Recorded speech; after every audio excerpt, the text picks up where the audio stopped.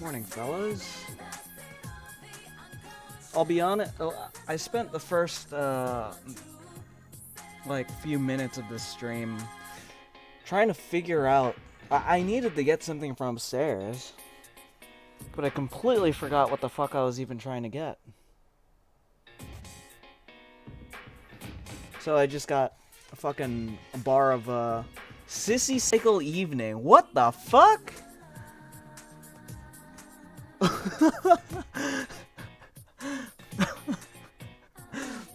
What the fuck, man?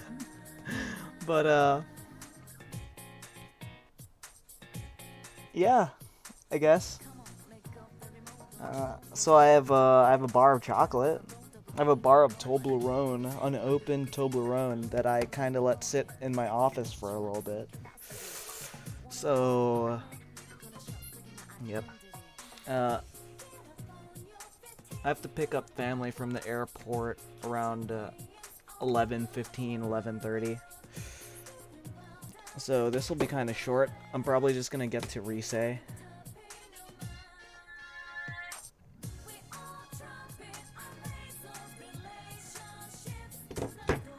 I think Jaden should be streaming today, so we'll probably be able to catch some of that. Shit.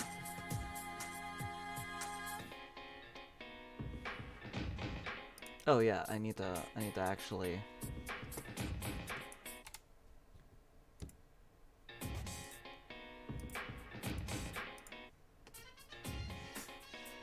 Where the hell is my Discord? There it is. Pap on that stolen valor.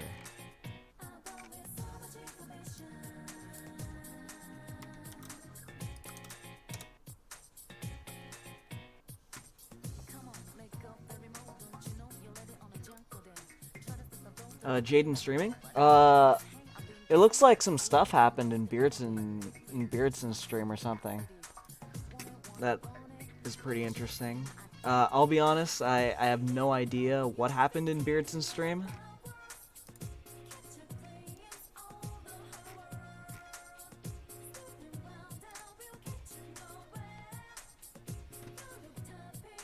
Beardson Beardly inspired to become a Chad Aryan prince. Oh, I don't know what the fuck this is about. I'll just wait on the reporting of it. If his stream goes online and I just don't notice, can someone, like, ping me? Today, from Jaden McNeil, just coughed up blood. This guy actually has AIDS. What's happening there? That guy okay?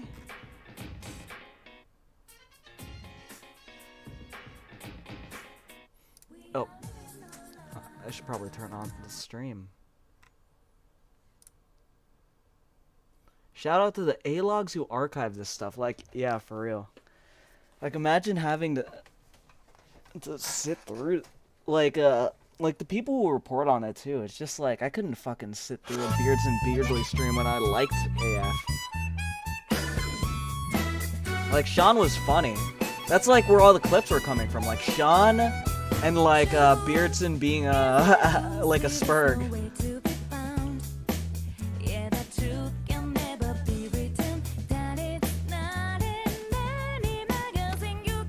Oh.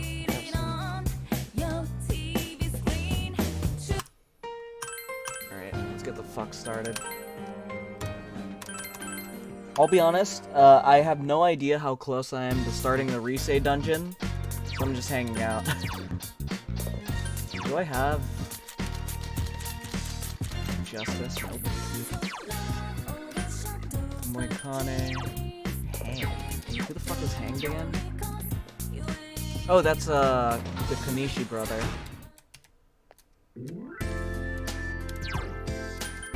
Hello guys, welcome back to my vlog. I was around during the heal stream. Yeah. I remember the heal stream. I still have not hung out with Marie once. I should probably do that.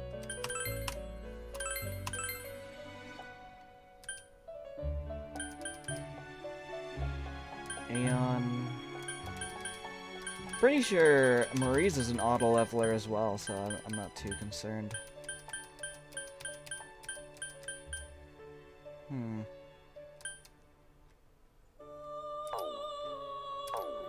What did this chick want? She wanted auto-kaja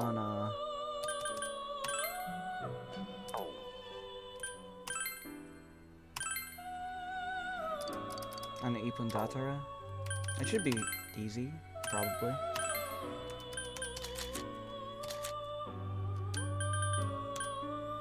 Sakamitama Yakinishi.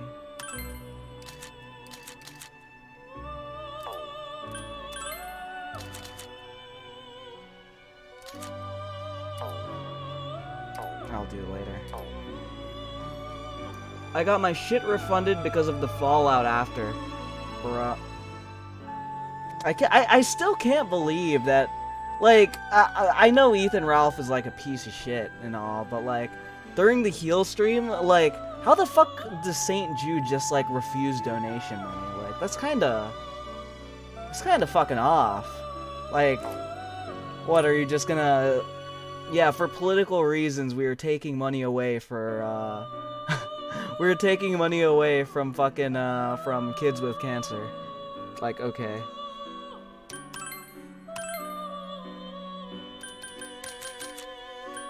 Do I have auto-kaja? Yes, I do. Why am I here?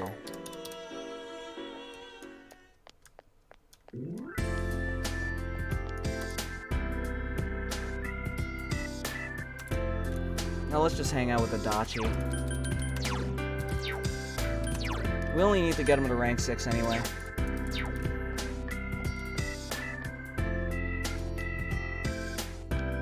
What's up, Adachi? Oh. Give me a break.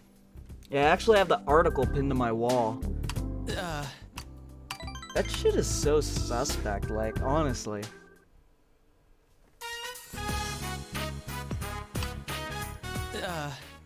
You guys studying? Wait, no, I don't even want to look at yours. Too complicated looking. So maybe I could help with Nanako. Huh? I have to write a book report. They're really easy if you know how to do it. You don't have to read the whole thing. Just take notes in the back and then summarize those. My teacher said to read it and write what you think. Don't worry about it. We have to... Really?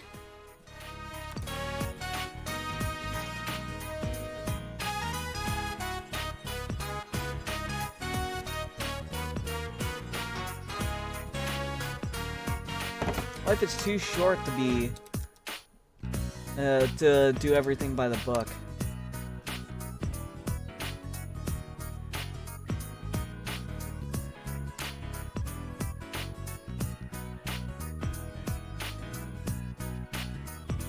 Yeah, the fucking media be like, yeah, let's pressure a fucking children's hospital to give back donated money because it came from people we don't agree with.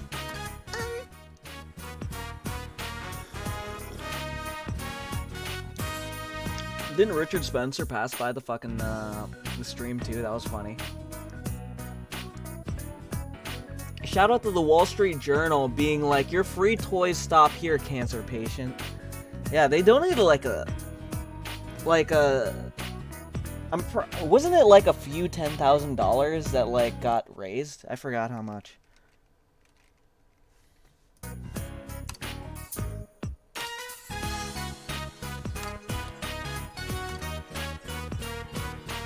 Draw you big flower.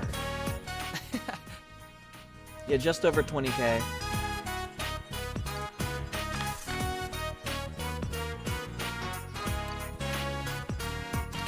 A fucking pink alligator.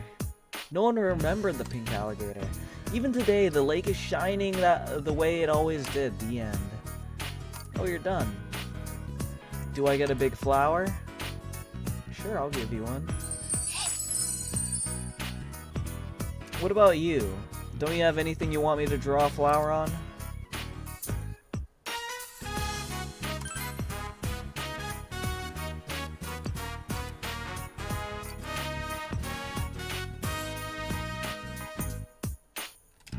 Wait, what is this guy talking about? Adachi worries about me, does he? Does Adachi worry about me?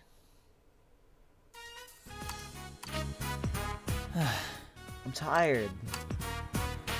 Yeah, this guy's doing an Izanagi only run too. You don't want to get married? Marriage is where the fun goes to die. You'll understand in your 20s, Nanako. Come to think of it, Dojima will be a father-in-law to whoever Nanako decides to marry. Yeesh. That's certainly gonna put a damper on her chances. Really? There's no way. Wait, what? No.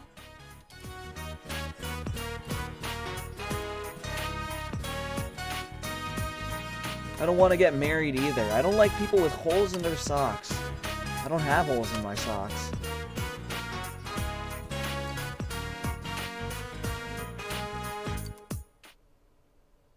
Fucking Dojima casually like being ditched by his partner. Oh. Oh! This bitch be like, oh!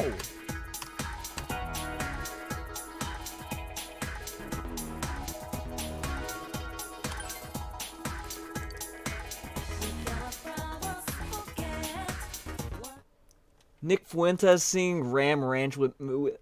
I completely forgot about that. Wait, I need to find this. A lot of it's the reason Ralph got booted from YouTube. That shit's kind of funny looking back at it.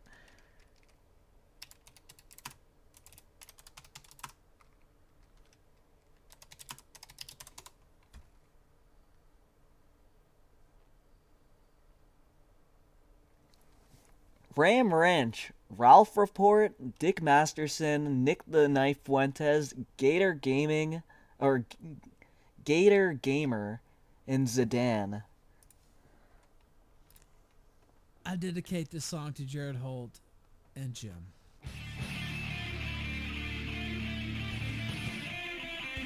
Dedicating it to Jim. 18 naked cowboys in showers at Ram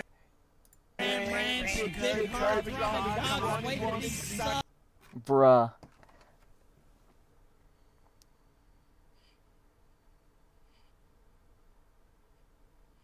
You could hear at one point he says OMG in the background. I don't think he's ever wanted to burst into flames more than that moment.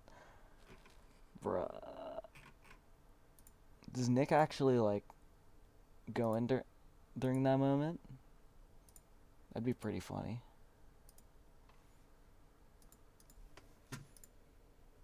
Yeah, it was a different time. It really was. What do you put in curry again? Carrots, potatoes, onions, mushrooms, green peppers, and radishes? Are radishes the same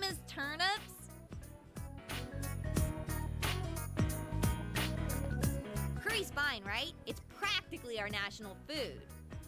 We were going back and forth between ramen and curry, but I thought ramen might not be enough for you guys. I wonder what kind of ingredients Yosuke likes. I get the feeling he's real picky. He says ranch He's some on another random floor, time. Isn't he? Do you want me to go ask? Nah, no need. Plus, he said he needed to get ready for something. Hey, Chie, you use potato starch for curry, right? Of course you do. Otherwise, the sauce wouldn't thicken. Then we need potato starch and some flour, too. There's different kinds of flour. Which one should we get? All-purpose? Whole wheat? Whole Whole wheat wheat sounds flour healthy. to thicken, Let's get that one. thicken And a sauce. Here they It's are. so over. Chili peppers. It's not curry if it isn't spicy. Oh well, let's just get everything that seems right. How about some kimchi too? Ooh, and some ground pepper. There's two kinds, though, black and white. Whoa, way to go, Yukiko! The Amagi family sure knows their stuff. Let's get both, just in case. Oh, yeah. We'll need some special ingredients, too, to spice things up. I remember seeing something on TV about that. I think it was, chocolate, coffee, yogurt. I'm looking at the How about article mint clipping chocolate? hate speech on Ooh, I live love chats that test stuff. YouTube. I don't like coffee that much, though. Oh, Bro. I can drink mocha, so let's get that. What about some seafood? That should make the sauce taste better. What?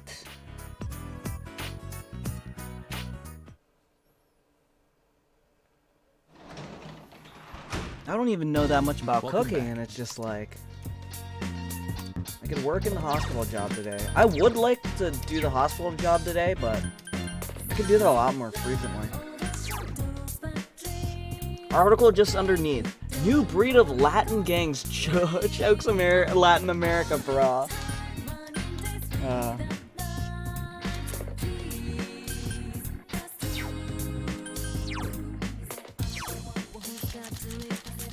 Do I have a Hierophant? Yep.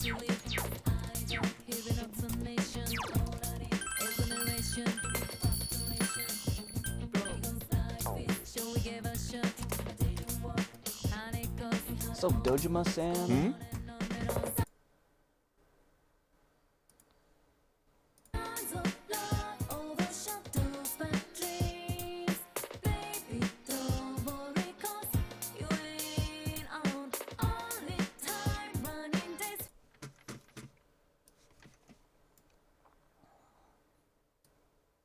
Hopefully, Jaden's stream comes on again soon.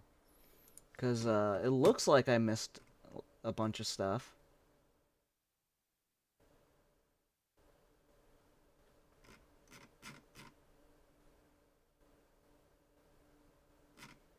Dude, this guy be like, I coughed up blood. Is he streaming today?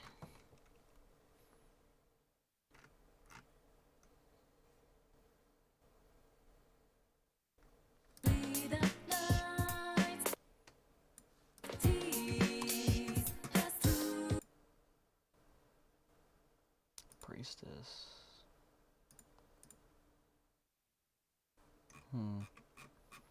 Dojima.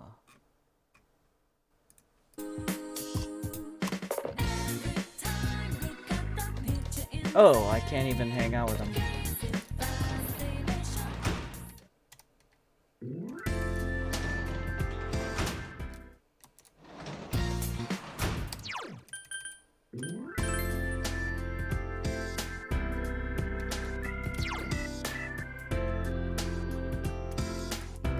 What's my expression at?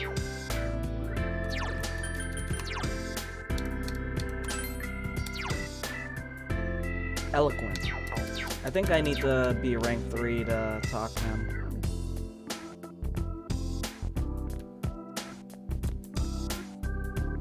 I'm dying. Allergies, it's so fucking over. You could. Oh, wait, no. This is just nighttime. Oh, yeah, I need to talk to the lady at the shrine. I think she stole that kid's net because she's a freak. Hello, lady. All right.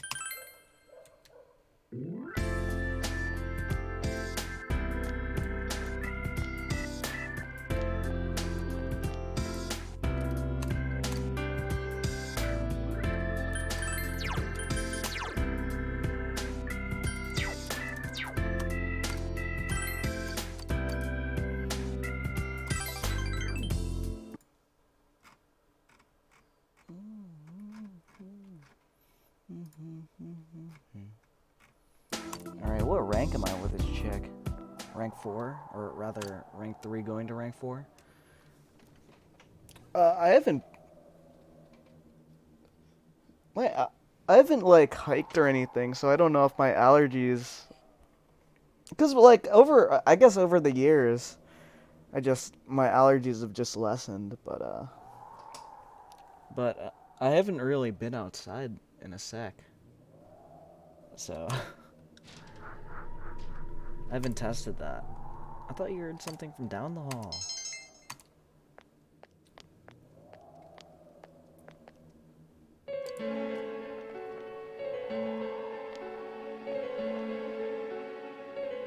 Good evening. I'm sorry about what happened last time when I was staring at your face. You just look like someone I knew. Do you work here? Is that so? That's wonderful. I have a granddaughter about your age. She went back home today, though. Thinking about it, meeting you here is a wonder.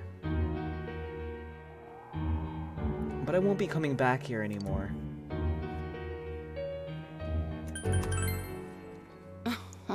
Haha.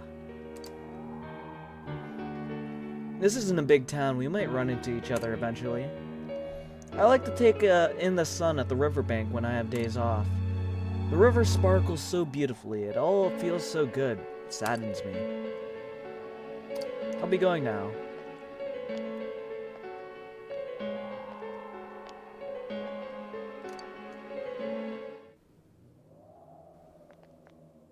Oh, you're here. That sounds... she sounded like she fucking hates me. Oh, you're here. Oh, you're here. Okay, bitch. Talk about timing. That room over there needs some work done. Perhaps you could... Or, oh, whatever. Just get in there. Yo, she's actually gonna fucking... I'm gonna report this bitch to HR. One of these days. She's kind of a baddie, though. Not gonna lie, she's kind of a baddie. You were there for my definition of a baddie last time, right? This chick needs to look like and act like she's gonna ruin my fucking life. At least look the part, and frankly, I think we're there. The patient who had been in this room just left a little while ago. I want you to mop up the floor. Don't ask what happened here.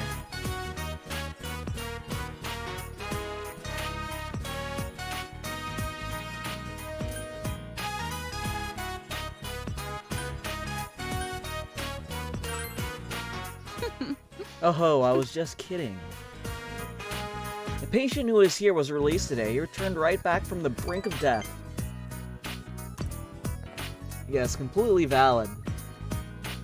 It is honestly the best definition of baddie that I've ever heard. And frankly, I think it should be more, that definition should be a little bit more strict since, well, rather, we should adhere to that definition a little bit more. Because, because when everyone's a baddie, no one's a baddie. He was a good patient who always listened to what I said. Plus, he was the president of his company at a young age. He was handsome, didn't complain, and independent. He wanted to get back to his work desperately. And thanks to his perseverance, he was able to leave. Yeah, this guy's the ultimate wagey. I'd do it IRL. It's accurate too, yeah.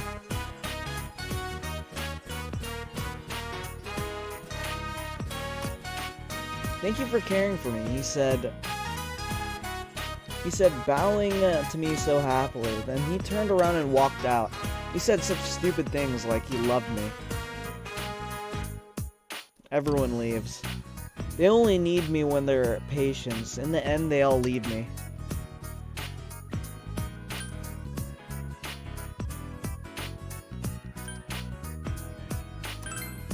It's just how it is, you stupid hoe. This coming from a kid? Sayako shrugs. I must not have been making sense. Forget what I was saying. I'll ask another janitor to handle this room. The streets are dark.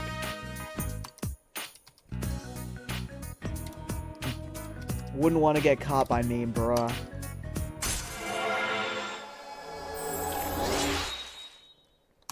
Bruh, she's not even that much older than me. Do I shoot my shot, bros? Nah. Nice work. She is actually like about my age IRL, which is fucking weird.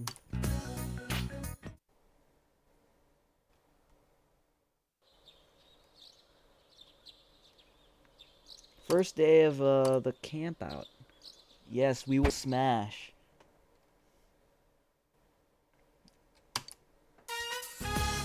Yo, Hanukkah, all that entire pot. That entire pot. Ugh, picking up all that trash was murder on my back. I can't believe someone threw away an entire bike. Damn it, litterers should have to deal with their own garbage. Anyways, time for dinner. Man, I'm starving. Dude, the girls No, she is cooked not a just for romance us. option. Not that I expect much out of Chie, but Yukiko's got the full tradition of the Amagi Inn behind her food. You know it's gonna be out of this world.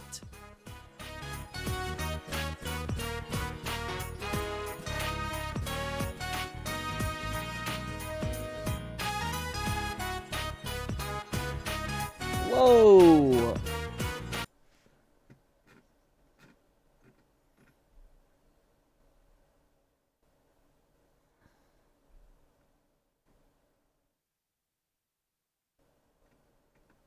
What is going on here?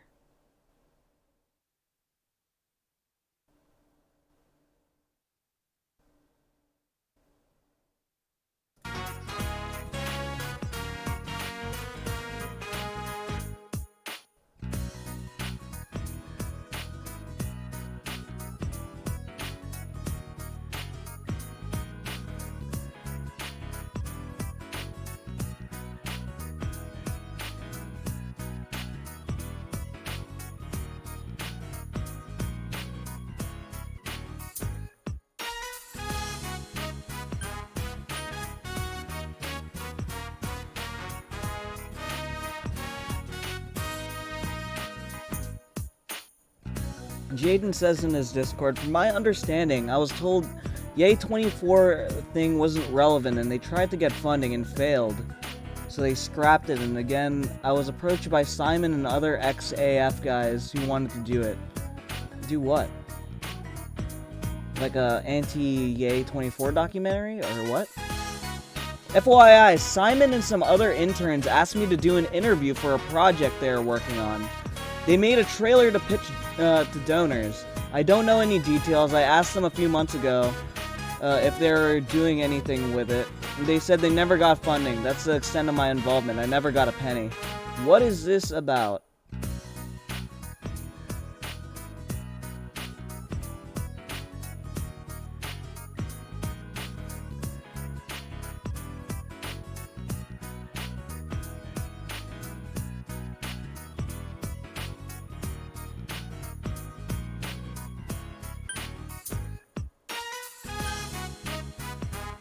Fuck. Drama llama. Do you at least go lips mode at max? No. This is the game that tells you dating older women is a bad thing. Don't date older women.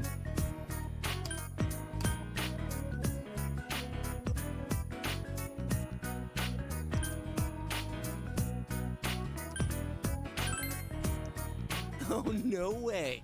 I'm not falling for that. You just want it all for yourself, huh? I can't wait to dig in. Should we taste this? Huh? Only if you do it first.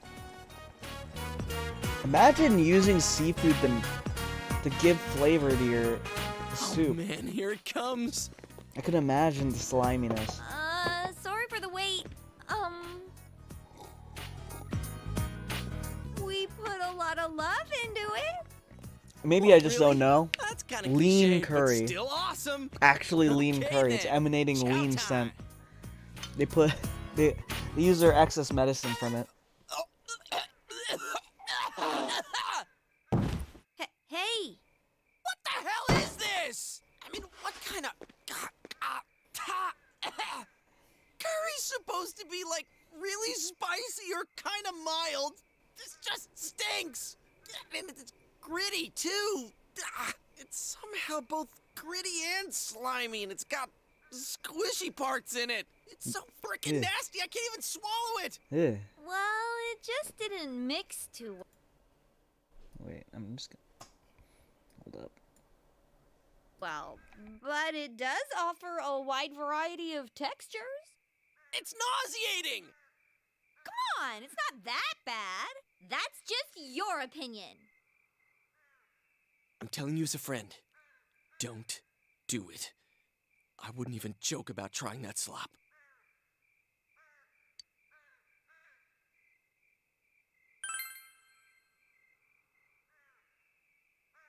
It's over. You have no choice but to eat it. It's fucking over.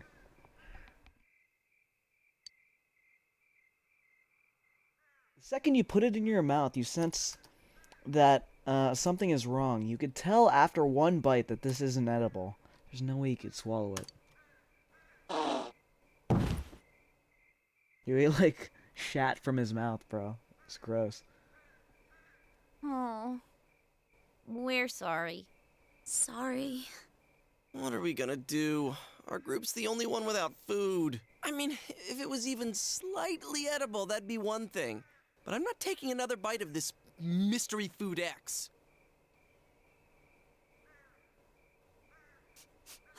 Something smells good. Hanako. I don't have any choice. And besides, she owes me, considering what she did to my motorcycle. Hey, Hanako. You wouldn't happen to have any extra curry left, huh? Come on, give us some. We're begging you. We're starving to death here. No way. I'm on a diet right now, so this is all that I made. It has to last me. All that you made? It's like a bucket full.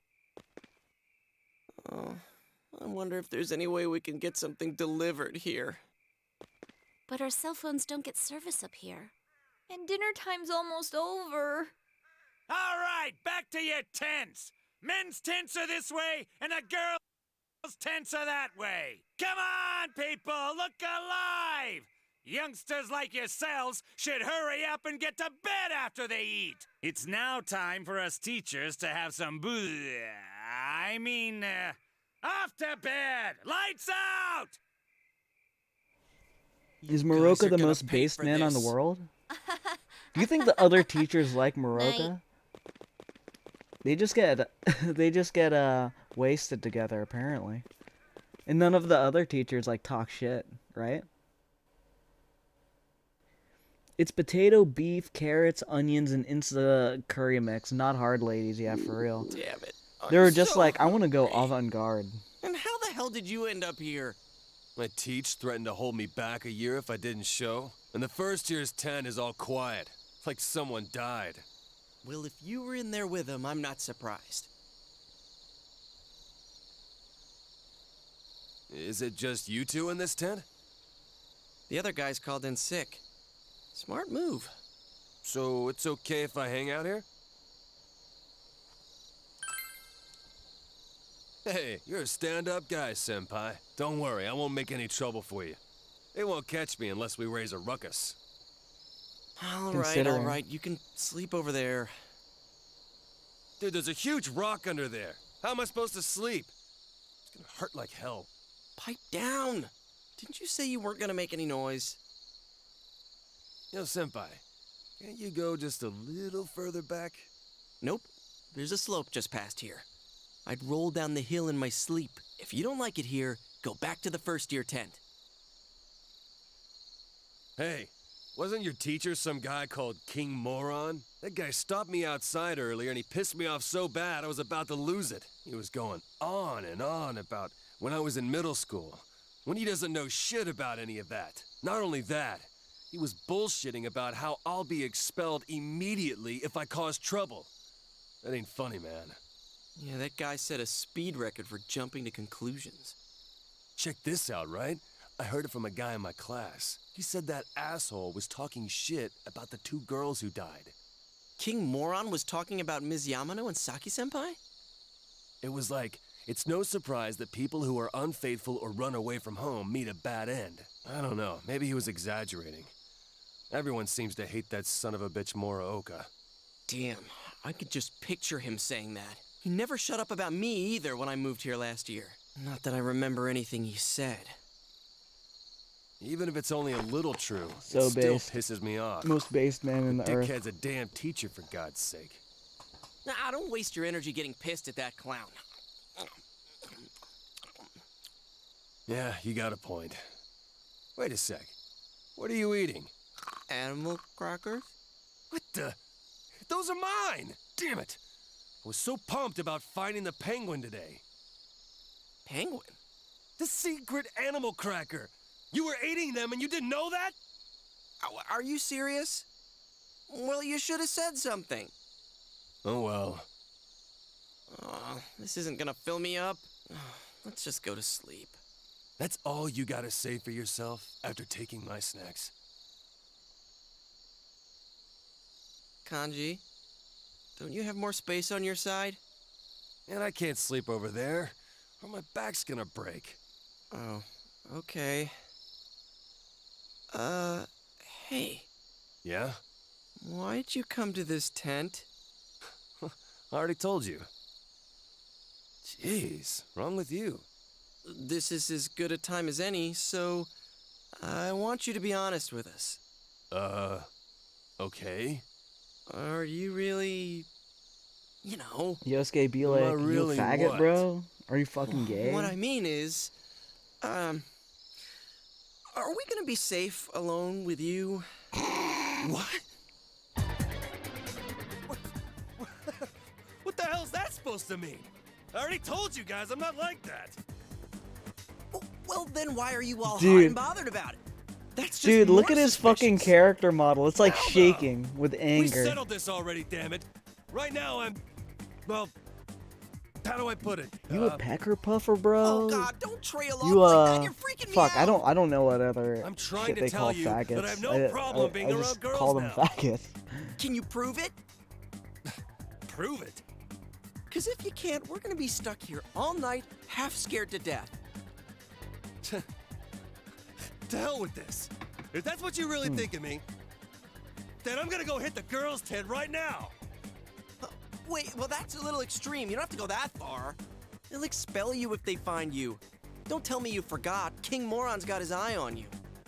Yeah, like that stop a man like me. Dude's seriously going for it. I feel like Man, that you gotta stop a him. man like me so fucking base.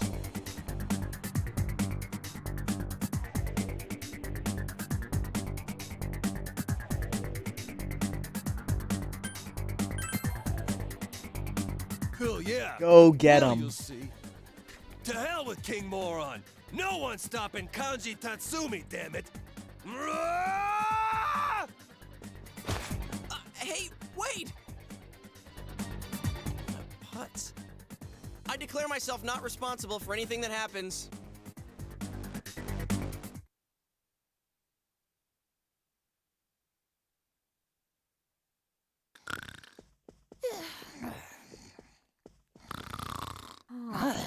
Now I get why we're the only 3 in here. I can't sleep. Oh, I'm hungry too.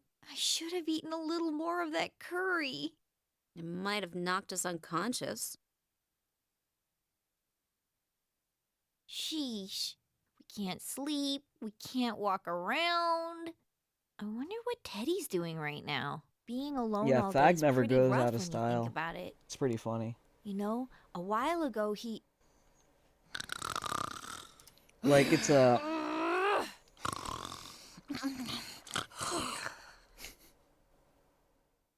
But I think it's literally just the bluntness of it that is fucking hilarious. It's like how black people could call like white people like these fucking convoluted ass like insults that like never fucking hit, but they get called one 6-letter word and suddenly they devolve like a half a step.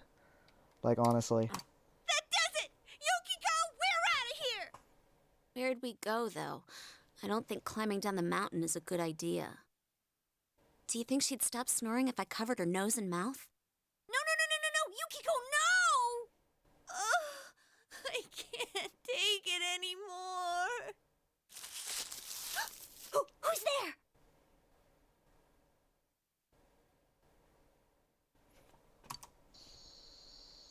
Hey, are you guys still up? What are you doing here? This is the guy's side. Let us Yeah, in. mayo monkey, garlic ridiculous. goblin. King Moron finds out Wait, we'll what all be they expelled. call Go back to your tent. what I remember Jaden made it into a fucking into some merch at some point. It was like called like like Arctic monkey or something, or Arctic chimp or whatever. We can't! Are there any rotten apples out and about? Any indecent students out there? All right, hurry up and get in. So why are you two here? Well, it's Kanji-kun. He's out cold. I don't know what happened. He just came in and then he fainted all of a sudden. That's all, right, Yukiko? Huh? Yeah. So there was no way we could sleep with him lying there, and you know, if we woke him up, he might have made a fuss. That's why we left him there. What? That makes no sense. He busted into your tent, then suddenly fainted. Listen up! Being insolent and being indecent are very different things. It's him! He's right outside! Hey, turn the light off! End of the 6th power. You just hit him with the end of the 6th power and it's fucking over. It's the rocks Hey, versus the Are tank. you two in there? It's a Answer me! Huh? Ah, so you're in there. Is Hanamura already asleep? Yes, sir! Fast asleep, sir! Don't get cute, Hanamura. Shut up and go back to sleep. Ugh. I think I had one too many. I'm so sleepy.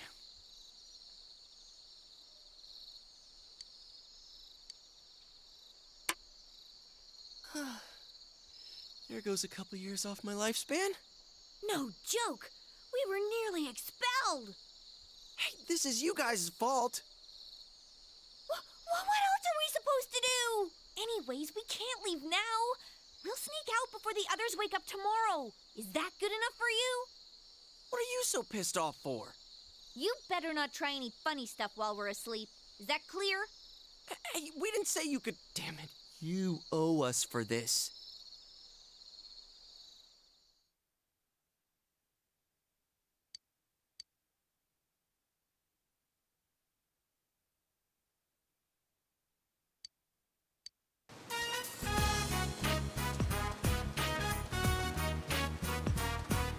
Looks like we're the only ones here. What's wrong? Got a stomachache? No, it's just... I thought I got pissed and ran out of the tent last night. It's so weird. Was it a dream? When I woke up, I was in Yosuke Senpai's tent. It was a dream. Must have been a dream. Okay. All right then, let's get swimming. Are you seriously taking a swim? I'll pass. I'm still all stiff. What are you looking at us for? If you guys want to swim, go right ahead. You know, you two still owe us. Huh? Whoa, whoa, whoa, whoa! We're not going in there. I mean, we do owe you, but... Oh, yeah! We don't have swimsuits with us. Man, of all the luck. Yeah, it really is unfortunate. Oh, I see how it is. We put up with your dinner, we save you from King Moron, and you Can't won't even cook. have some fun with us You in the won't river. get naked. What? No, it's really What too are you bad. even good It'd for? be no problem if I had just had a swimsuit. Ta-da! I've got you covered. They're Juness brand originals from our brand new line of swimwear that just came in for the summer. I had a clerk friend of mine choose them for me. Pretty swanky, huh? Dude, that's just wrong. Did you have those this whole time? Come on, let's all go swimming. What should we do, Yukiko? Completely useless It'd be for real. no problem if I just had a swimsuit. You know, we really were looking forward to dinner. I wonder what would have happened if we didn't help you guys last night. We get it already. Sheesh, you just never let things go. All right, that's more like it. How far off did those two go to get changed? Come on, let's get in.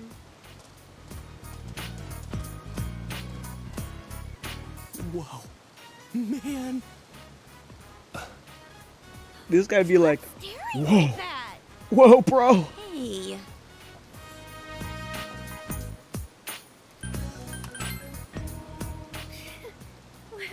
Where did that come from?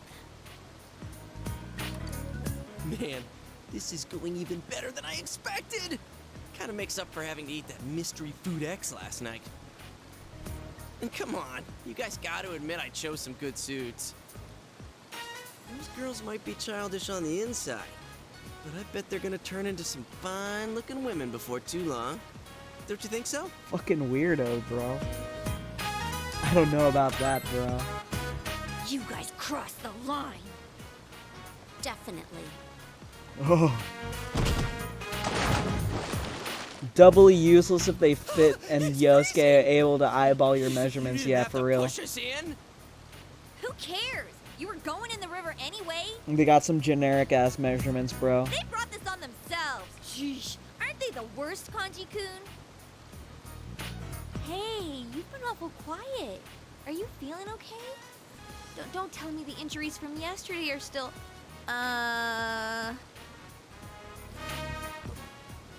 What? Ew!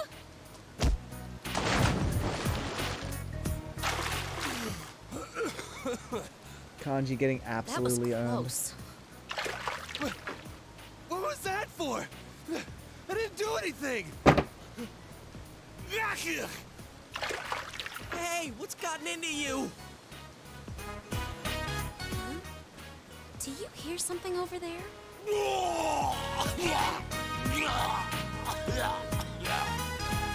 So that's why no one else was here. Good thing we noticed before we went in. Senpai. Don't say it. Take it off, Yukiko. Sub Monty, what's up? Do you think Jaden's streaming home, today? big bro. I heard there's some drama. I don't know what it's about, but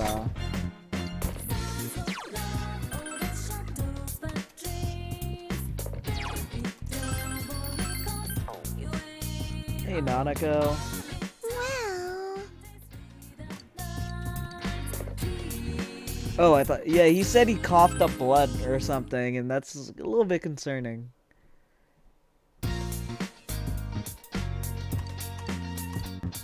Alright, let's see what's on the TV.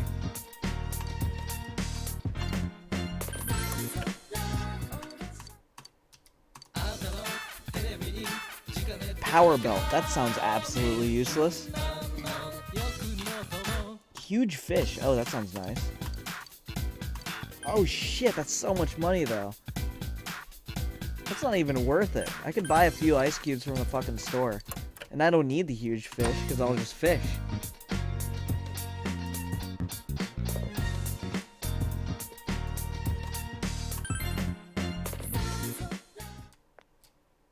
Oh, cabbage.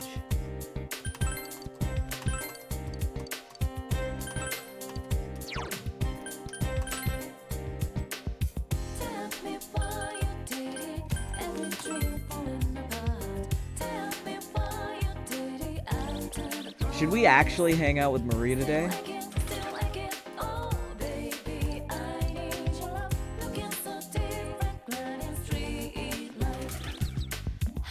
We could hang out with Kanji. I think we could turn in the quest.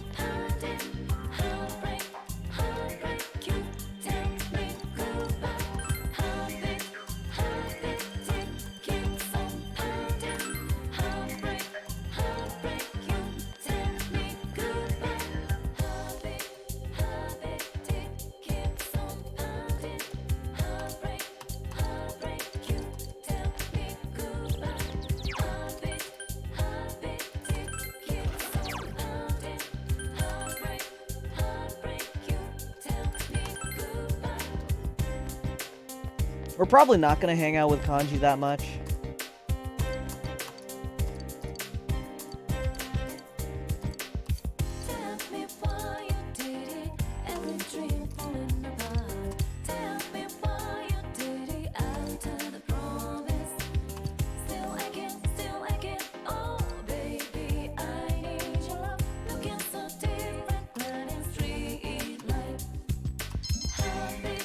Oh wow, what the fuck? Yo, she just gave me 2 free greatly increases? That's insane, actually.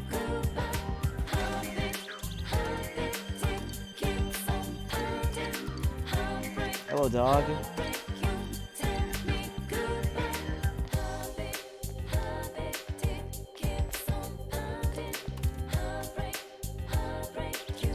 No, I don't want to talk to Death. There isn't any interesting, physical skills in Death, I think. I could check real quick. Because I'm mainly gonna build for physical, probably. Rampage from Matador, that's kind of some ass. What else can I get from Death? Makala, Myriad Arrows. Myriad Arrows. Myriad Arrows is kind of good, I think, in this game. Chezidek. I'd rather have Beelzebub for Primal Force. It's Devil. Is he the highest level Devil? Highest level Devil is Beelzebub at level 81. That's probably going to be our best endgame skill anyway. Alright. I need to figure out what the fuck we need to do today. Let's hang out with Marie, I guess. I guess we could hang out with Marie. Sup, stupid? Huh?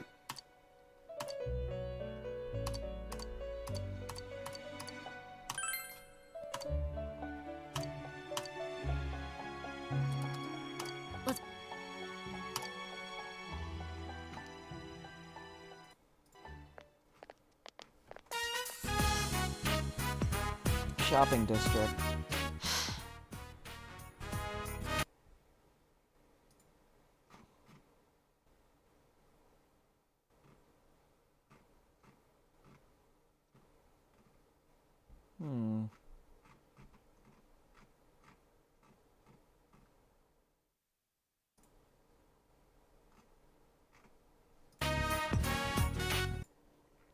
Here, DLC was some good in the dance. Yeah, I heard.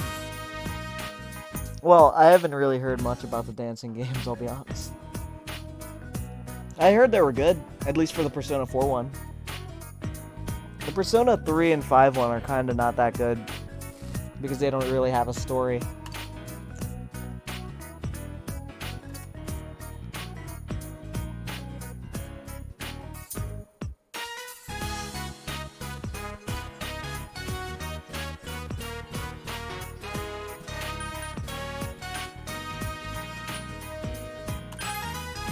Really?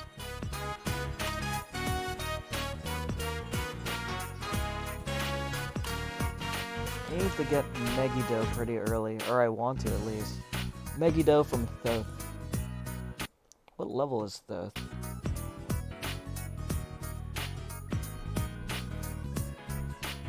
Steak skewer.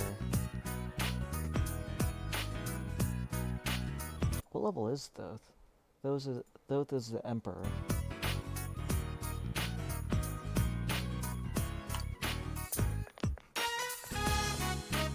Hey, I'm absolutely not paying attention to Marie at all, I'll be honest. Yen, you gotta really try to mess up a rhythm game. Yeah, for real. it's difficult to say.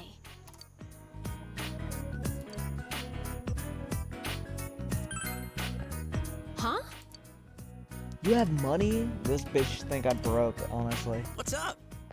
Getting your steak on, huh?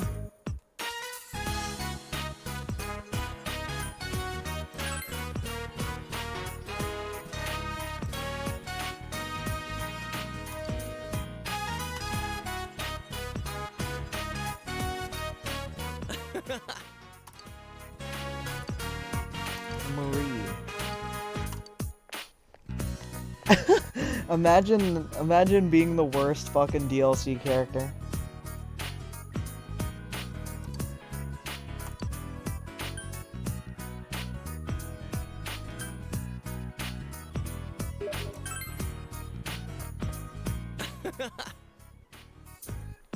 What the fuck is App messaging me?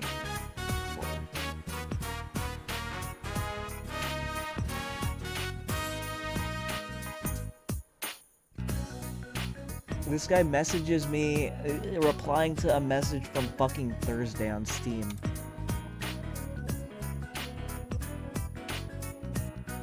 Three steaks yours. I'm just gonna leave him on red. Business is booming. Oh, I'm fucking starving now, bro. She seems a bit too over-designed too. I don't know. I like her. I like her character design. It's just her character is way too tropey for a game that's like that's about exploring the like psychology of like its characters. Like she's a fucking like when you think about an anime character, like the classic tsundere archetype, you don't actually talk to that person in real life. Like you could see them in a play or being written as a character, but when you're trying to explore a character like that, it's just like that's not even a real person. Why would you even explore that?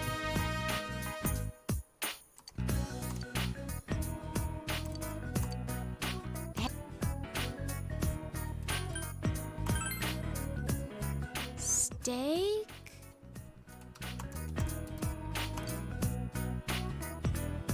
I'm pretty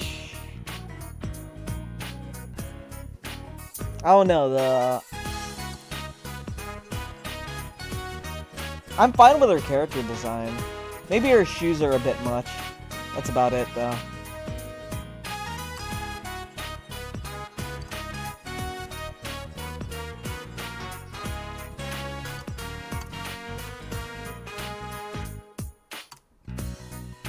Hold up. I think she has a Persona 4 arena design that's alright. I never like hated her her character design. Let's watch some arena game. Let's watch the arena trailer. We'll see how that works out. Oh. What the fuck is that? Oh. Use of tobacco? What the fuck? Is it just Dojima smoking? I'll do my best to stop it. Stupid no-tech love machine, you're being too honest with me. Actually the worst character. You can do this. She's pretty OP though. How about her sprite whip?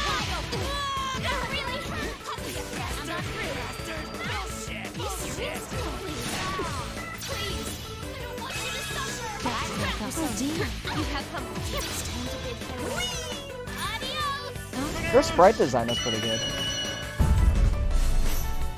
But maybe that just might be me. Let's see what the comments say about her.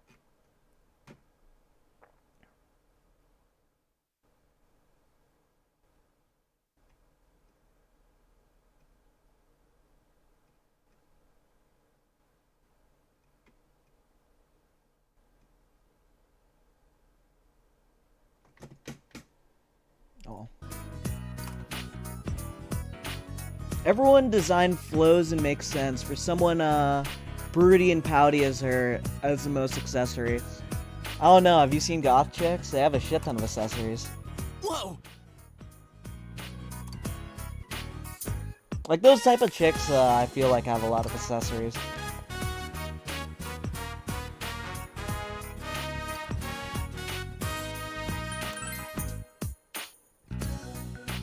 He bought me meat. That makes him a good person. That is a fact.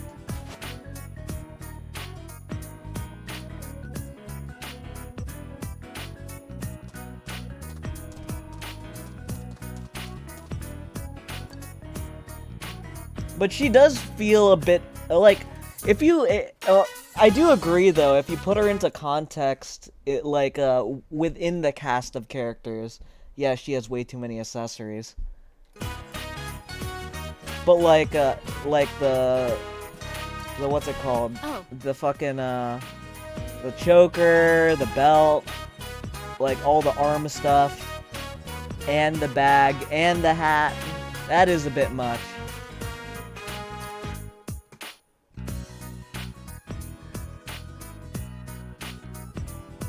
Like if you look at him, if you look at her next to like Narukami, like he's. Like, I know he's supposed to be like the tabula rasa blank slate character that you could impose anything on, but like, nigga's just wearing the fucking IE white polo, tucked in into his slacks with a brown belt and like a plain watch.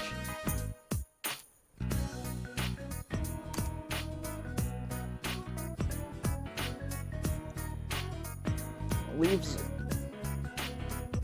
Like, it does feel like her design clashes with a lot of, just a lot of the theming. Like, think about Rise. Rise is supposed to be like the flashy idol character, even though she's not like, she's obviously on hiatus. Like, she wears like a blouse and like some pants. Yeah, she does feel like she was added in. Like her design in a vacuum is good. Like her character design in a vacuum is good. But like when you think when you put her next to Rise, Yukiko, even Naoto has like the most going on with her design. Let me actually put this.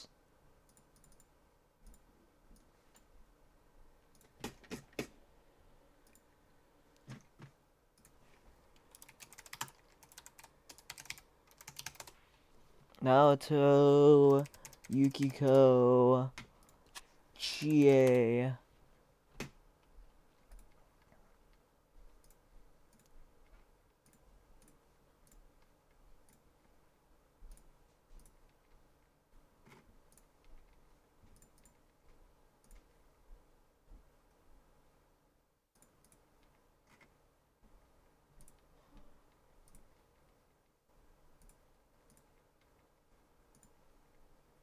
Oh, that's kind of a trash.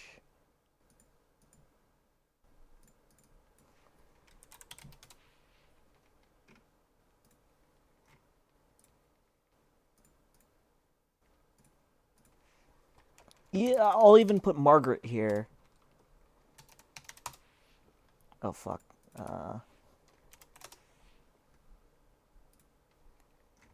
Yeah, Margaret is probably like the best comparison because she's also a velvet attendant, right? But she doesn't seem out of place, even though she's supposed to be like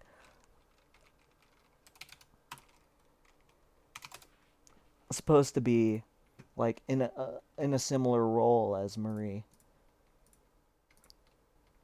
Fuck, did I accidentally click something?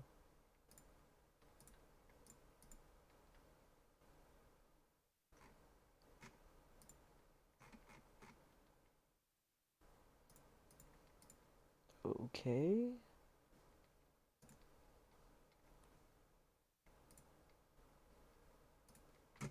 Like, if you look at her design, like, just next to each other, it's just like, Naoto has the most going on with her design.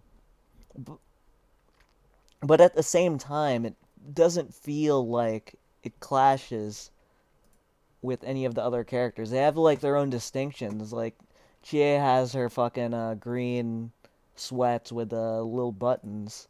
And Margaret even has, like, the fucking, like, limousine attendant outfit, which has a lot going on. But Marie does have a lot going on with her design. But I don't know. Even Yukiko, like, a lot of striking colors, but it doesn't, like, it's not, like, so divorced from, like, all the other characters that you look at it and say it's out of place. Avril Lavigne was probably still a big... P4G came out, like... P4G came out, like, 2000... Oh, it came out 2012? What the fuck?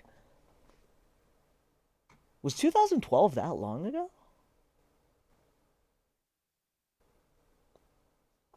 I know Avril Lavigne was pretty big when Persona 4 came out, but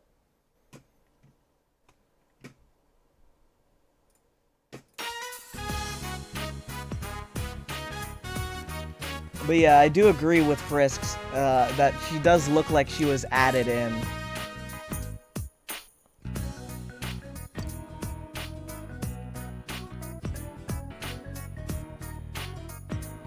Oh, and there's the fucking tie, too. Was Avril really that big in 2012? I was barely cognizant in 2012, honestly.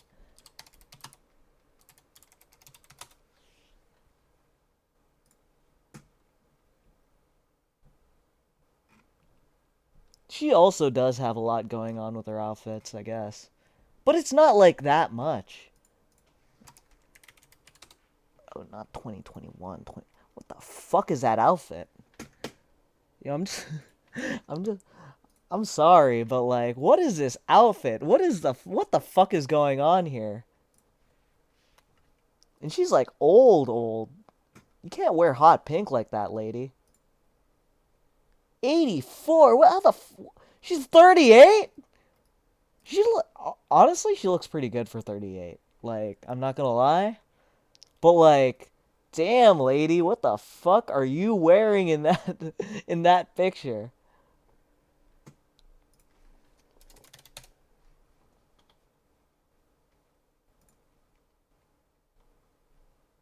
...2012. Yo, imagine if Marie looked like had the fucking fuck. I don't remember what this hairdo's called. It's been forever. That blonde chick from Friends, though. I think it was towards the tail end. What the? That blonde chick from like, Matt. I don't know. That'd be kinda interesting. It would be indicative of the era. It would be a what's it called? It would be pretty funny to see.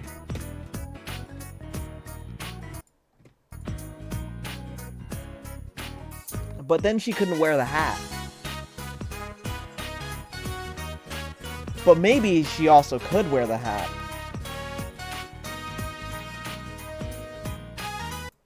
I know it's like worn by like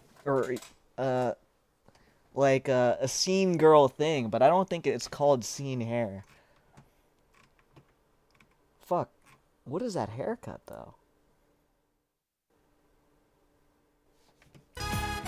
I could totally see Marie in that kind of hair, though.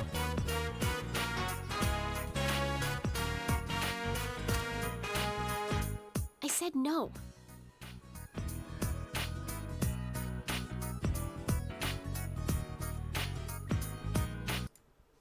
No, like this haircut.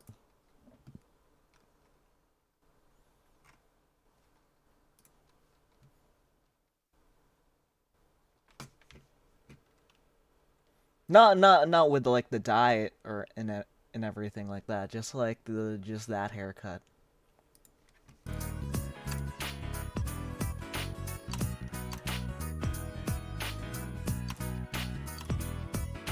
Her characterization is all over the place too. Literally worst girl. Yeah, the Skrillex looking ass bitch. Yeah, I remember Skrillex wore that shit. Dude, I remember in middle school, one of my buddies was really into like the dubstep stuff. Like I didn't have a problem with the music. It wasn't like anything I'd like listen to in my off time. But I mean, like, he was like really into it. He'd like make his own music. He'd be like, yeah, I use like Audacity.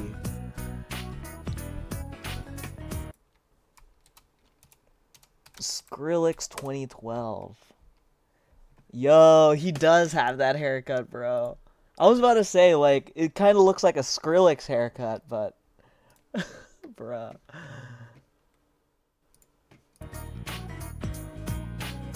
I still am.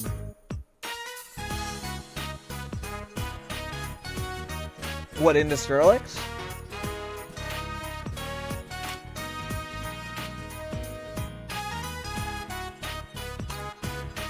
I mean, Skrillex is alright.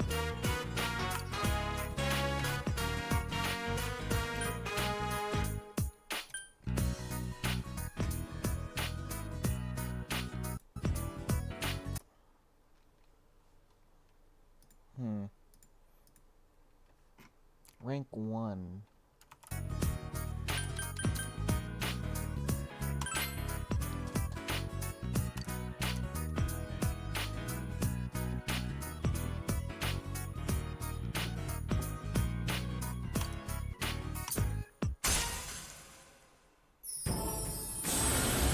Oh, I thought Monty was Skrillex and he was saying he was still rocking that haircut. Let's go. Yo, Skrillex in chat. Aeon? Is there anything interesting in Aeon? Besides like Kaguya? Aeon! Ame no Uzume, okay, that's pretty interesting. Narcissus. Sati. Let's look at the skill cards I could get. Energy Shower, Masuku-kaja, Mataru-kaja, lame, fucking lame. Ice Break. Amina Freeze. Fatal End. Fatal End sounds okay. Wait, I don't even need to think about that though. I'm gonna use the bathroom. See ya.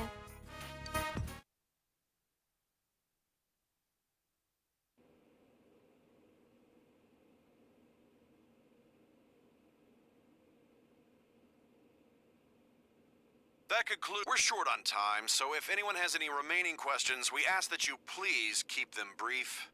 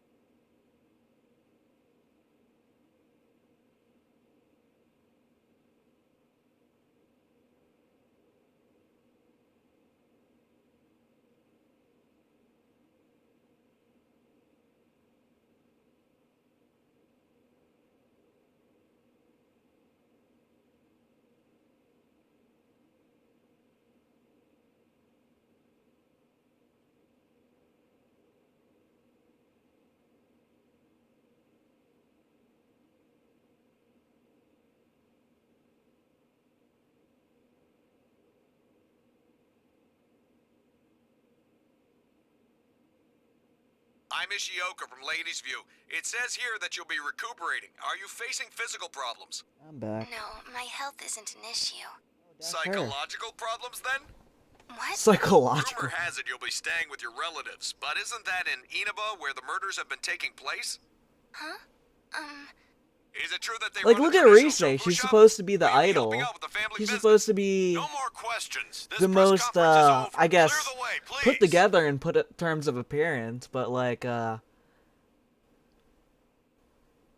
Rise But, like, quitting her job on even TV? even she doesn't Who have knows? as much going But on if this as is her hometown, Marie. we'll have to deal with everyone who's trying to get a glimpse. I'm tired of diets. Enough with going to the gym. Good thing there's something even I can handle. Calorie Magic is made for those worried about their calorie intake and body fat. It'll slim you down in no time. Rise Kujikawa, huh? The one good thing about this town was that it had nothing of note. Now we get all the buzz. What's going on?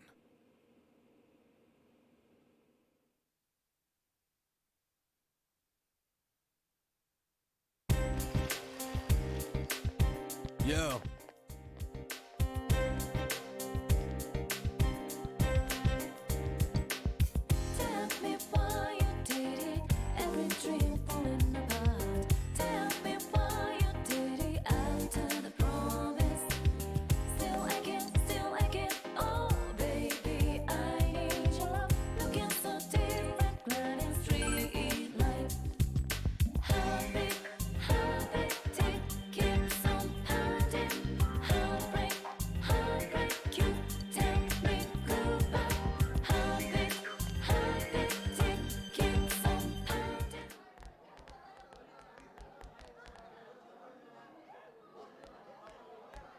Yo.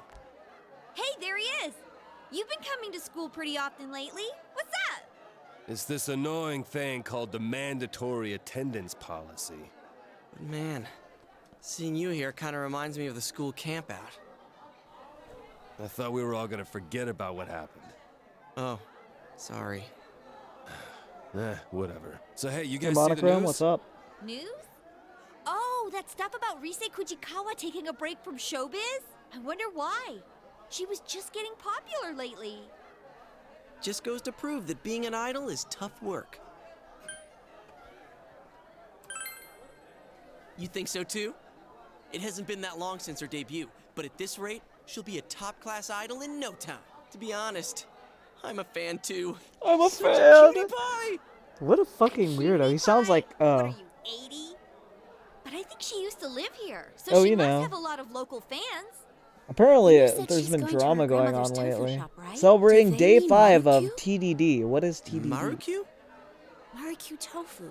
Our inn was serving their tofu until Total recently. tobacco death. Oh, that place in the shopping district. I pass by it all the time.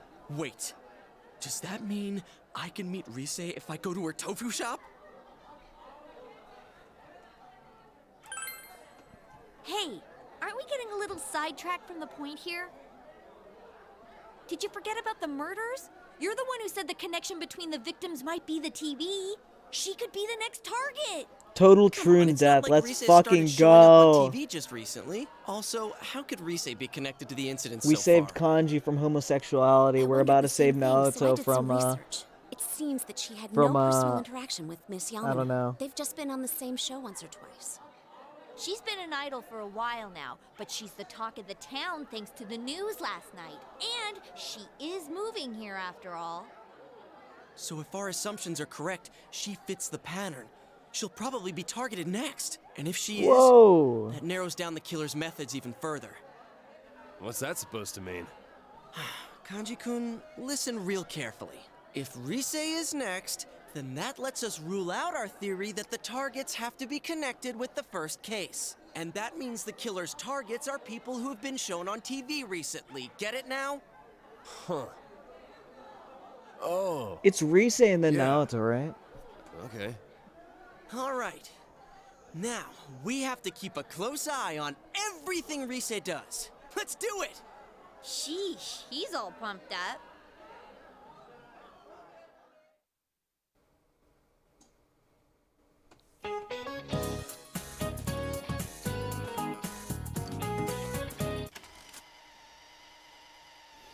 What the fuck? I'm pretty sure it's the Meiji period. Maybe. Oh shit, I was right.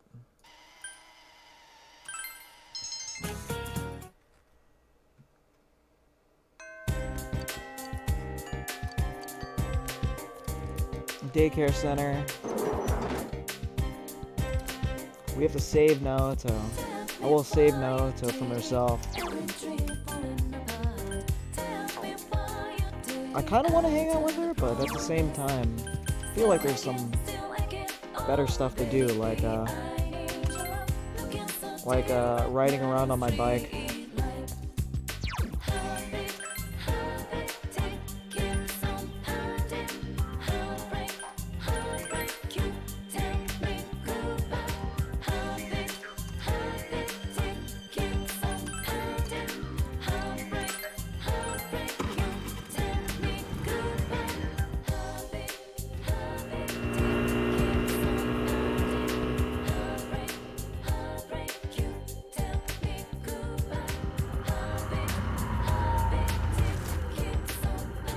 After giving Julio.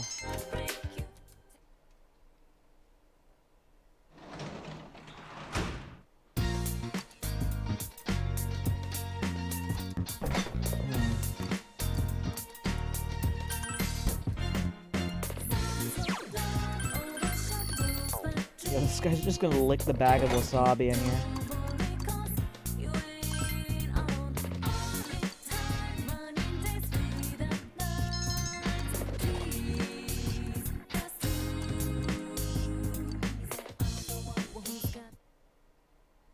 I didn't get the... Fuck! Thankfully, we get the load back. We get to hear it. Great vegetables.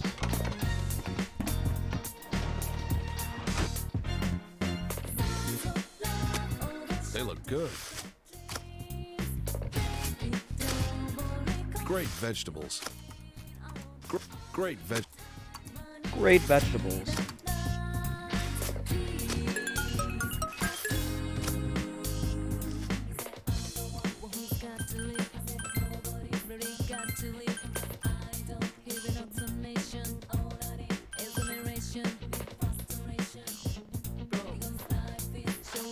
Well,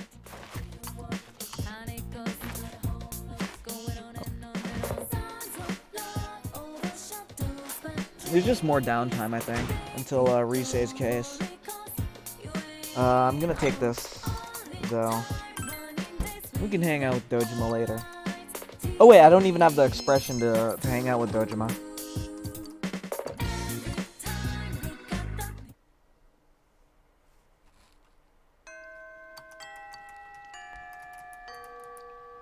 Oh, I'm fucking starving.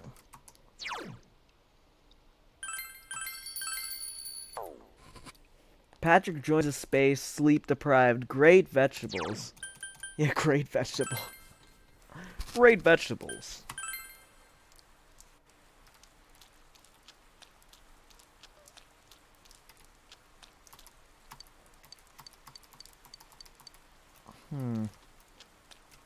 Yeah, we could buy some new stuff.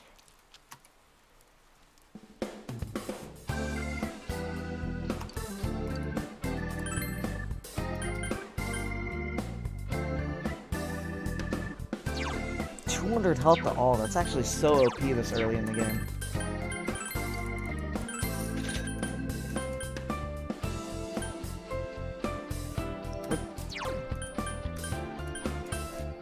Anything that cures... Is there charm in this game?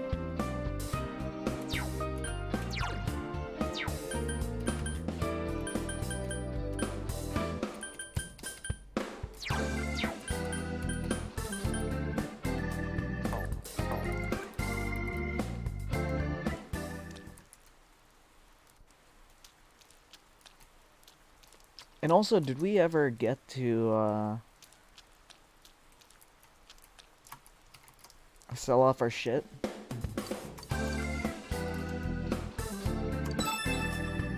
Catch Inaba trout.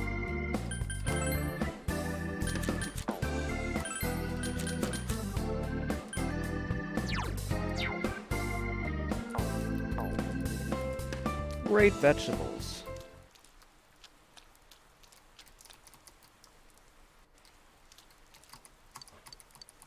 I'm starving. I'm unironically very hungry.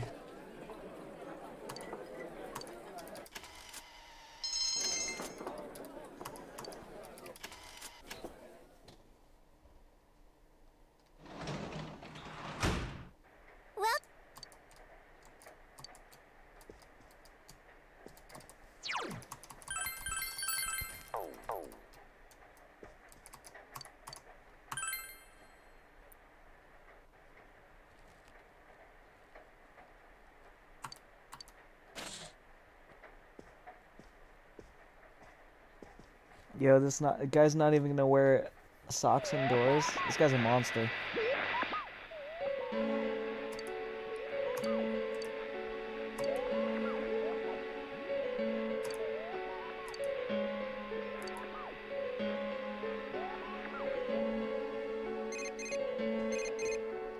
Dude. Hello? Hey, that was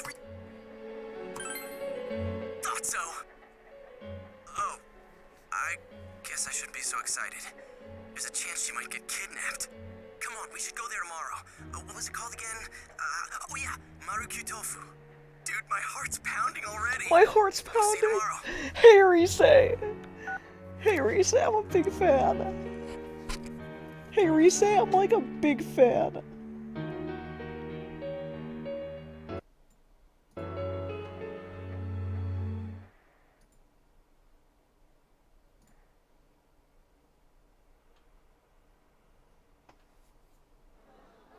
Hey, did you hear? It looks like Ruleset Kujikawa really is here. You know the tofu store, Marukyu? The owners of that place have the Yeah, same Ruleset be last like, name, yeah, that wasn't me. I'm not that Kujikawa. thick. Seriously? Hey, I practically live next door. I've been hearing that there's a big crowd at Marukyu. I'm not surprised. But was it really her on yesterday's Midnight Channel? Didn't she seem a little different? It was her, no doubt about it. Her curves, her posture, even her beautiful slim legs. What's that look for? Anyways, I'm positive, right? So true. Are we going? I don't really care about celebrities, but it's not like I got anything better to do. Sure, I'll tag along. Sorry, but Most me and base Yukiko man have on Earth. plans. Give us a call if anything comes up.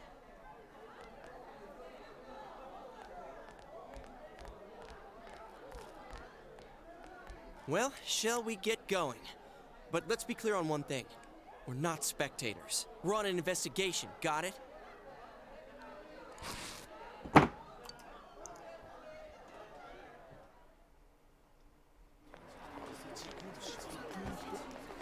Yo, Dachi's on traffic duty. Huh? Total wagey energy. Mr. Detective, did something happen? Oh, it's you guys. Ay, ay, ay. These gawkers keep streaming in with their cars trying to park in the middle of the shopping district. Why is that? Don't you know? Ruleset Kujikawa's here. Hey, did you see her already? Is she there? Which is it? Huh? We're asking why a plainclothes detective is here doing traffic control. Oh, well, the Inaba Police Department isn't that big. We don't have enough staff. Well, I still have work to do, so I'll see you later. Dude, you managed to scare off a police detective on active duty! I wasn't trying to scare the guy. I just said what I was thinking. But you're right. It's weird for the police to come out like this. Hey, you think the police suspect that Ruleset might be the next target too? All right, clear out. Coming through. Hey, Adachi.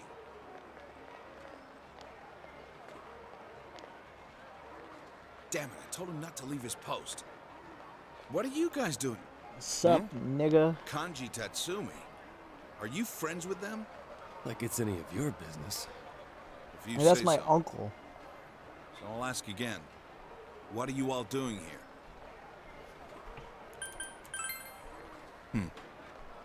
Oh, well, who wouldn't want to come check it out if they found out an idol's family ran an ordinary tofu store? I'm a big fan. Fine. This guy be like, Remember, huh. she might be a celebrity, but this is her home. Try not to bother them too much. That cop's your uncle, huh? So, what the hell was that about? Are you guys under suspicion? Well, they did take us in once. But we can't just tell him everything, right? If we say anything about the other world, we only look more suspicious. They'll be watching us all the time. Got a point there. Man. There's no one in there but the old lady. Rosetta isn't here after all. I heard that she really is already here, but it might have just been a rumor. Well, it was fun while it lasted.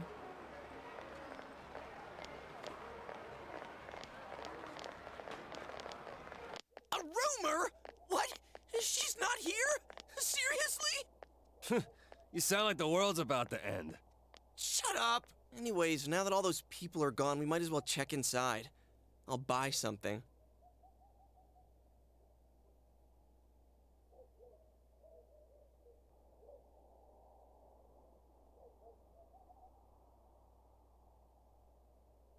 Fuck, I forgot. I'm pretty sure this is a...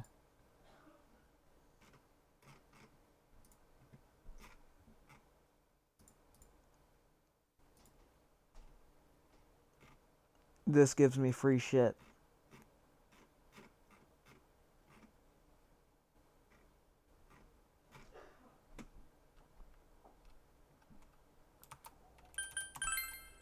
How'd you know I can't eat tofu?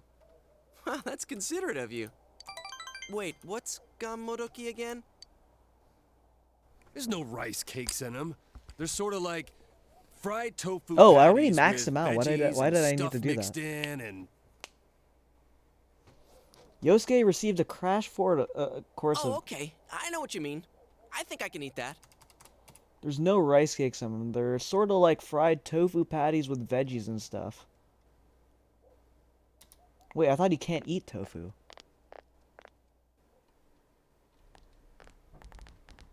Let's see here. Oh, did you hear my stomach rumble? Sure enough, the only Oh, one here that is your was pretty typical loud to old me. lady. Man, why don't you just ask if she's in back? Excuse me? Yes, may I help you? What the... Then, who's that? What? Yo, Rise's just... Yo, this nigga's so are you bitchless, Rise? he's just like... He annoys this chick just from the fucking first sentence. She's just like, yeah, what? so? Bruh. No way. Are you really Rosette? Are you really What like do you want? Rosette? Are you really like Rosette, bro? Sorry, Man. some tofu, please? Tofu? Which kind? Huh? Which one's which again? If you're going to eat it by itself, you should go with silken. Momen's better for cooking. Depends how you use it. Psst, Kanji, order something. Why are you making me do it?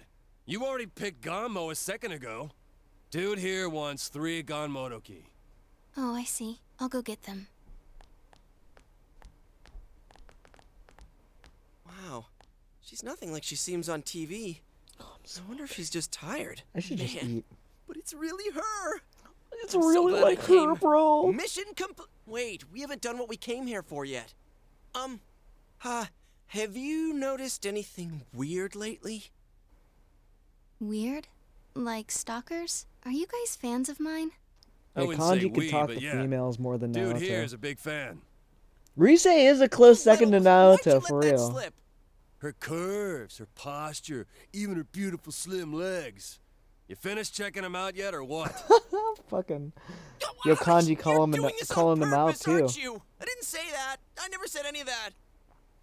Maybe you know already, but it's been dangerous in Inaba lately. And that's why we've been investigating some stuff. Oh, yeah? Sorry, let's see. Do you know about the TV show that comes on at midnight? I mean, it's not like regularly scheduled programming. How do I explain this? That thing that was on last night. The Midnight Channel, yeah? Oh, you know about it.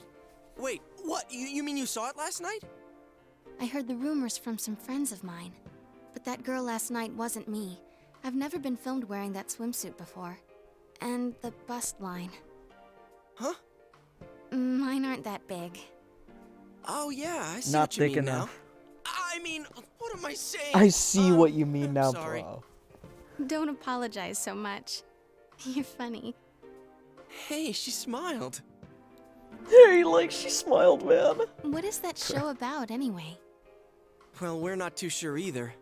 But you know there's been stuff happening here, right? We think the people who appear there are the ones who get kidnapped next. I know this is sudden, but we're not lying. Yeah, that's why we thought you should know about it. Huh, so that wasn't a dream. I was tired yesterday, but I couldn't sleep. And it was raining, so I decided to try that rumor I'd heard about. Alright, thanks. I'll be careful. Here you go, 3 ganmo. That'll be 600 yen. There's extra tofu in there for everyone. A little thank you for worrying about me. Oh, seriously? Thanks. Favorite Yosuke pap fixing the Yosuke hunt. senpai, you can't Yeah, eat thi- tofu, right? Yeah, this guy Want me to made a take girl yours? laugh, but Hell no, I always eat what people give me. maybe I shouldn't say that. It's kind of gross.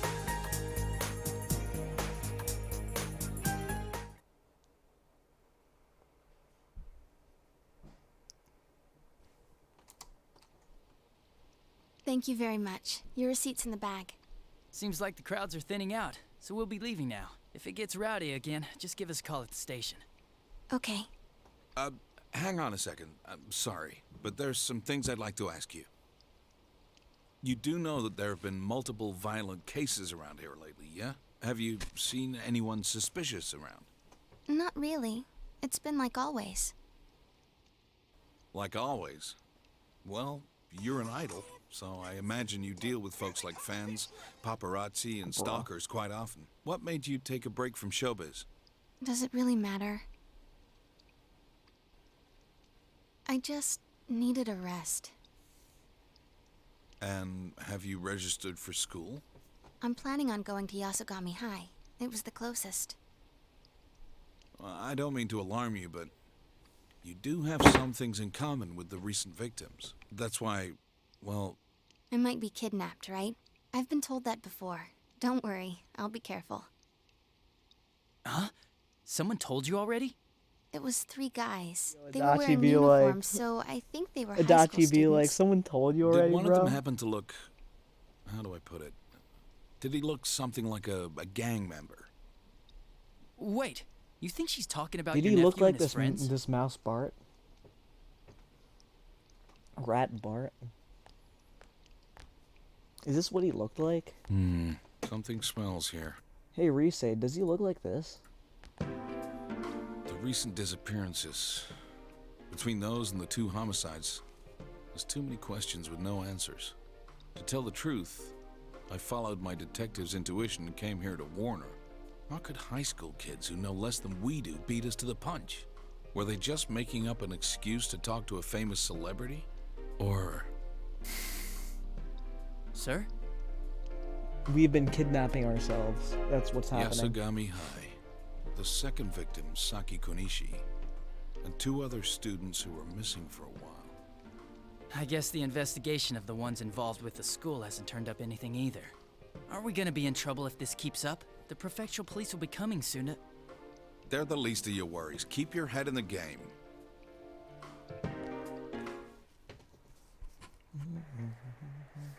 We sure have a lot of tofu. Yeah, it tastes great. You visited Ruleset Kujikawa today. What did you talk about? Jaden is dying. It's over. Yeah, A-Log.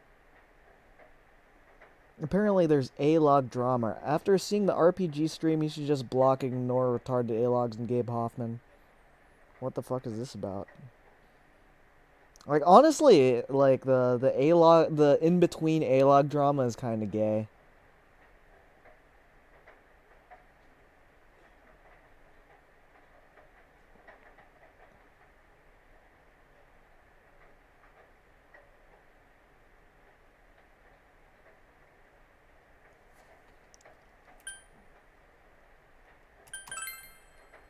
I told you to keep your hands off this. Listen, this is a job for the police.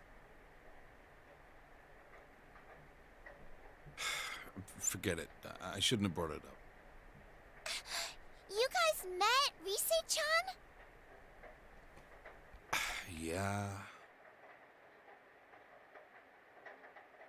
Are you fighting again? Of course not. Here, hurry and finish your dinner.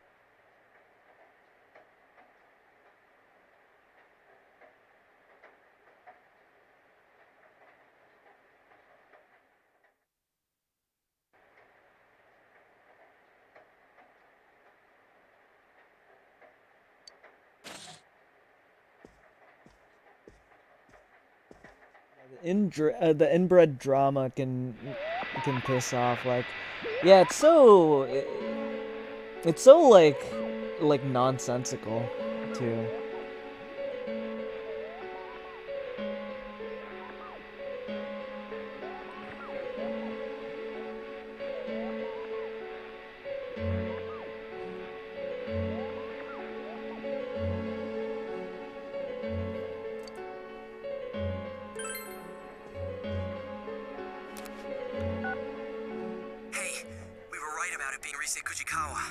The one on tonight seemed a lot creepier than the real Ruleset, but you could see her face clearly. There's no mistake. Let's all get together as soon as possible tomorrow.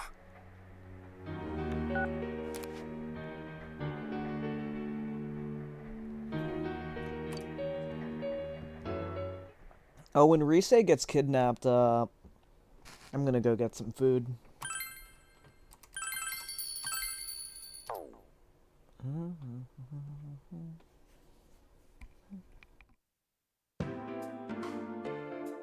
So about the Midnight Channel last night. That had to be Ruleset Kujikawa. It even showed her face this time. So now we know one more thing. The ones that the culprit's targeting are...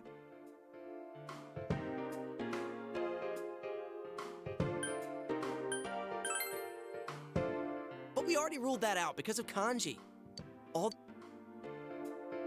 As for Ruleset, Yo, I took a peek this Yosuke got morning. She pissed was for still me at the being shop. stupid. So I'm guessing Pap that TV show thing doesn't appear vindicated on the for Midnight not Channel rising to until the after bait. the Yeah, person for enters real. the TV.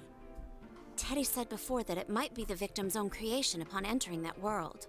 I didn't understand it all at first, but now I feel it may be true. The one that appears on TV is your other self. Maybe the victim's true feelings are shown unconsciously. But we see them on the Midnight Channel before they disappear. You know, when it's still really fuzzy and you can't tell who it is. How do you explain that part? Yeah, it always happens before the person disappears, like an advance notice. Or like a ransom note. But who are they announcing it to, and for what? I don't know, ask the killer. There's a bunch of stuff I still don't understand. Is it possible that we see those images for the same reason? Huh? What do you mean? If the Midnight Channel shows the victim's true feelings, maybe it does the same for the culprit. Maybe what we're seeing is the culprit's intentions. Well, it's a possibility. The killer can throw people into the TV after all, which means they must have the same power that we do. So, when the killer thinks, I'm gonna attack someone now, that's what we see on TV? I don't know about that. Well, if we're gonna go that far with it, we might as well say that's the basis for that entire world. Like it's some kind of mix of the minds of the victims and the killer. Or maybe it's everyone's minds.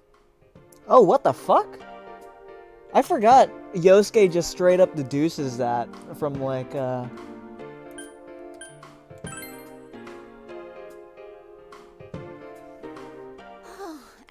always, Yosuke is nothing actually makes 100 sense. million IQ until fucking Hey, Kanji-kun, you Naruto still with enters. us?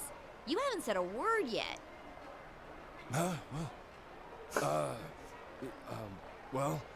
Well, You weren't sleeping, were you? of course not.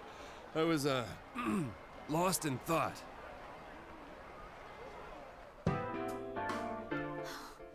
wish I knew what that world's all about. Teddy's explanations have so many maybes in them that I don't understand the first thing about it. Why would the culprit throw people inside the TV in the first place? They must know by now that people die when they're in there long enough. There's no doubt it's attempted murder. So the TV's a good way to do that, because the police can never prove anything about the crime. Murder, huh? So the killer's got a grudge against certain people? Well, I know there's a shitload of people who've got my number. How about you, Yukiko-senpai? Anyone hate you so bad they'd get rid of you forever? No. Yukiko? There's always a slight chance, and you just don't realize it.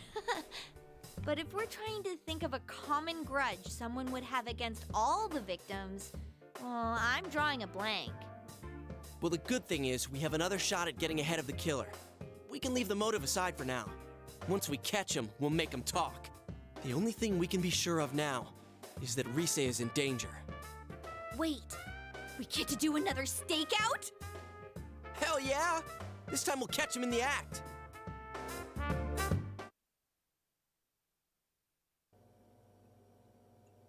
We gotta go with donuts and milk.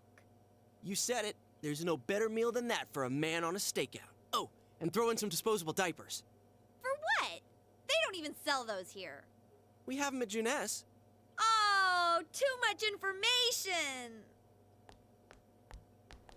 You guys Why finished why yet? does this guy want Let's diapers? hurry up and get going. It's not that serious, bro.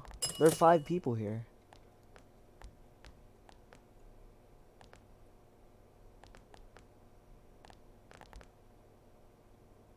Look at this Goofy. Huh? What brings you here? Oh, well, I'm doing legwork. What did I do to deserve babysitting detail? I mean, it's nothing major.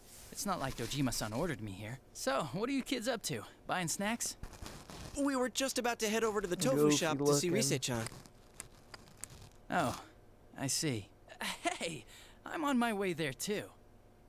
Oh, then why don't we go there together?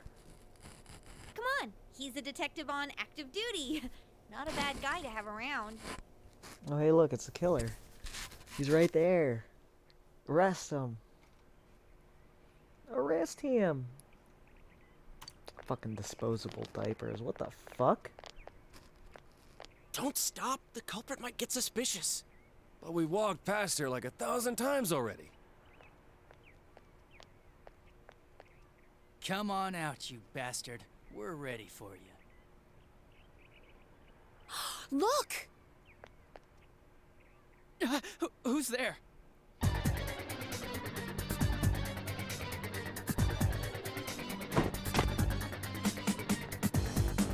Hey, he's running away!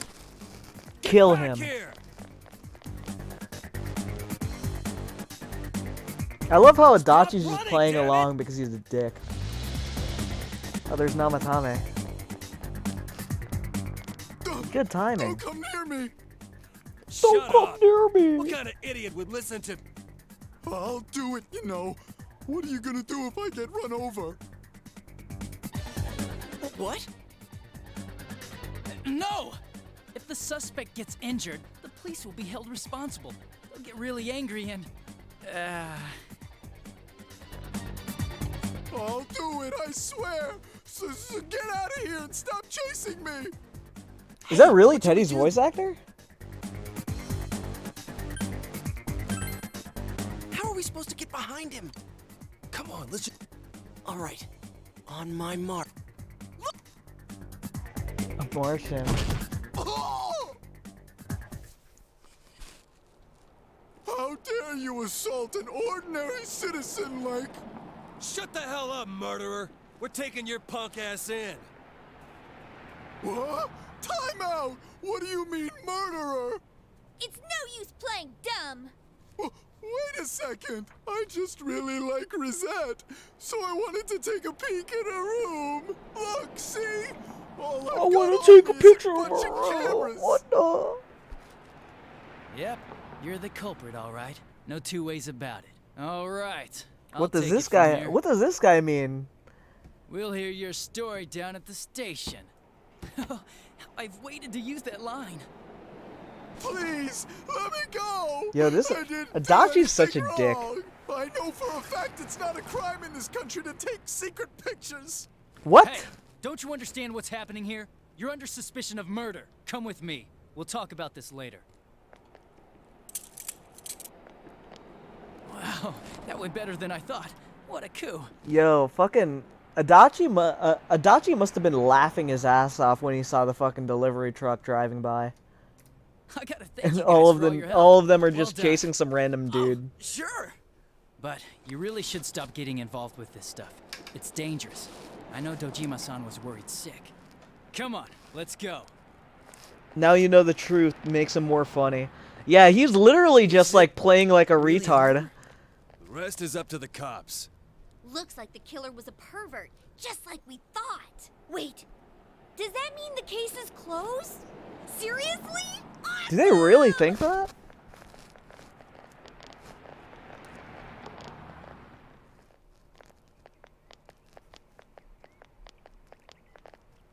Hey, we should let Ruleset know the good news. Let's let Ruleset know the good news, bro. Oh, hello. Would you like some tofu? Oh, hello. Oh, did you come to see Ruleset?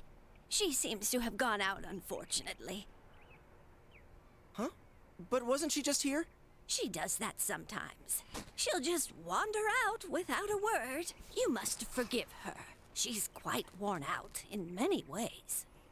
Yo, Dachi's laughing his ass off. without saying Fucking anything? Joker looking, smile looking ass guy. Come on, you worry too much. She must have just stepped out. I mean, we caught the guy. We caught the guy. He's right here. This fucking guy. We'll discuss it later. If you'll excuse me, I've got to take this guy in for questioning. Man, I can't wait to see the look on Dojima-san's face. Yeah, he can't wait to look this. Bro. Without saying anything? Could that mean? Shouldn't we look for her? She can't have gone far. Yeah, I agree.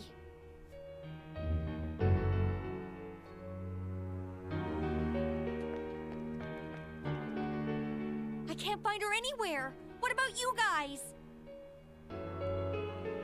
None of the neighbors have seen her. Maybe we're just not looking in the right places. But where could she have gone? Damn it, this can't be good. I hope I'm wrong. Well, we did everything we can. No use griping about it. The weatherman says it's gonna rain tonight. So let's just keep our fingers crossed and tune in. We get to see the strip club.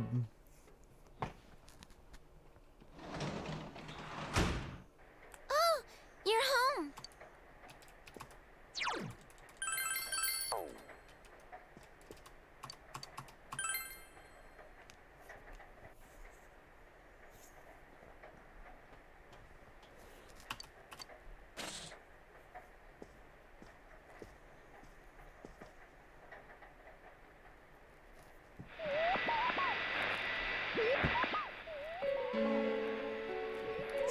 Someone appeared. It's extremely vivid.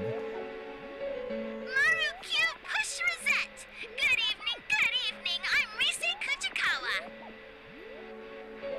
This spring, one young girl levels up to become a high school idol. Yay! So today, I'm gonna celebrate by pushing the limits of standards and practices.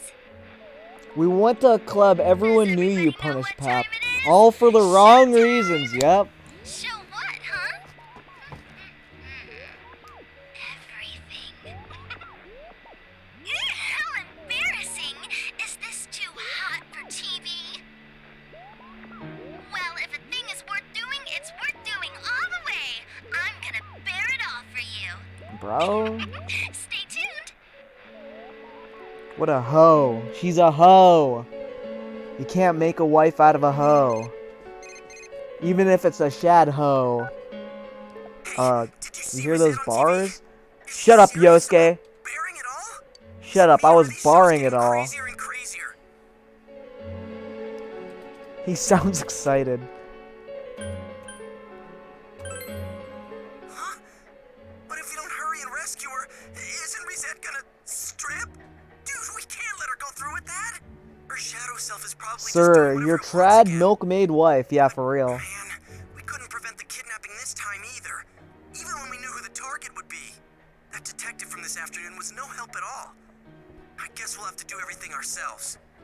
Anyways, see you tomorrow.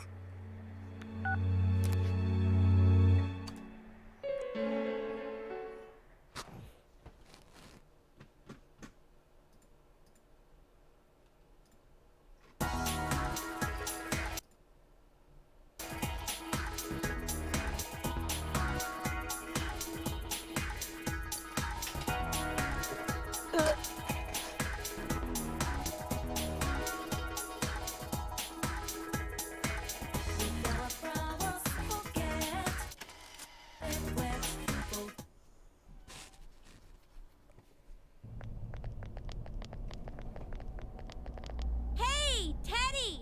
You okay? I wasn't crying. Everyone was having fun out there. You forgot about me. Yo, I was I have stew abandoned. upstairs. It smells so fucking We would good, man. never do that. I'm sorry. Were you lonely? I was bored. It made me all listless. I'm a You know what? useless bear. Yeah, Adachi's I laughing don't his even know ass what off. I am. I couldn't figure it out. No one would come visit me.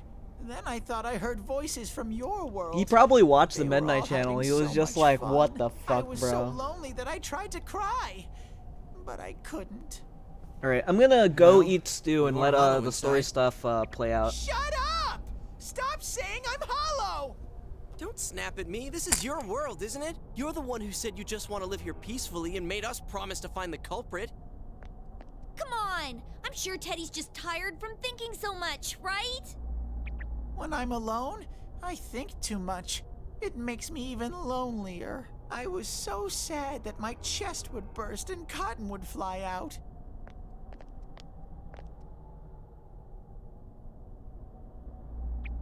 Can I try scoring with you two someday? Sure. Go right ahead. Can we please drop the whole scoring thing? Anyways, we wanted to ask you something. How's it been over here? Did a girl called Rise Kujikawa show up? Can you sense anything? Rise Kujikawa? You can't tell? Your nose is kind of losing its edge lately, huh? I'm a pretty shabby bear. Soon, I won't be useful at all. Then I'll get thrown away.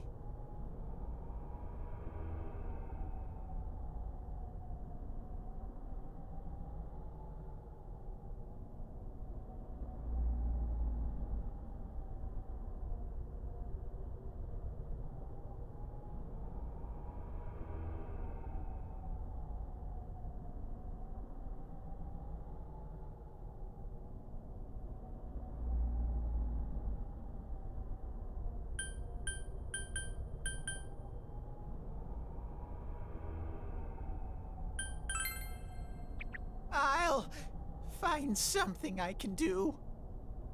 Okay, then we'll go look for something that'll help you search, like last time. I can't tell for sure, but I can kind of sense someone in here. I think I'll be able to find her. I just need some kind of hint.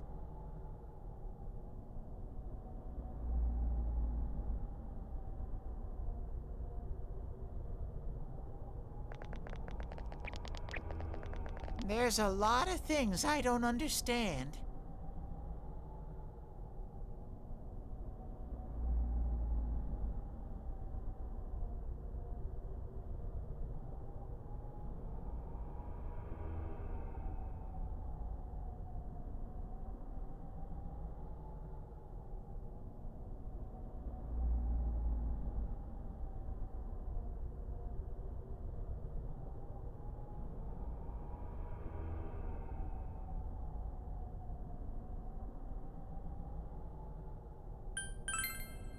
Thank you very much. You're really kind, Sensei. I'll try even harder from now on.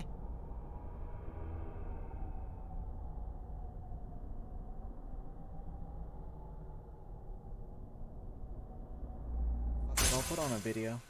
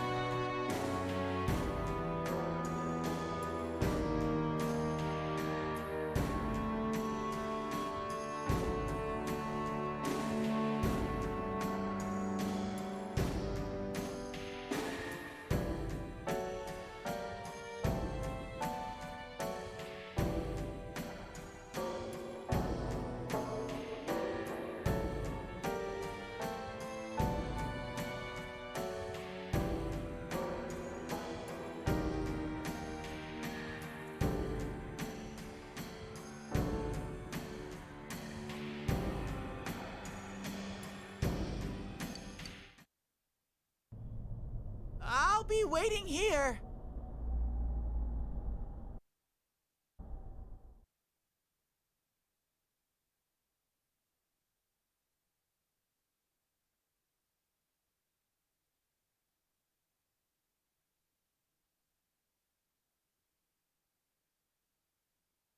Let me just put on a few video essays about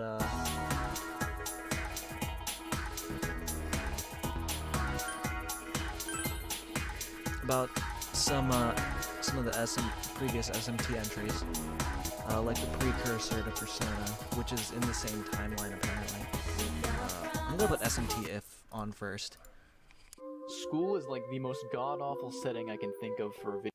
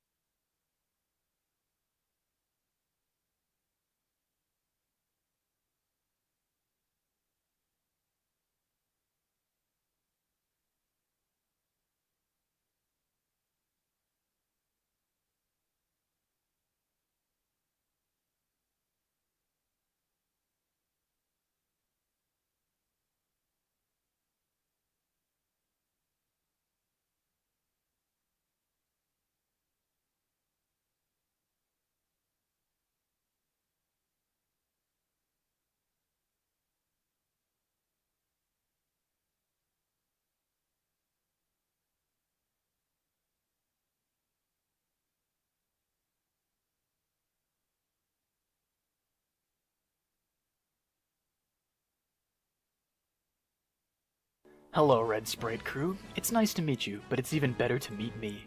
My name is Jimenez. I have 290 hours with the Demonica in total, and I specialize in sticking it straight up the fucking culo. Chaos is a way of life for me. I go in there, I bend them over, I open their cheeks.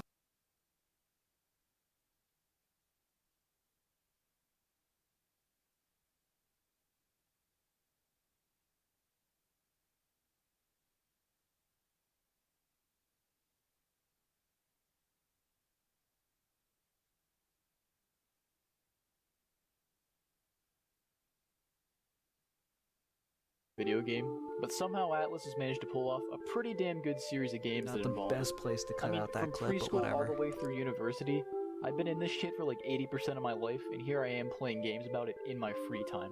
I literally can't escape it. Now, what do you think of when you picture Shin Megami Tensei mixed with a school setting? It's Shin Megami Tensei If. Released in Japan originally for the Super Famicom and later the PlayStation, SMT If takes things from an apocalyptic disaster to a smaller scale incident involving a school being pulled into another dimension. So what's the deal with If, huh? If what? I mean, a lot of people know this game is the precursor to the Persona series. You have the school setting, the Guardians, which seem like a prototype for Personas, and even a dungeon that takes place inside someone's mind. But besides that, is it good? Well, let's take a little trip through the Expanse, and maybe we can find out. Right off the bat, you can tell this game isn't fucking around. You take a quick personality quiz, and then you're in class for all of 15 seconds when shit hits the fan. Before too long, you're behind the gym being tit-whipped by a pack of dogs. Now, the story of this game is honestly pretty paper thin, and I basically summed it up already. There's this bullied kid named Hazuma. He tries summoning a demon to get revenge, things go wrong, and the whole school falls into another dimension. Hazuma declares himself the Demon Emperor, and that's it. You have to find a way out. Easy enough. Now, if you haven't played this and you're expecting any sort of heavy character-driven stories or interactions like in Persona, you're not going to find it here. But that isn't necessarily a bad thing. Your party includes you and one other person that's decided at the very start of the game, with the rest being demons. There are only 4 characters you really need to worry about. One of them, Yumi, is up in your face the second you step out of the classroom. Now, I feel like Atlas wanted people to go with her because she's just immediately right there, but the best choice here is to say no. Don't fall for it. See, each character goes through the game a bit differently. Yumi's route is nearly identical to another character, Reiko, Hazuma's sister, except it has less content. So for a first playthrough, go with Reiko. You could pick Charlie too, he's like grabbing his nuts and shit, but again, although his route's a little different, you're missing out on a chunk of content that's present in Reiko's route. Then finally, you have Akira. we'll talk about him a little later. You can't play his route until New Game Plus, and it actually takes place in a totally separate series of dungeons with different bosses and even music. If you're thinking of a typical SMT game with alignments, these characters are basically that in this game. Essentially, you have Yumi as a sort of lawful, good character who wants to help people and escape the school. Charlie's more of a chaos guy who just wants to get the hell out. And Reiko's sort of a neutral rep who just wants to help Hazuma instead of escaping or leaving. And then Akira, again, is a little different. His only goal here is to get revenge. I don't know where he falls. Maybe he's this game's version of like TDE or something. But anyway, before too long you're in the first dungeon of the game, the World of Pride. Now each dungeon here follows a theme of one of the 7 deadly sins, so strap yourselves in because we're going dick deep into each one. So the World of Pride is pretty simple for a first dungeon and a good intro to the game. If you're coming off a newer Mega 10 game, it might feel kinda weird to adjust to the first person walking and 2D scrolling, but you should get used to it pretty quickly. Essentially the gameplay is exactly what you'd expect from a Mega 10 game. You're fighting, negotiating for demons, fusing demons, exploring dungeons. You know, good shit, man, it's all here. There's not any super special combat, there's no press turn or anything, but it's surprisingly addicting despite how simple it is. If you played any other Mega 10, pretty much everything feels similar here. This level goes by pretty quick and features no real puzzles of any sort, so really you shouldn't have any trouble with this one. Now after this comes the World of Gluttony. A little harder than the last with some tricks like one-way doors, but overall more of the same. Now, once you get to the second half of this dungeon though, it starts to get a little shitty. So you end up in some monster's colon or something, and the encounter rate is high as shit. Encounters almost every step. You can't negotiate with the demons in here, and everything looks the same, just like walls and walls of ass. Personally, I hated this part. I was still new to the game, my resources were constantly running low, and I just couldn't keep up with all the encounters. If you keep trying, you'll make it through, but you have to be a little patient. But listen up, if you thought being up some monster's ass was bad, you have no idea what you're in for after this one. The World of Sloth will test your patience like no other experience you've ever had. They must have called it the World of Sloth because the dungeon designers huffed lead paint and passed out for 4 days, and then they just moved on to the next dungeon. The gimmick with this one is that students have been moved to this world to dig tunnels as a punishment for their laziness. So the item you need to move on is at the end of one of these tunnels, right? Now to get to the end, you have to wait 6 full moon cycles, 1 cycle per section of the tunnel. That's some shit. Do you know how long that is? Walking around these hallways just grinding and grinding. It took me at least 4 hours of just straight walking to get past this part, and I'm not exaggerating. This is probably the worst dungeon I've seen in a video game. Practice your social skills because you're going to be simping hard for this fairy. She might as well quit her OnlyFans because I gave her enough Maka to buy whatever she wants. Your health and MP are going to wear down from endless grinding, and after a while you'll start to wonder if you're even making progress. Mute the game, turn on some music, put in your ass plug because you're going to be in these hallways for a long time. Now here's a little tip from your old pal Marshall. You're going to be killing these green dogs by the dozen, so go ahead and recruit one while you're at it. And then after that, get an Angel 2 from the bottom floor. Fuse these together and you get Unicorn, who has the Estoma skill, which means you can just walk around the hallways and avoid random encounters. On the plus side, it'll go by a bit faster. On the bad side, you missed out on leveling up about 20 times. Now if you have an emulator, you can turn up your game speed, but I actually played through this entire thing at normal speed just to see how long it would take. It takes a long time. By the time this shit was over, I developed some kind of Stockholm syndrome for this level, and I actually didn't want it to end. I was starting to enjoy just walking around this stupid hallway. I guess the developers wanted you to feel like you were actually in hell or something. I mean, I gazed into this abyss for 4 hours, and I think a part of it is just permanently embedded into my soul. I still see these tunnels when I close my eyes. If you can make it through that, you're contractually obligated to finish this game. Do not give up after Sloth. That's the worst part. So after that, if you make it past, you're on the World of Envy. After the mind-numbing hell that was the World of Sloth, the shit this dungeon throws at you will make you ejaculate because it at least stimulates your brain a little bit. You got dark rooms, pitfalls, slip and slide bullshit. It's all here and man, you're gonna like it. Reiko even ditches you for Chad at the start, probably because she thought you were so stupid for running up and down a hallway for 6 days straight. You know, I like this dungeon despite the abundance of dark rooms and teleport mazes. Use your auto map, find one on Google, I don't care. Either way, the mazes in this dungeon are orgasmic compared to what you just went through in Sloth. So you get to the top of the place, Reiko calls you a useless sack of shit, you beat up Lilith, and it's on to the next, the World of Greed. This actually ended up being one of my favorite levels of the game. The gimmick here is pretty cool. The more treasure you take from this place, the more powerful the boss is at the very end. The puzzles here are more the same from before, maybe even a bit easier than Envy. If you get to the end without opening any chests, this tiny fox comes out, and you beat the shit out of it. Well, at least we aren't greedy, right? You might think you're getting off easy, but then you have to fight your giant robot teacher, and if you don't use debuffs on this guy, he'll vaporize you pretty quick. Otherwise, he's not too bad. So you grab the last ring, and then it's back to school.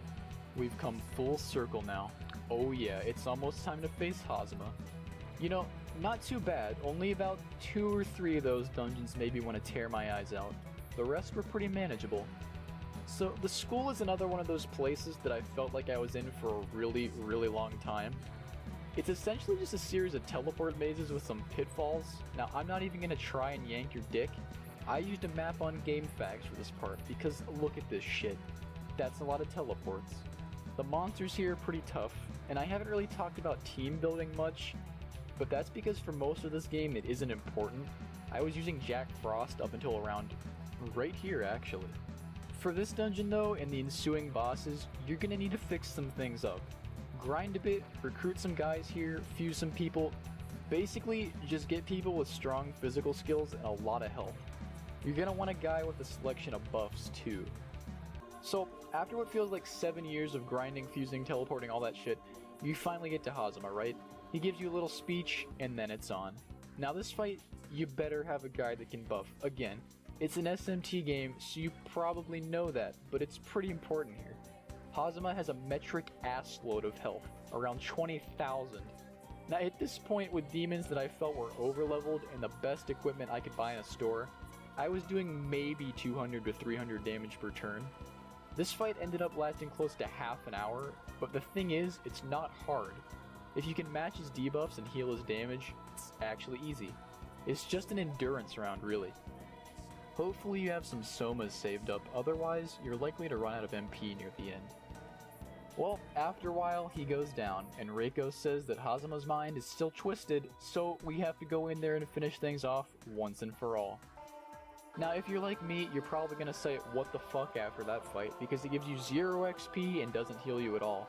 So you're basically just standing around in this man's brain, half dead and out of items. Well, I ended up walking back.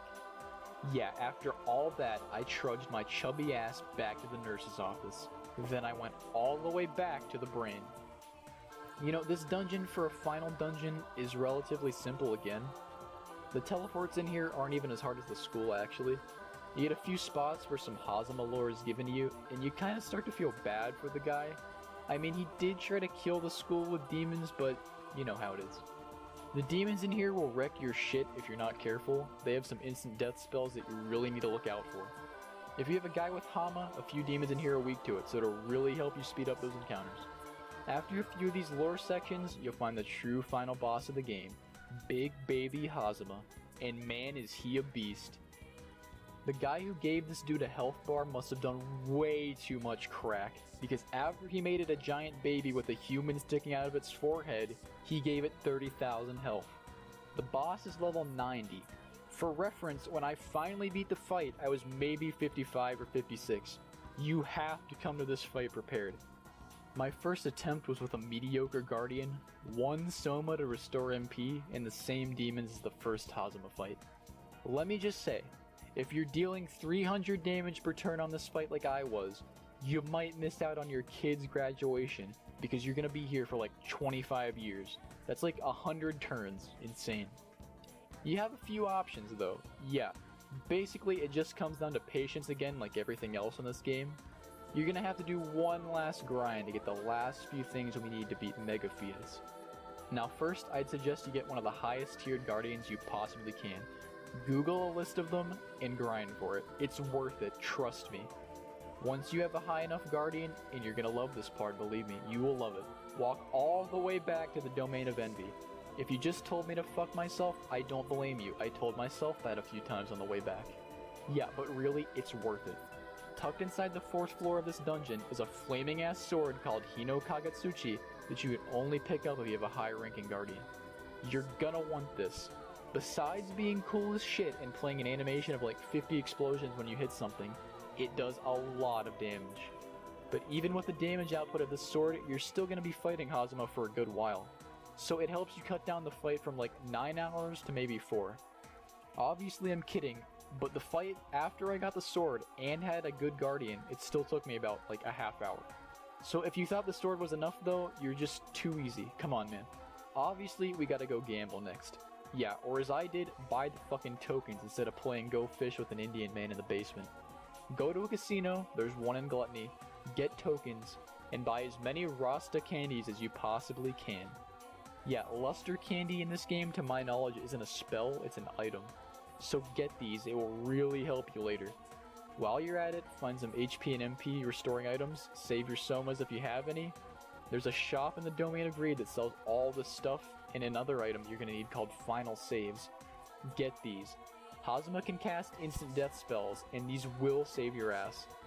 I bought like 9 of these Final Saves and ended up using all of them. Now, once you have this sword, a good guardian, luster candies, Final Saves, and some MP restoring items, I think you're set. Nice. Now, you might want to recruit a few guys from the brain too. Maybe this guy, Ganesha, he's got like a 900 health. Anyone you can find to tank some of his hits. So now trudge all the way back through the school and the brain, and you're at his fight again. Pay attention on this one. Keep your buffs up, your final saves up, and just keep swinging. The new sword is really going to help you, and after a long fought battle, Hazuma finally goes down, and you're left to watch an ending that's surprisingly poignant. I'm not going to spoil that here, I'll leave it for you when you play it to see. So the credits roll, and that's it for Reiko's route. So what do I think then? Honestly, I really like this game, all things considered. The combat was simple but satisfying. You know, even without that many characters or dialogue, the game does a great job of having this surreal atmosphere. If you've ever played a game like Yume Nikki or something, you might know what I'm talking about. You feel very alone in this game, like you're discovering something not many people have seen. There's a lot of strange things that go on, like the monster's stomach going into a guy's brain and that robot teacher, not to mention all the weird guys that live in the expanse. And there really isn't that much reaction from like you, your party, or the human characters. So essentially it leaves a lot up to your imagination, and I appreciate that. So If really nails it in the atmosphere department. So is the game worth it? Yeah, I'd say you should try it. For patient people that really like SMT, you'll probably love this game. And if you don't like outdated mechanics and you can't sit through a few tedious and confusing dungeons, well, try it anyway, you might like it. It kinda grows on you. If I had to place this game on like a tier list or something from S to E, personally I'd probably give it a B. There's a few particularly painful flaws that hurt the experience, but again, if you're patient and the game's atmosphere catches you, it's really worth it. Maybe a C if you consider that most people don't like suffering as much as I do. I've seen a lot of opinions on this game, and it's usually pretty polarizing. Either you love it or you hate it. Well, I urge you to give it a try. There's a few guides out there to help you, and it's not a hard game. It just requires some effort and a little bit of waiting. So we're done with the game then, right? Well, no. You didn't forget about Akira, right? Yeah, his route is entirely different from the other 3, like I said. New setting, harder dungeons, harder bosses, new music. So I'm gonna give it its own video. I don't want to half-ass Akira and shove him in at the very end here, and I think there's a lot to talk about for his route. So until then, thanks for watching, and I'd love to hear what you guys think of this game too. There's not too much I could find out on YouTube about it, in English at least, so yeah, if you want to discuss what the game's like to you below, feel free. I'll see you guys in the next video.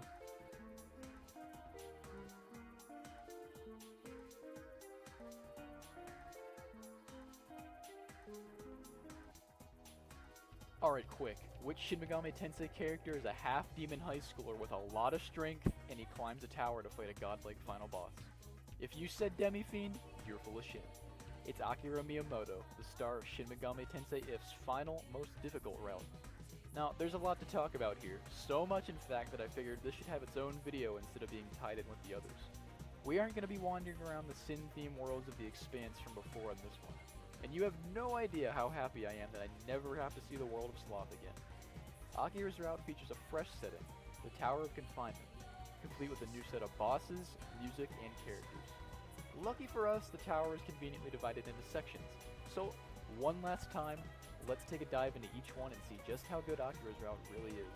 Even before you find this guy, everyone basically tells you the same thing. Stay the hell away from Akira. Choosing his route is like willfully making a poor decision. You're just gonna end up in some kind of deep shit, and that's exactly why you want to do it. After playing Reiko's route, where she's mostly gentle and just wants to take care of her brother Hazama, there's some kind of morbid pleasure in just throwing that to the wind and siding with a guy who wants nothing more than to rip the dick off of whoever ruined his day. To get Akira on your team, first you have to be on New Game Plus, and then you have to reject every other possible party member. After that, you head to the janitor's closet where there's supposed to be an exit to the school somewhere. This is clearly not a well thought out plan. You hop through and somehow you just leave the entire main setting of the game behind, and you end up falling to the bottom of the Tower of Confinement. It honestly feels like you're just clipping out of the game and ending up somewhere you're not supposed to. Even Hazama says he's surprised you made it this far. Like, we just jumped into a hole in some dude's closet, man. How the shit did we end up here in the first place? Now, it takes Hazama about 30 seconds before he just knocks you guys out, and when Akira wakes up, this demon called Amon possesses him. From here, there's only one way up, and Hazama's waiting for you at the end. So, you dust yourself off and start the beginning of a long climb to the top. Now, soon enough, you learn that this tower is broken up into chunks called Nomos. Right now, we're in the Nomos of Earth, which is kind of like a prison for the other demons, I guess. Just like the World of Pride, the Nomos of Earth is simple enough and is basically an introduction to the game. There are very few traps or puzzles here, and the place overall is kind of just a warm-up to get you started. Now, it might just be me, but the encounters here seem to be a lot more difficult than before. I found myself dying in this section more than a few times, and sometimes the amount of enemies I would encounter at a time would be as high as 6 or 7. Now, there's no school anymore for you to go back to and heal up, so if you die, you just get sent back to the start of the tower or the section you were in at the time. After exploring this place for a while, you come across these special rooms called mausoleums. These are unique to this route. Each one has a demon in it that will wipe the floor with you if you try to fight it. When you go up to these guys, you'll immediately notice though that you can persuade them now. Yeah, you can negotiate with the bosses here. Basically, these guys can join you, but only if you meet certain requirements that they don't really explain. The first one, Sebek, requires you to have a relatively high strength stat. The thing is, even if you have this, you still have to fight him, and he will absolutely beat the shit out of you. I kept trying this guy, and I even grinded up to level 15 for like an hour. Still couldn't do it. It only hit me though after a while that you don't actually even have to fight this guy. Or any of them really, it's optional. Yeah, they don't even attack you, you can just press leave. So I did. But you're not done yet. No, you come across Hathor next, and I gotta say, I prefer this design to the other one. Damn. But yeah, she can beat the shit out of you too. The way of recruiting Hathor is even more obscure, and I really don't think there's anywhere in the game that tells you this, but you have to talk to her specifically on a new moon. If you do that, she'll just join your party, no fight required. Now, since I told you this, I highly recommend you do it, because she's level 35 and it's literally not even 2 hours into the game. Finally, you find Thoth, and to nobody's surprise, he'll body you in about 2 minutes. But 1 out of 3 ain't bad. So you keep going higher, you find a key that opens the door to the next section, and the first real boss of the game comes out. Now generally the music in this game is pretty good, but this new boss theme kicks ass. The Akira route easily has some of the more memorable tracks of this game. This shit pumps you up while you're fighting him, and he goes down pretty easily. Even if you don't have Hathor or the other demons, grab up some guys, fuse up a demon that can buff, and it shouldn't be too hard. And then with that, you move on to the first Nomos. Now again, this place isn't too hard, there's still barely any traps to be spoken of, and you'll find your way through just by wandering around long enough. I was expecting the game to go apeshit and hit me with one-way doors and pitfalls and stuff, but surprisingly, there aren't any in the entire section. At some point you hit a floor that is absolutely huge, and that's because it's a town, but you still get enemy encounters in it and all the shops are empty. The reason for that is a boss located in the center of this floor. Now, the path to the boss I thought was pretty convoluted. I mean, you're not dealing with any dumb traps, but there are these damage floors that'll just hurt you and give you paralysis and poison and shit. It's just there to bother you. The path is pretty long on your first run through because you're not really familiar with it, but if you end up dying to this boss and leaving a few times, you're gonna start to memorize it pretty fast. This boss though, man, Guhsona. Listen, I hate this thing. I hate it. Interestingly, according to the wiki, this is the only game she appears in. Good. I found this to be more difficult than Hazuma's final form on Reiko's route. Let's take a look at what she can do. Look at this. She can silence your spells, put you to sleep, paralyze you, cancel your buffs, and debuff you. That's a lot of shit to deal with this early on. Here's why I think it's frustrating. You're probably thinking to yourself, Marsh, you dumb shit, just use buffs and debuff her. Yeah, you're right, do that. For this fight, you have to find the demon with Rakunda, and one that can boost your attack. It will drag on for literal years if you don't. The only thing you can be 100% sure of in this fight is that she can't cancel out debuffs, so whatever you debuff her with, it's stuck. You'd also be smart to have a demon that can cure paralysis. Now even if you come perfectly prepared though, you can still just get fucked. If she paralyzes the demon that can cure paralysis, well, you're stuck now. If she paralyzes that demon and some of your buffing demons, you might as well just restart. If you lose out on being able to buff, she's just gonna debuff you into hell and then you're stuck again. I swear this witch can read minds. Like, the fact that she's only in this game gives her some kind of power on the real world. All of her hateful energy is just concentrated in these 15 minutes that she exists in the Mega 10 universe. I was never able to successfully cast Dekunda on myself to cancel out her debuffs. Every time I tried, she would put the entire party to sleep and then paralyze a few of us. So you have to get a little lucky. If you can debuff her defense fully and keep yourself up with like 1 or 2 offense buffs, you'll be fine. I think you should bring Archangel too. He has this move Heat Wave and it'll melt her ass once your buffs are set up. Now after she's finally over, the town's back to normal, you can pick up a few free items and you're good to go for the second Nomos. But before you do that, stop by the casino. Yeah, we're back on the gambling shit again. It's pretty important though because you can get luster candies, final saves, and some good armor. It all depends on how long you want to stay here and gamble for coins.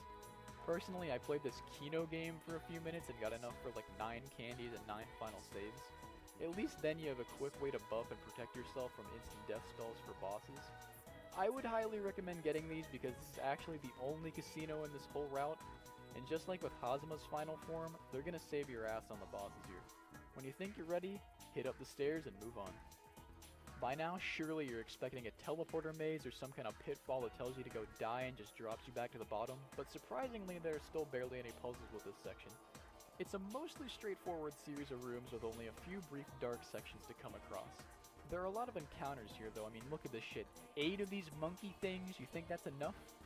The weirdest part about this section are these rooms where a girl is just standing there in the dark.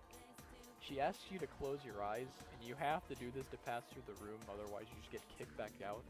So you do it right, and then you're on the other side. That's it? I mean, I don't know, man. I feel kinda dirty after that. Well, I lucked out that time. Turns out there are more of these rooms, and each time you pass through one, there's a chance that you get turned into a fly. Yeah, a fucking fly. All your stats go to 1, except speed, which is 40, so you're not very effective at combat. If this happens to you, find a healing fountain and get that fixed because it can get you killed pretty easy. If you navigate these floors properly, you can actually minimize how many of these rooms you pass through, but it can be pretty tedious if you're not exactly sure where to go. You know, speaking of flies, this guy is a fly too, and before long you're at the boss, and it's another fly.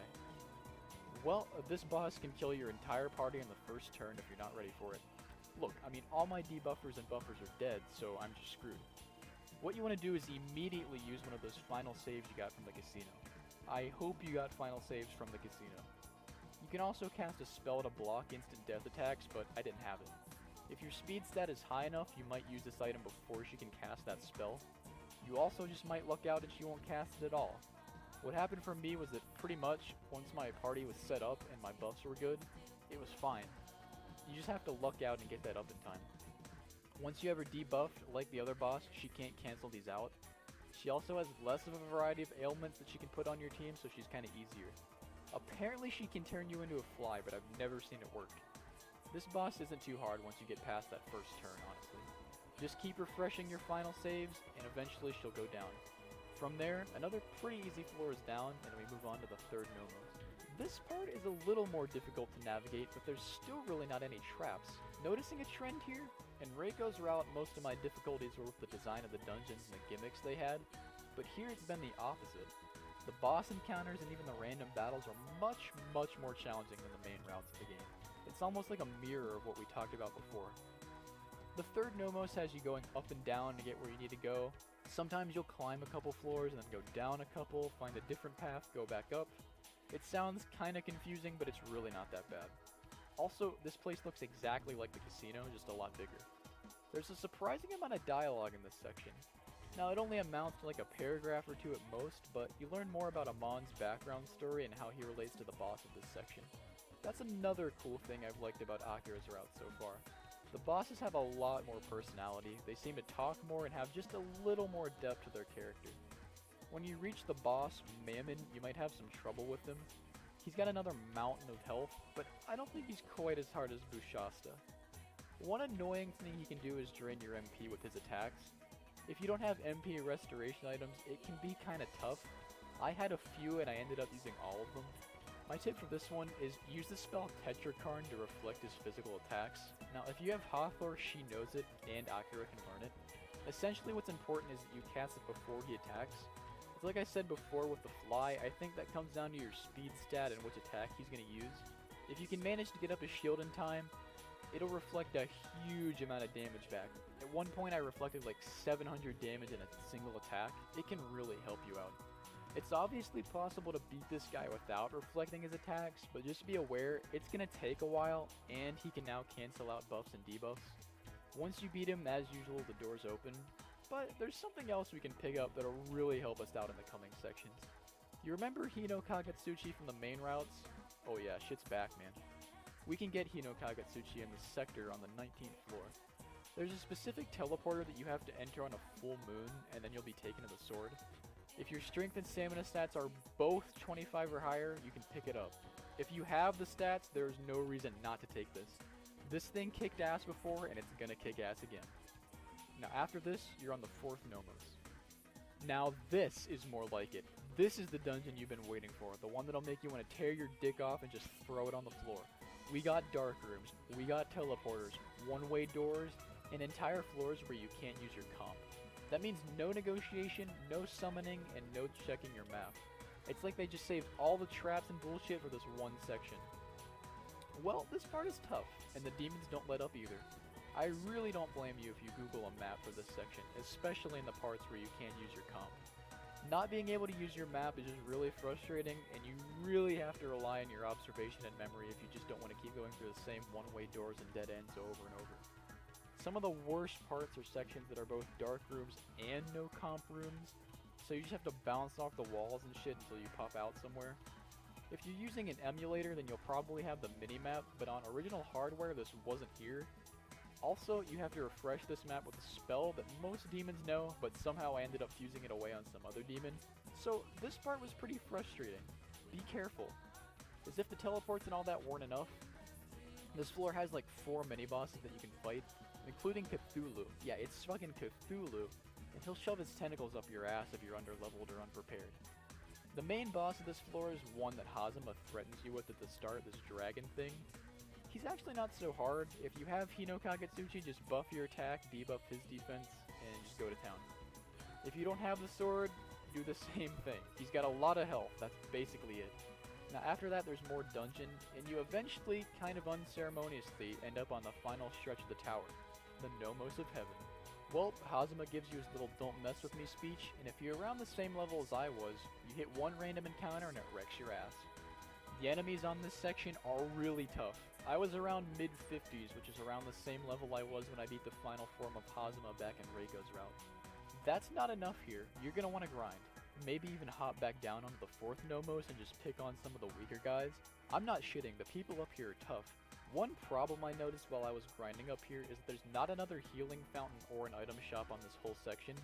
Yeah, the last one was actually 7 or 8 floors back down, so fuck that. I'm not walking all the way back through that teleporter invisible room mess again. Try to stock up on some healing items before this part. My strategy was basically only to use the MP of Akira, because when he levels up, you get a full restore. Your demons never level up, so at this point, if you use their spells, that MP's just gone forever if you don't have any items. You level up pretty rapidly on this part, so you can use Akira for healing and instant death spells, and within a few battles you're back up to full. Try to be more prepared than that if you can though, because it's better to be able to use your full list of spells on all your demons, instead of just hoping that you level up before his MP runs out and you're screwed. Besides the difficult encounters, this part kinda tones down the puzzles. I guess they thought Nomos 4 was enough. There's some teleports up here in a couple dark rooms, but really, it's not quite as bad as anything else you've seen at this point. Just try your best to get to the top in as best shape as you can. These guys will wear you down, and certain monsters have massive pools of health that just seem to last forever. Eventually, the rooms start getting more compact and smaller, and the tension starts to rise a bit. You can just tell you're near the top, getting ever closer to the final battle with Hazuma. And it's really the final battle this time since it's the last route. After a long-fought series of boss battles, you're ready for anything this guy can throw at you. Here were my stats when I reached the end. Level 61, 999 health, and maxed out strength. I'm fucking ready, man. So the last door opens, and there it is, it's Hazuma. You trash talk each other a bit, he does the transformation, and it's time. Your palms are probably sweating by now, right? What am I about to say about Hazuma? He has 100,000 health and uses instant kill moves every turn. He inflicts status ailments with every hit. He's immune to physical damage. Oh, he's dead. Yeah, Hazuma doesn't get buffed at all on this route. He's just as easy as before, except more so because you're even stronger than in Reiko's route. So after a not so hard fought battle, you just beat the final boss of the route, and essentially the last challenge of the entire game. What do we think then? Akira's route is definitely worth playing, and if you've beaten the game once and haven't tried it yet, I highly encourage you to check this out. I mentioned in the main review that this game makes you feel like you're alone in a strange world, and that's true of this route too, but in a completely different way. If you've played Nocturne, you know what I mean. In a game like Nocturne or hell, even something like Doom, you're alone, but completely able to just kick ass. Akira's route almost reminds me of like a prototype of Nocturne because you're just punching the shit out of everything right from the start, and you don't stop until the demon god is laying on the floor of his throne room. Whereas the more gentle Reiko has you feeling like alone and curious about the nature of sin in the human mind, Akira just tosses that shit out immediately and has his eyes on the top of that tower from the moment you start. The tower really works well with the theme of revenge because it's an uphill climb. It lets your blood boil while you get your ass handed to you all the way up, and when you finally reach the top, the battle with Hazuma is practically a curb stomp. His fight's almost like a reward for putting up with the increased difficulty. The story's even simpler and boils down to just fight Hazuma, but this route manages to pack in a lot more detail from the dialogues with the bosses, to the recruitable plot demons, to the knowledge that Akira gains from being possessed by a demon. The tower feels mysterious but not creepy like the rest of the Expanse. To me it feels like one last training room, one long challenge for an experienced player to finally put the last nail on the coffin of this game. You know, the game knows you're ready for it this time, and it doesn't pull any punches. Also, if you really think about how many people Hazuma killed, I mean, look at all the zombie students, he kinda deserves to get punched out in at least one of these routes. Anyway, to sum it up, yeah, play it. If you like the gameplay of If, you're gonna love this route. You'll definitely feel the challenge on this route. It's one of the more satisfying games I've beaten in recent times. I wasn't really sure how I felt about If when I first played it, but ever since then I kept coming back, and sometimes I'd play it for hours at a time. It feels kinda sad to see it go, though I'm sure there are a lot of secrets that I left undiscovered. For now, this is it for Shin Megami Tensei If. I hope you guys take the time to check this game out if you haven't yet. Like I said before, there's not much online about it, and even less about Akira's route. If you've played this route, let me know what you think about it in the comments. As always, thanks for watching. You can't get much more classic than Shin Megami Tensei on the Super Famicom. Its release in 1992 marked a new beginning for the Megami Tensei franchise as the first game to make a clean break from its origins in the Digital Devil Story novel series. With its unique contemporary setting, dark atmosphere, iconic demon designs, unforgettable music, and innovative alignment and party building systems, Shin Megami Tensei can be considered a fully realized version of the intriguing concepts that its two predecessors introduced. If the Digital Devil Story games are the roots of the franchise, then you can think of Shin Megami Tensei as the sapling that would grow into a towering tree with branches stretching in all directions. Plant metaphors aside, we're talking about some pretty influential shit. Countless games have seen inspiration from Shin Megami Tensei, and every day, new fans are finding themselves interested in the series, with its latest release just around the corner. Whether you're a longtime Megami Tensei fan interested in revisiting the classics, or you just found out about these games yesterday, you might be wondering, does the original Shin Megami Tensei hold up today? Is it really worth the time, or are the game's innovations bogged down by tedious mechanics and outdated gameplay? Considering how many ports Shin Megami Tensei has received across a wide variety of platforms, which version would be the best to start with? Well, we're going to try to answer all of those things as we take a deep dive into the origins of the beloved mainline Shin Megami Tensei series. The bulk of this video will be focused on an extended playthrough and discussion of the game's Super Famicom release. Afterwards, we'll explore its various ports, from the Sega CD to the PC Engine, and even the Game Boy Advance and iPhone. Feel free to check the description and skip ahead to what you're most interested in. Otherwise, settle in and get ready for one hell of a story. Turn the game on, press start, and you find yourself being pulled down a strange, hazy corridor. Suddenly, a gate slams shut in front of you, and a stern-looking face demands to hear your name. It explains that you have power lying dormant within you, and already, it's time to pick our character's stats. Let's check it out. Our available stats are Strength, Intelligence, Magic, Vitality, Speed, and Luck. Your standard stuff. As you might imagine, stats like Strength and Vitality affect things such as your attack power and HP, while Intelligence and Magic determine your ability to attack with and defend against spells, as well as your conversational prowess. Speed allows your character to act quicker and hit more often, and luck can affect a handful of things, such as your character's chance to evade an attack or escape from battles. As is tradition with most Megami Tensei protagonists, using magic isn't going to be an option for us, so it's best to focus your points on strength, vitality, and speed. Every now and then you should toss a point or two towards intelligence if you want a better shot at gathering demons with less trial and error. Following a build like this will generally ensure you have minimal issues getting through the game. When you're done, you're told that beyond this door is a righteous man chosen by God to follow the path of law, as well as one who trusts his own inner power with the spirit of competition and chaos. It's up to us to navigate our own path through this world without leaning too closely to either of them. We'll see how that goes. As you're pulled into the next room, you're met with what is, in my opinion, one of the most surreal and impactful sequences in any game I've played. Far down the hallway, you see a cross spinning rapidly towards you, and as it plants itself on the ground in front of you, a crucified figure materializes onto it. You're told to call the figure's name to awaken him. This is our law hero. For people already used to Megami Tensei, this scene may not seem very significant, but I think it does an excellent job of portraying the scale and sinister tone of this adventure. This little sequence was actually one of my first exposures to the franchise, and I remember feeling totally mystified and intrigued by it. In the first 5 minutes, you're already well aware that this shit isn't going to be your usual fantasy RPG. So let's give this guy a name.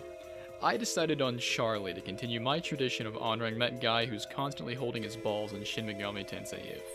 As for his stats, well, it's up to you. You can make a physical strength-based build if you want to, but I opted to start off with a handful of points in the magic-based skills. If you're the kind of person that likes min-maxing, you can definitely do that, but for everyone else, just about any build is viable enough. Finish up, and Charlie joins our party as we make our way further into the corridors. Next, we see a demon hunched over another figure who's been knocked to the ground. It explains that this is the soul of a weak man who seeks power, and so, we need to call out for him to wake him up. I decided to name our Chaos hero Naoki. This is a backup name I often use when I'm playing games in Japanese, and I thought it sounded good enough. I know there's some names for these guys floating around out there in a manga or a novel or some shit, but I couldn't be asked to look those up. One of the best parts of playing these games is getting attached to your party because of the names you give them. Like the Law Hero, I gave this guy another magic-based build just for fun. So, with the squad decked out and ready to roll, we continue through a door and find a woman named Yuriko bathing in a small pond. She says she's been waiting for us as our eternal partner, and after stepping out of there and taking a few more steps, The voice of our mother interrupts everything and wakes us up. We reappear in our room in bed, likely drenched in piss after experiencing that acid trip of a nightmare. A message is waiting for us on our computer from a guy named Steven. He frantically explains that our world is in grave danger as ancient demons are reawakening to reclaim the Earth. Attached to the message is a download for the Demon Summoning Program, which will allow us to use the power of demons to fight, negotiate, and hopefully survive for longer than a few seconds once shit hits the fan. As one typically does when they receive an email from a crazy guy offering you a way to summon demons, we decide to hold on to it for later. Our nightmare and that strange message are definitely a lot to unpack, but it's nothing a good breath of fresh air won't solve.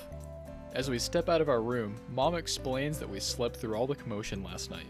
There's a huge police presence outside, and it seems like something serious is going down. Despite the fact that cops are everywhere and we've been promised a demonic apocalypse, some things never change, and Mom needs her coffee. So, she hands us our allowance for the month and sends us out to get some. Let's do this shit. On your way out of the house, don't forget to say hi to Pascal, your dog. Ignoring the fact that he has blue fur and red eyes, he's pretty cute, so be sure you don't miss it.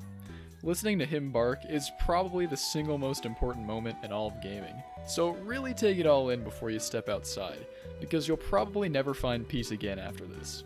Ready? Okay. Outside, the town is ours to explore. You'll notice pretty quickly, however, that you can't go far. Most roads are blocked off by the police, and many of the buildings are locked up. Fortunately, the shopping center's still open, and there's a lot to see there. Inside, you've got a variety of shops to look at. Armor, weapons, and medicine are all immediately available for you to purchase. If you're feeling proactive, feel free to blow through your month's allowance on cheap equipment and drugs. You'll also find the cafe in here, where you start to get a feel for what's going on in town. It seems a female student from a nearby school has been killed and dismembered at Inogashira Park, and the police are out in force looking for the culprit. In addition to that, apparently, the director of the hospital is up to some shady experiments when the building closes for the night. As you talk to all the customers at the cafe, eventually you'll come across one sitting alone in the back of the place. It's Yuriko from our dream, who seems to taunt you as she mysteriously laughs about seeing you here. If it weren't for the massive shit our character just dropped in his pants, I'd imagine he'd be pretty intrigued by the possibility of his wet dreams becoming a reality. After you're satisfied gathering information in here, drop by the cash register and pick up the coffee. The owner of the place gives it to us to take home for free and says we can pay him later. Nice. Outside the cafe, there are a few more things we can check out. One is an antique store that sells some really expensive pieces of art. Now, you didn't hear it from me, but this guy actually deals firearms. We'll check that out later. You may also come across this gang of assorted punks, wanderers, and ne'er-do-wells hanging out in a room. They immediately tell you to get lost, so sure, who might argue? Now, the most important thing you're going to find here is this guy behind the drugstore. As you approach him, he seems really freaked out and threatens to attack you if you come any closer. Mere seconds after saying this, a fucking bloated purple monkey flies in and rips his throat out. You barely get a chance to react before it slams into you and runs away. Holy shit. Well, rather than tell the police, the owner of the store, or literally anyone what just happened, we decided to pick up the knife the guy was holding and head back home to deliver Mom's coffee. It's what a good son would do. After getting back, there's not much to do except sleep again. I know we've only been awake for like 10 minutes, but honestly, I'd probably do the same thing if I was having a day like this. As you might guess, we return to the dream world. Charlie and Naoki rejoin us, and this time, we run up on a group of guys preparing to sacrifice a woman to revive a demon king. You have the option of saving her, or not. This is your first instance of an alignment choice. No matter what you pick, the outcome's the same, but your attitude going into the choice will determine which way your alignment sways. As we interrupt the ceremony, we again must call out the name of this character. I opted to name her Ray. Feel free to assign her whatever stats you want, though I'd recommend you focus on magic and speed. As things calm down, she thanks us and explains that we're destined to be together soon, though we will be separated not long after. Then, we wake up in our room again. Yet again, we receive a message on our computer from Steven. I'll just leave the He video drops us a playing new while file I'm with the investigating. auto-mapping program, which generates a map for us as we explore different locations. Not bad. Mom mentions that overnight she heard us calling out the name of a girl named Ray, who happens to live just next door to us. I think we should pay her a visit. Step outside and it quickly becomes clear that things have escalated a bit. Almost immediately, you're gonna get a demon encounter. Monsters and thugs are roaming the streets, but fortunately, we're equipped to deal with the situation. Let's take a look at the battle system.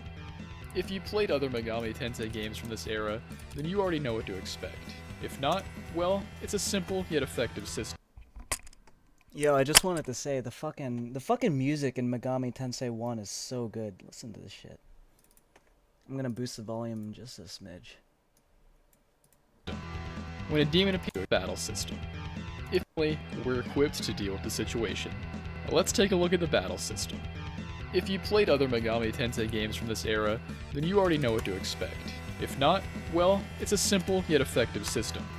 When a demon appears, you can fight it, try to escape, attempt to negotiate with it, or set the battle to play out automatically. Choosing fight allows you to choose whether you're using a sword or gun attack, and if you've got spells, you can access those here too. Activating your computer allows you to summon and remove demons from your active party in combat, as well as rearrange your party order. Party order allows you to strategize by placing your heavy-hitting, high-powered characters in the front, where they'll take most of the damage, I like how they and all placing made your more all the fragile Ruleset fans casters or range like, attackers in the back like that have a fat higher people chance of being and ignored. creeps. Be sure you don't forget to consider your party order. Provided your positioning is good, you can blow through battles and rarely have to worry about reviving anyone. Aside from this, naturally, you can use items if you have any, and also defend to reduce your incoming damage. Demon negotiation is pretty self-explanatory. When you start a conversation, you can either choose to take a friendly or threatening attitude, and from there, you just see how the demon reacts and keep going. Try to cater to what you think a demon wants to hear, and keep in mind that many cannot be recruited no matter the circumstance. It's a good rule of thumb to at least attempt a conversation on each one to see if they're willing to talk. As I mentioned earlier, the higher your intelligence stat is, the easier these negotiations tend to go, though it's also totally possible that you get through with good RNG. It's smart to keep your team stocked up whenever you can. You'll always be ready for combat, and you'll have plenty of candidates for demon fusion to strengthen your party later. The system is pretty solid on paper, though as you'll learn over the course of this video, there exists great potential to heavily exploit it. Naturally, it doesn't have any of the advanced mechanics from later entries in the series, but despite its simplicity, it can still be pretty fun. Combat's usually quick. Individual battles rarely last longer than 30 seconds or a minute at most. This is a good thing, because as you'll notice when you explore the city and the dungeons that follow, the encounter rate in this game can be ridiculous. Many times you'll be seeing encounter after encounter, step after step, and that shit can get pretty annoying if you're just trying to get to the end of a hallway or something. In these cases, you'll likely find yourself setting battles to auto instead of actually playing them, and that can definitely get repetitive. There are items and spells to alleviate the encounter rate, but I don't think the game would have suffered if they cut it back just a little bit. I'll elaborate more later on how battles can be made shockingly easy, quite literally, but for now, let's keep going. So, when we get to Rei's house, she seems pretty confused. She's just trying to go on a date with her boyfriend today, and she has no memory of any weird dreams. Huh. Well, there's not much else we can do here right now, so let's dip. Next up, let's check out that park where the student we learned about was supposedly murdered. Casually slash your way through several demons, and eventually, this old dude pops up on the street in front of you. He already knows who we are and gives us a little philosophical rant, just sitting there in the middle of the road. He asks us if we decide with law, chaos, or perhaps neither, and then warps us away to some kind of dungeon to test our strength. Listen, I did not consent to this. When we arrive, both Charlie and Naoki are there, still manifesting as strange figures, so it's clear that this is a forced dream of some sort. You don't have to worry about exploring this dungeon, because you quite literally get dragged through it. After a minute, your mother appears and seems really upset that you're here, but we get pulled past her and tossed into a room where a doctor is holding a ceremony of some kind. Sounds familiar, doesn't it? He transforms into a pretty intimidating looking demon, and after just a single turn of combat, one-shots the shit out of us. Don't even worry about a strategy for this fight. You can't win. So we get pulled out of the dream, and this fucking geezer's all like, well, I guess you're not strong enough yet. I mean, I'd like to see you get forced into an acid trip and see just how effective you are at demon combat. Anyway, the way past him's open now, and there's a building up ahead you can enter. It actually has some pretty important things in it, though we can't make much use of them yet. One is the Cathedral of Shadows, where once we have demons, we can fuse them together to make new ones. The other is a healer where we can revive our team and cure status effects. You know, this is kinda crazy if you think about it. The apocalypse hasn't even really happened yet, and yet here's this cultist-looking ass guy talking about fusing demons in some building near the park. Like, is he just a groundskeeper in a Halloween costume or some shit? What are you doing? If anything, I guess this is a hint that things aren't going back to normal anytime soon. So, with nothing left to do, we head back home. Except this time, the law catches up to us. The police explain that we're under arrest for murder because our fingerprints were found at the shopping center where that guy got killed by a demon. This is like the most logical thing that happens in the game. What did you think was going to happen when you not only witnessed a murder and said nothing, but took the murder weapon and started swinging it around in the street? The protagonist of this game is either the biggest idiot in the world, or he it's just so gives zero true, shits though. whatsoever. Afterwards, they throw us in jail. Except, this is a hospital. And you know what happens in the hospital, right? Yeah, that crazy-ass doctor is going to sacrifice us for his evil experiments. Like this fucking goofy ass guy, this SMT1 pro tag comes across a murder scene with a ghost floating around, and he's just like, you know what I'm gonna do? Take the dude's knife. Like, okay, bruh. I'm pretty sure this falls under cruel and unusual punishment. Luckily, we've got a partner in crime to help us out of this. Sharing our cell is none other than Charlie, the law hero, in the flesh. He recognizes us from our dreams and explains that he was arrested after defending himself from demons while searching for his girlfriend Ray. Huh. Crazy how that all links up. A way out of our cell conveniently appears as a doctor comes in and says it's time for our surgery. Charlie charges into him and knocks him out, and from here, it's time for our first real dungeon of the game. The hospital is about as simple as you'd expect from a first level. There are only a couple of floors to navigate, and each are quite small. As you explore and fight demons, you're gonna level up pretty rapidly, so be sure you're making the most of your early stat boosts. My law hero with a magic build came in handy. The cafe with powerful lets you attacks, form so don't forget to use your skill spells. cards. Even And though since, it's really early on, I can only you use can still one get wiped out dude, if you're a bit this is reckless. probably the only way I The can biggest like thing you get wanna do skills first reliably. in this dungeon is find Steven. Yo, this bitch's He gives us titty a is lore just dump and sticking explains out. that he What the invented fuck? the demon summoning program after being unable to communicate with the demon he encountered while working on a series of teleportation 5K! devices called the terminal system, something which gravely wounded him. He explains that the program was sent out to a huge number of people to increase the chance that the demons can be kept under control. Also, the terminal system has been taken over by a guy called Goto, who is using the program to create his own demon army. Steven gives us a demon analyzing program, which functions as a way for us to view an enemy's stats and move list. Nice. Well, let's get the fuck out of here.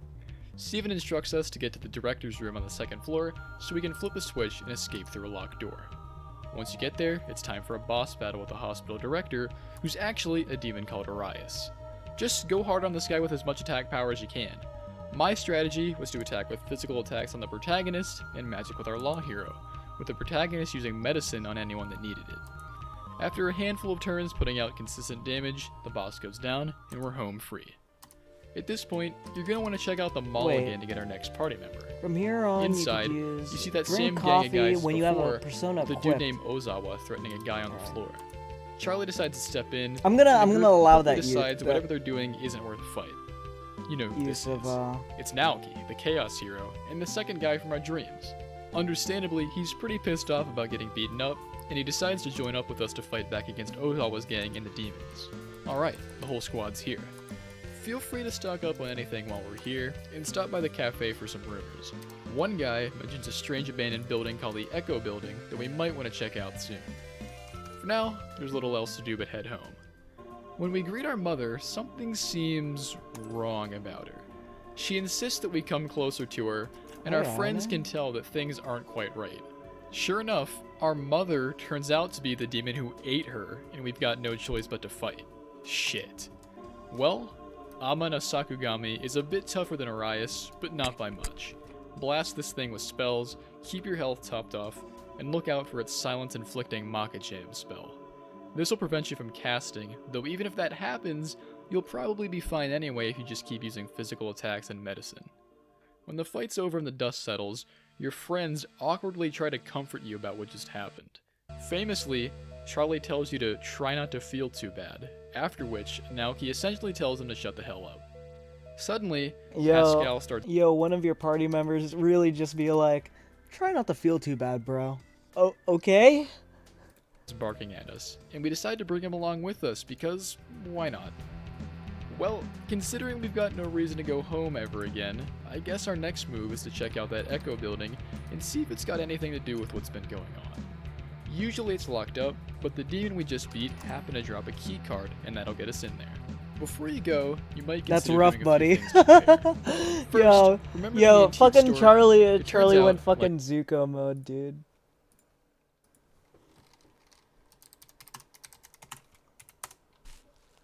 I fucking love this scene so much. So funny. That's rough, buddy. Yo, Charlie be like, that's rough, buddy. Like I said, this guy isn't actually an art dealer or anything like that. He just wants to sell you an MP5 submachine gun. Sorry, if you can INA, afford I gotta it, go to work, try to get a so. gun for your character here. While Charlie and Naoki do join your party with Look at guns her of their goofy own, ass haircut, it can be though. useful to have one on every human party member. Machine guns tend to be the best because they target entire groups of enemies at once, though there are plenty of great single-shot weapons that pack a punch too. The coolest thing about the firearms in this game is that they don't actually use ammo. You have to purchase the item called bullets and equip it, but once you do that, you got infinite shots. You can swap these normal bullets out for different kinds that inflict status effects, such as charming an enemy. And yes, considering there is no limit to how many times these can be fired, it can be as overpowered as it sounds, even against bosses. Keep it in mind. Another thing we can do is gather some demons for fusion. It wouldn't hurt to have some extra help in our party. Five head. She the most Asian Once looking you've character. recruited She something, really is. Head back to the cathedral. I don't shadows we know. found earlier Yukiko and looks see what pretty you can Asian. fuse. Like right here, see? We got a pixie and our dog. Yeah. Naoto you looks can fuse Asian your fucking enough. dog with a demon. It feels kind of bad to see him get melted Rise down into maybe. demon goo, but he returns buff as hell has them with the almond ability to eyes. speak English. This is Cerberus. He's far above But our other level, than and that, typically, like, I don't you'd know. never be allowed to fuse something with such a high level this early, but I guess Pascal was built different, and we're able to anyway. He costs over $1,000 to summon into your active party, but once he's there, the next part of the game becomes a complete joke. Now, you don't have she to does in fuse that away one your pick. precious dog, and I can see why you might not want to do that, but trust me, it's a good idea. You mean INA, right? So, with a brand new gun and a demonic dog by our side, it's time to go on a little trip to What the am I Echo even Building. looking for again? Who said video games were a bad influence? The Echo Building is right below the fuming or you're Kichijoji Mall fuming? area. Though it's 5 floors, it's extremely Yeah, simple. the nurse looks pretty You Asian actually as have well. the choice of taking an elevator all the way to the top and bypassing literally everything. Though I recommend fighting your way through it and taking the Oh, you've stairs to been pick up some playing treasure Bed along the Wars? way. You I can know find you a guys have been handful of trying to get incense items Pap in this to play place that. that That's will pretty increase your funny. stats, and they're very easy to locate, so it's worth checking out.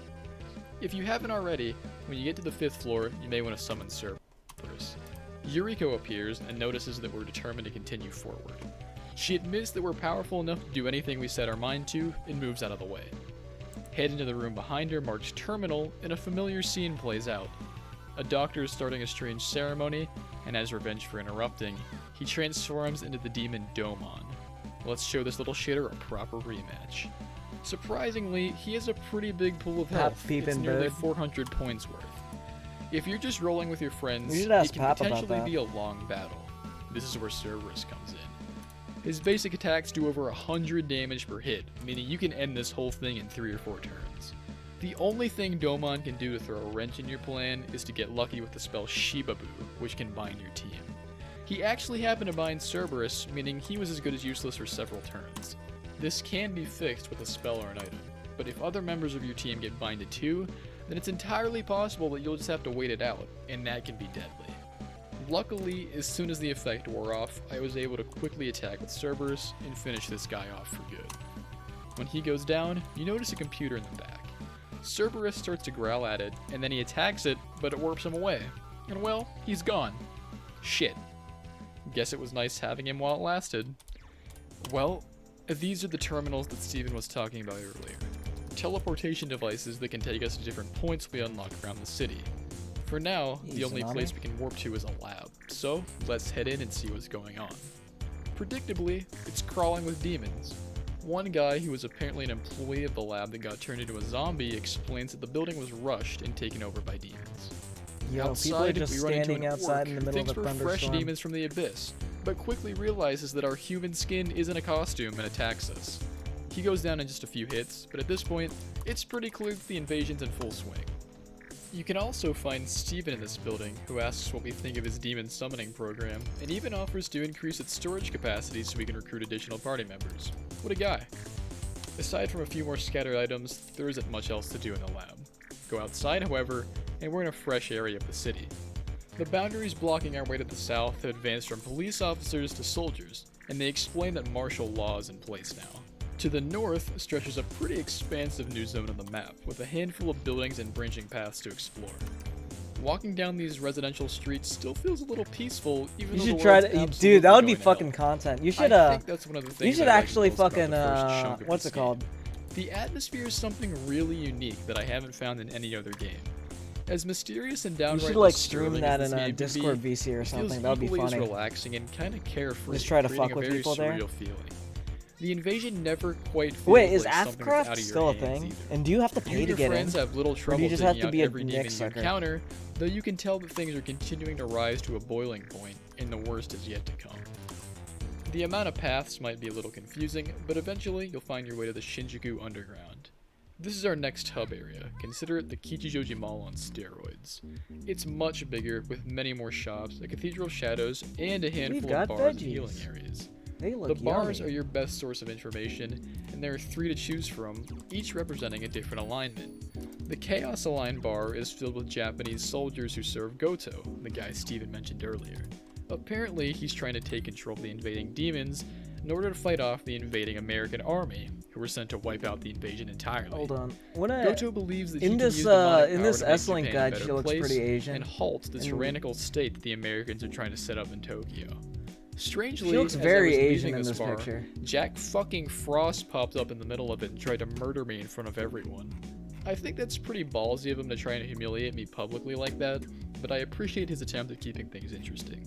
Next up, we've got the Law-Aligned bar, which is Same filled with with the American Ruleset and, soldiers who similar looking humorously artwork. speak with very poor grammar to reflect their relative lack of skill with the Japanese language. They're being led by the American ambassador DC Thorman, chord? and yes, his name is Thorman. I really wondered who that might imply he is. Finally, we've got the Neutral bar, where members of the Resistance hang out. Hero, The we Resistance want is led by beef a woman called for Ray. no dog. Interestingly, a She different shit. Ray than our next door neighbor. We'll talk a bit more about that pretty soon.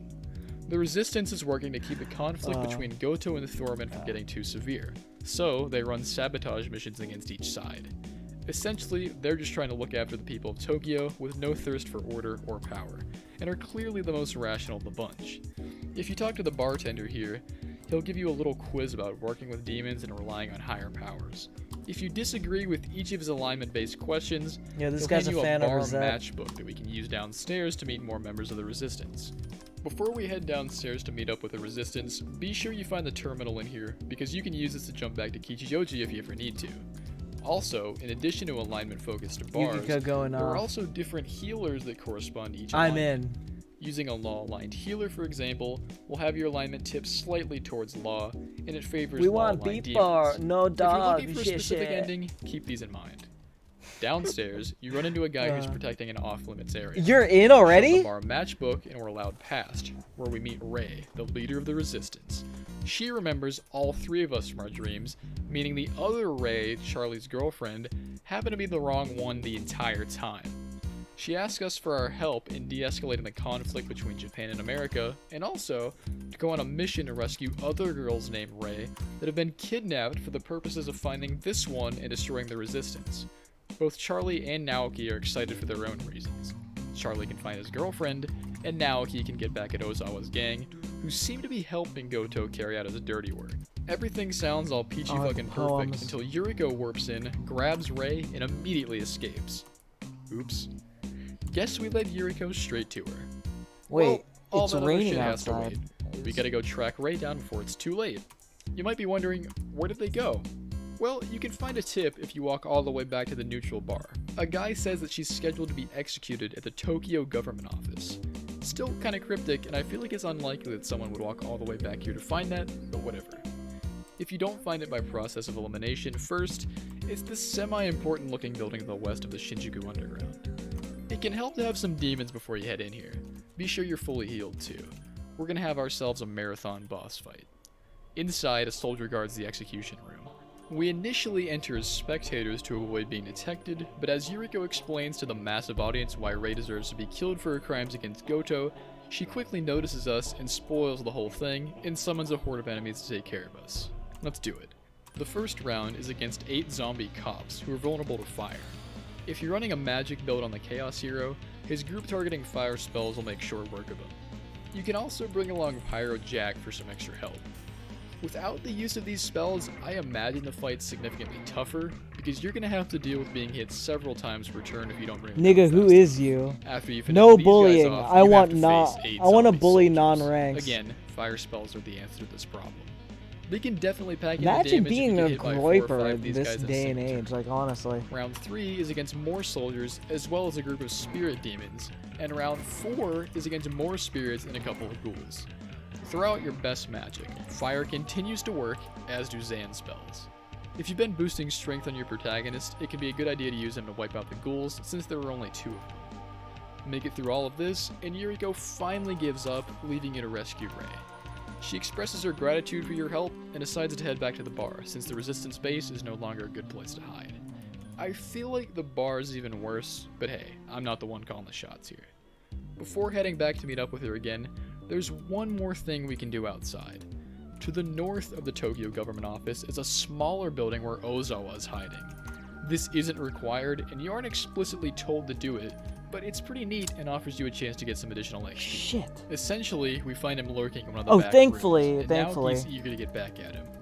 We're fine Ozawa for mocks now. us and does his villain thing, and then reveals that he doesn't care about Goto or the Resistance at all. He just wants power. Then he summons a skeleton for us to fight and leaves. This guy's pretty simple, just beat him up for a few turns.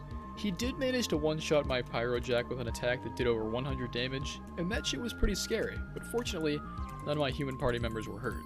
Just be aware that he can do some pretty heavy damage, and try to knock him out as fast as you can.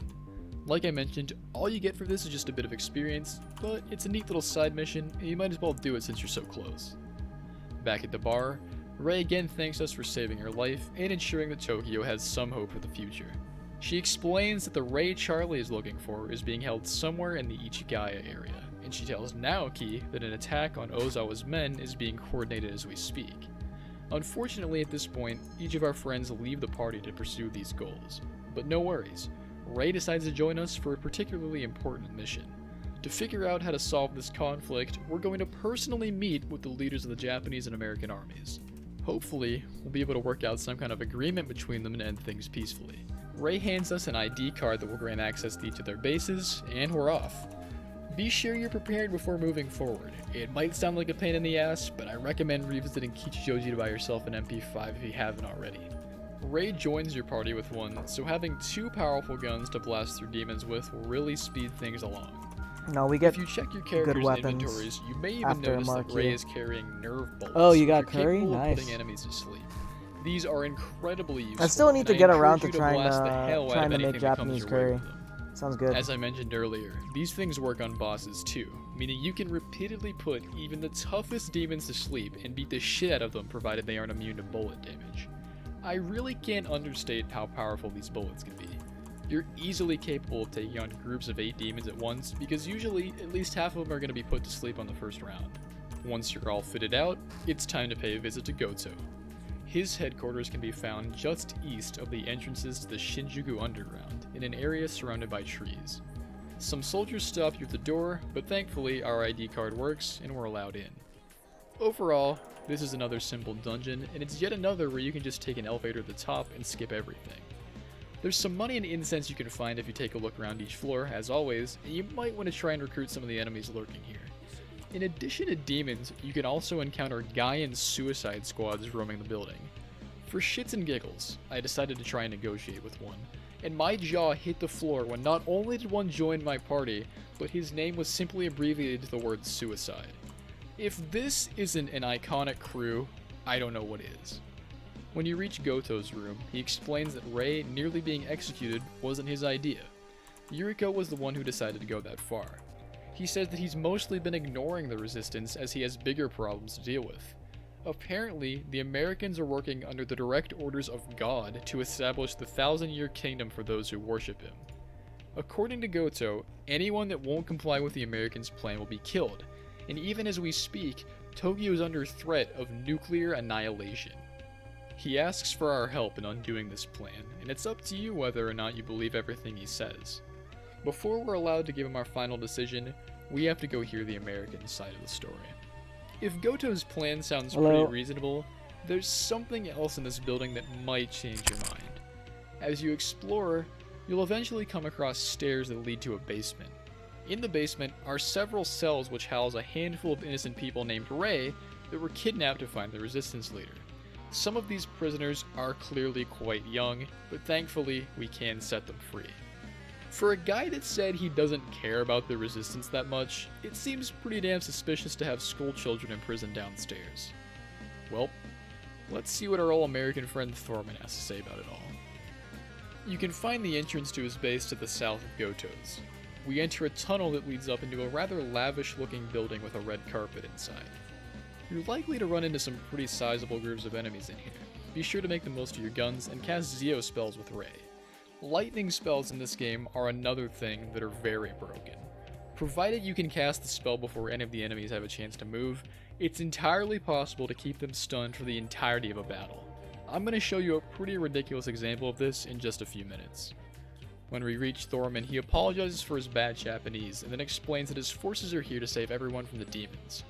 It seems part of Goto's plan is to summon Lucifer to Tokyo along with a new horde of demons, something which is sure to destroy Japan. Thorman admits that his men are not equipped to fight demons and encourages us to help them defeat Goto. He asks if you'll accept his offer. Depending on what you say here, naturally you'll be tilted towards the law alignment. I decided to reject Thorman's offer to fight for him, but I also ensured to him that I wasn't on Goto's side either. Each of these guys seem to mean well in their own ways, but beneath what they're telling us, it's clear there's some ulterior motives. Well, we sure didn't accomplish much by doing this, so we might as well go back to Goto and see if he's got anything else for us. If you're not sold on his plan, you might want to make some preparations before going. Get yourself a bigger party, fuse some demons, and fully heal your team. When we get back, sure enough, he's awaiting our official response. If you agree with him, then you can skip what's about to come next and return to Thorman again. But fuck that, this guy's not going to do anything to save the city. As you might imagine, Goto isn't the type to take our rejection lightly, and he sends out a couple of groups of demons to take care of us. Blast these guys with your best magic. If you have Pyrojack, a single cast of his powerful fire spell can be enough to kill some of them outright. This is just a warm-up round, so it's nothing much to worry about. The second group is slightly harder because you got Baycock the skeleton who can still hit like a truck. Fortunately, his health isn't very high, so as long as you prioritize him, you should be fine. After getting through this, finally Goto comes out to fight. He's not super dangerous, though like Domon from the Echo building, if you get unlucky and have your entire team binded by Shibabu, he can basically just beat on you until you're dead. One of his moves is just to hit you with a critical hit, which can do around 50 damage, so keep an eye out on your weaker demons.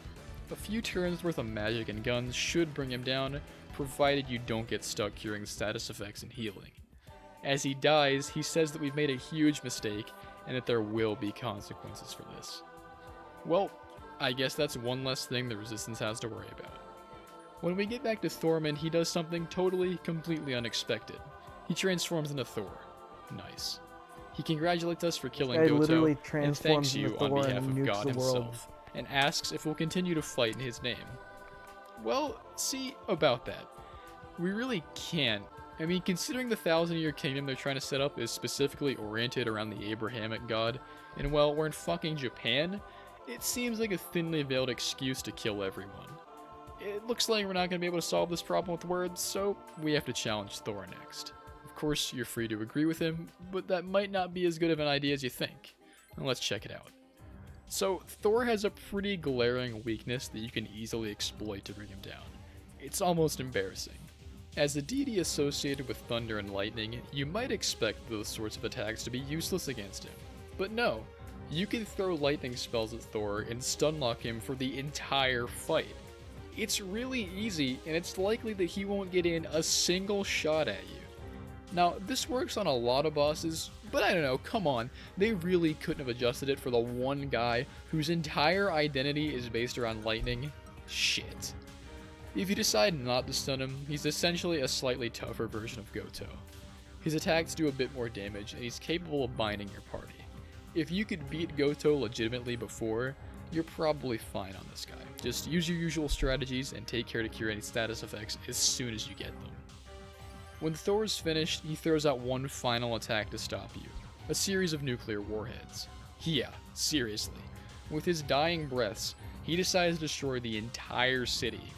Even if you choose to side with him, he does this anyway, so honestly, I don't see much of a point in sucking up to a guy who's cool with vaporizing you. A 30-second timer starts up in the center of the screen, and nothing you do can stop it. Literally the only thing you can do is try to run for the door, but it's nukes, that's not going to save your ass. If you can make it back to the tunnel before the time runs out, a soldier will ask you why you look so upset. Alright, who's going to tell him? Right as the bombs drop, Rei decides to use the last of her power to teleport us out of here so at least one of us survives. I guess you could say our attempt at international negotiations didn't quite work out. At least we had some fun along the way. We wake up in a strange place in front of a guy who calls himself En no Ozono. He explains that 2 others have arrived here and that before he'll tell us anything, we should go find them first. If we need anything, his 2 demon assistants, Zenki and Goki, are in nearby rooms to help us. Well, holy shit, I didn't realize we had a celebrity on our hands. Yeah, it's that baby from a 1980s Japanese tissue commercial that was rumored to carry a curse that killed everyone involved with it. What a coincidence. Quickly you're gonna notice, this place is a bit of a maze. Definitely more complicated than anything we've seen thus far, but not unmanageable. The whole dungeon is essentially a series of circles, and we start out at the center. For now, make it your first priority to explore the rooms near you. As you can see, our demons have left us. We're totally alone right now. It's a great idea to quickly save, because if you get a shitty encounter, it's totally possible that you'll be unable to keep up the damage to make it through. The demons we had on our team are still alive, but we've got to find them first. They're kinda just chilling out in different rooms spread across the dungeon. Thankfully, they are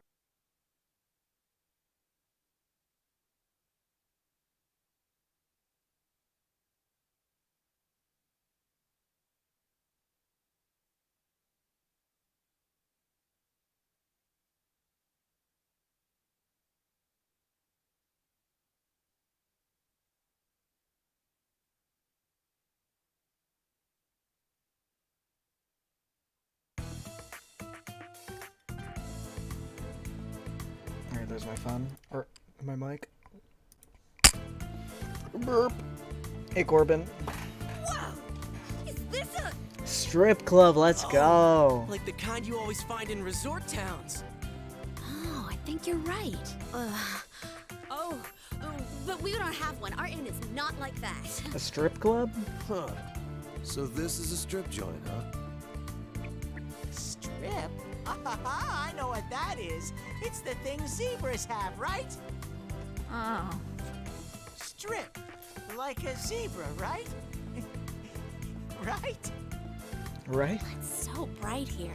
Even with the glasses on, my eyes hurt. Doesn't anyone get the joke? Okay, let's try one more time. Strip. It's something zebras have, huh? Can anyone check this thing up? Zebra? Sorry, what are we talking about? I won't say it again. Let's hurry on.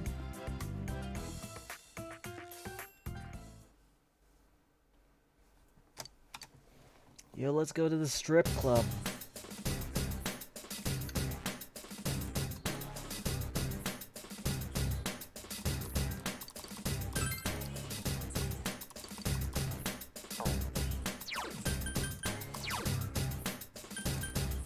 Is Cmae really that good?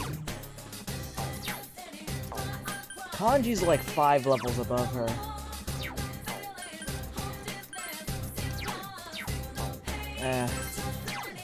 I'll probably keep her, or keep him. Killer Rush sounds pretty good.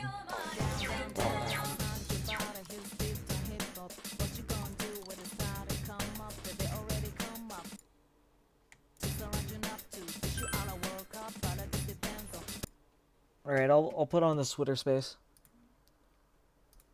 Mention that it's not enough to simply claim to be against, the longhouse or whatever, what have you, if your entire worldview plays back into it. Not as schizo, a just don't like gynocratic blacks. society, it is based on the worship of women. That's what's new. And one of the key things, because women are women, is sex. Sex is viewed as an absolute good, or as an absolute right, or whatever have you. And if your entire Did he worldview just try gulp to down a lure drink? men basically into this sort of loop, into this cycle of, seeking female approval, the disaster and, cycle, losing it and seeking it again, you're really doing no different than, the average liberal feminist, even though, like the average, liberal feminist or whatever. Really, that's why I said earlier that a lot of these people would be fine with how the world is if they had power. But these people don't have power, so they have to constantly, pull and grab What for is that it? power. Did this guy just have a bad date or something? Well, like, you can see that exactly in their insults, right? You see with Medgold's, I can't remember who it was. One of my mutuals had he had a great tweet where he basically replaced Medgold's insults with a picture of that, who's that fat fucking like millennial teacher guy, Garbage Ape. And he replaced his tweets with Garbage Ape. And it was basically indistinguishable.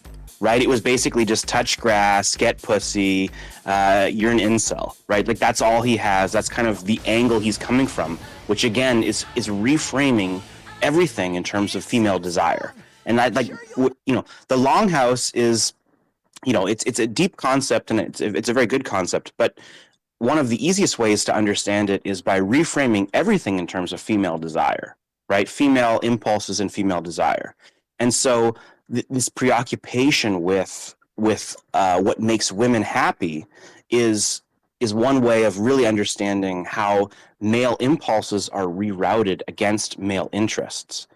And that's really what these people are doing by posting this stuff, is they're basically saying, again, we're trying to find this female desire, right? Which is fickle, it's fleeting, and it's fundamentally going to be against this sort of spirit of adventure that we're after.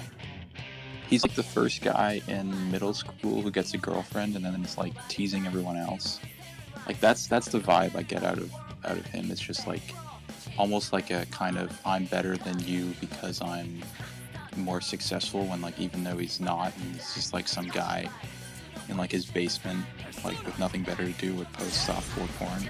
It just reeks of like a false sense of superiority. I think, like, again, I don't like this sort of Jewish psychoanalysis thing, but there can be something to it that's true. But obviously someone who's let's say content in their life is not coming onto Twitter to post about their sexual fantasies.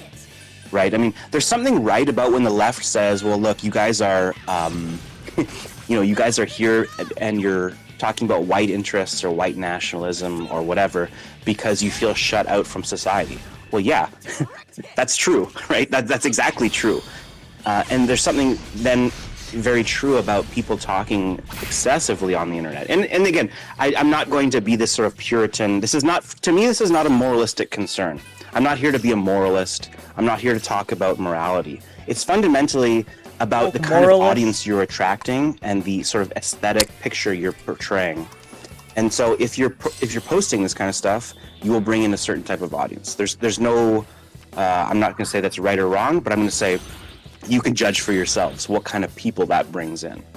And so that's really the issue with that kind of stuff. And I it shows that he really doesn't have this core audience. This type of poster is this sort of relic. It's a millennial relic of the 2015s, 2016s when, and I think rightly so, BAP picked up on this, which was that beauty is a good way of rejecting the status quo, right?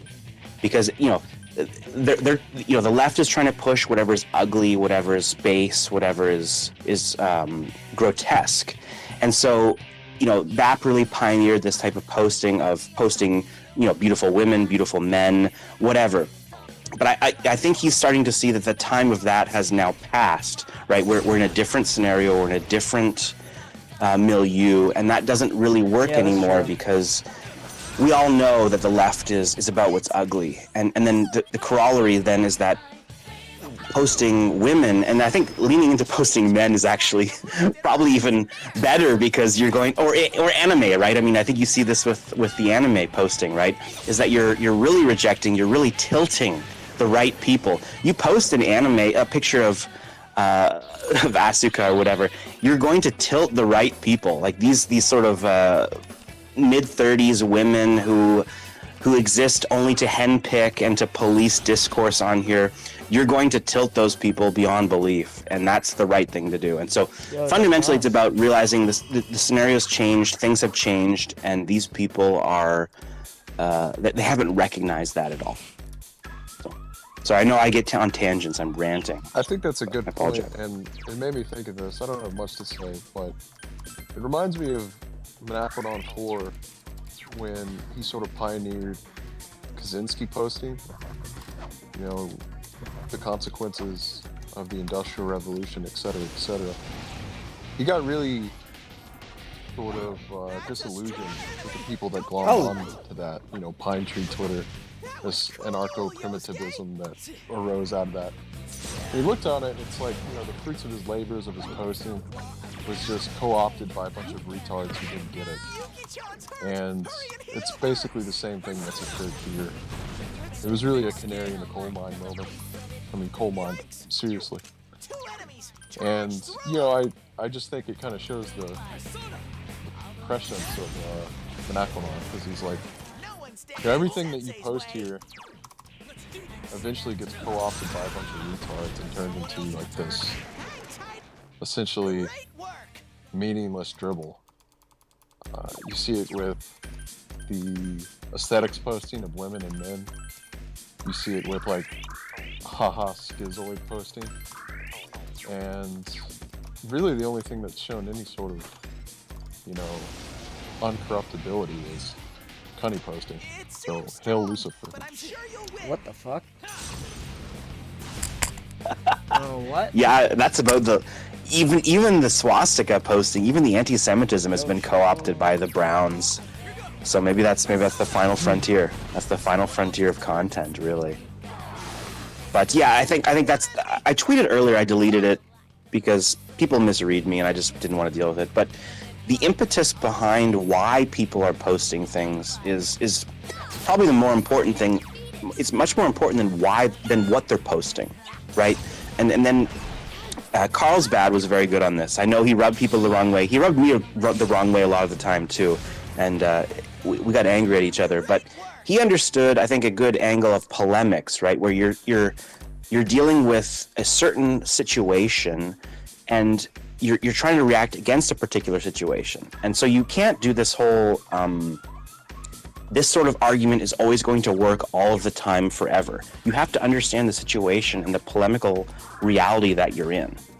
And a lot of people cannot understand that this is how things work, right? So anti-Israel posting in 2015, 2016 was probably a net good, because it exposed, sort of the neocon Jewish control of foreign policy in America, this sort of thing. But now we're seeing, Jewish influence in American foreign policy is waning, and the people co-opting this argument tend to be this sort of brown, Palestinian, wholesome Chungus Catholic anti-Semitist types, and they're fundamentally misunderstanding why people were talking against or were arguing against these sort of neoconservative Israeli positions to begin with, which is because it was fundamentally anti-American. Right? And it was anti-American, and that was the reason people were posting about Israel. If Israel's irrelevant, then there's no reason as an American to post about it. And you start to see this convergence of these third worlders, the rising tide of color, now talking about Israel because they view the Palestinians as this sort of proxy conflict for the Browns versus the colonialist whites. And so now you have to understand the game's changed, right? The frame has changed. The way you interact rhetorically with these people has changed. Because now you're not simply dealing with Poderics and the Project for a New American Century, talking about how we need to remake the world in America's image, and they're all kikes, right? What you're trying to do now is to understand, okay, well, those people's influence has waned.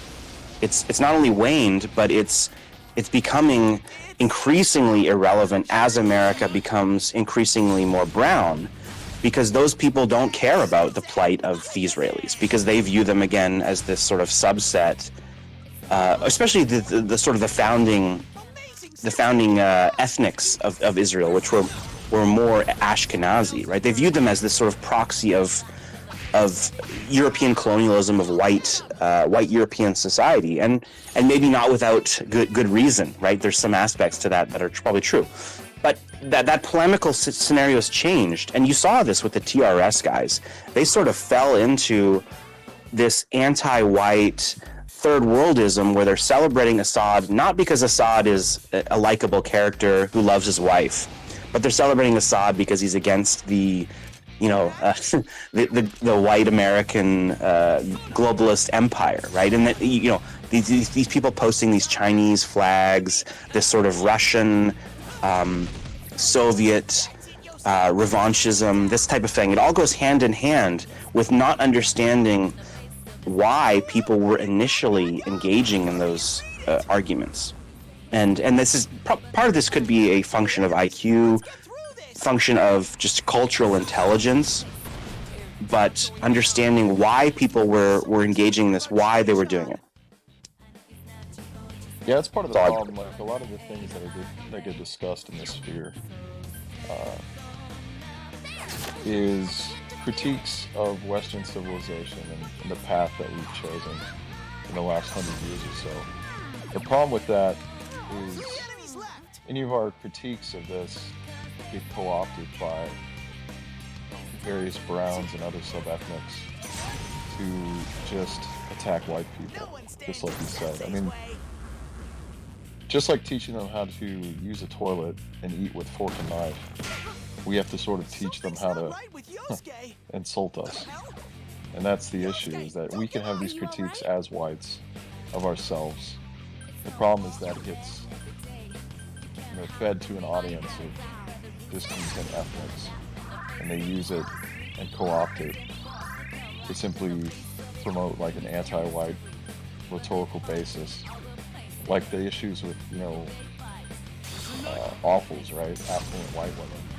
This becomes an attack on all white women and all like sort of the Karen meme. Oh yeah. It's not that they promote liberal policies, it's that they're white. That's like the essence of their issues. And I think it does play somewhat into this sort of very, I don't know if niche is the right word to use, but this sort of desire to be accepted. Striptease is on the top because we floor, talked about brother. this in a couple To of make spaces, my way to the back missus. of the cool Nazi, right? The person who's like, oh well, he's a Nazi, but he's cool because he supports Libya under Gaddafi. But I think it's important to mention that you can have enemies on all sides. When someone like Gaddafi says that Islam will conquer Europe without firing a shot, your response shouldn't be to type based under the comment section. Your response is to put a fucking bullet in his head. Like we can criticize Jews or whatever. You can have these enemies, but just because there's a separate enemies of your enemy, that doesn't mean that they're your friend. The enemy of my enemy isn't always my friend, right? So when you have these white people, I'm assuming some of them are white, most of them are probably brown and are probably doing this for their own self-interest, but basically you have these very misguided people who are essentially siding with people who want to destroy them. Like, China does not want to preserve the West. I think one of the primary motives of China is to destroy the West, is to destroy Western civilization and to destroy white people. Just because they hate gay people, or they have like a marriage policy, like a breeding policy, doesn't mean they're cool. It doesn't mean they're based or whatever.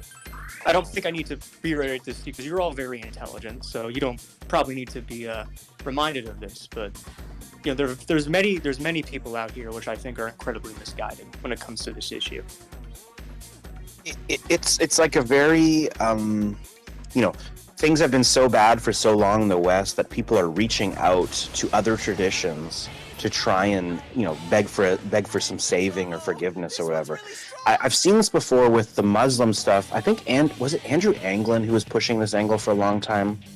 This sort of white Sharia, this based Islam meme, which was totally despicable. That guy is really, really plummeted. He was pretty funny for a while, but you know, seeing how Muslims vote in America, they vote according to what they perceive as their ethnic interests, which are against whites. So they're willing to stomach. I mean, you see some of these conservatives talk about this. I've seen it in Canada. I've seen it in America as well, where they try and say, okay, well, look, we have to make an alliance with these culturally conservative Muslims because they also don't want to send their kids to the fag school, right? But what they don't understand is that, you know, that sort of angle is one perspective that these voters have, but the more important one that these Muslims have is an ethnic and racial angle. And so voting for the GOP is considered voting for the white party. And they're not going to do that. They would gladly, even though they themselves are culturally quote-unquote conservative, they will gladly vote for the Democrats, for the Liberals in Canada, for all these sort of left-wing parties who push this insane, cultural progressivism, whatever. They will gladly do that because at the end of the day, they're still getting benefits from these left-wing parties, and they still view it as anti-white. And their perspective is really just, okay, well, we can deal with this, and we can fight against it, but we're still going to get stuff. And I think fallacy with like the Catholics, like, oh, we gotta bring in all the Mexicans or whatever.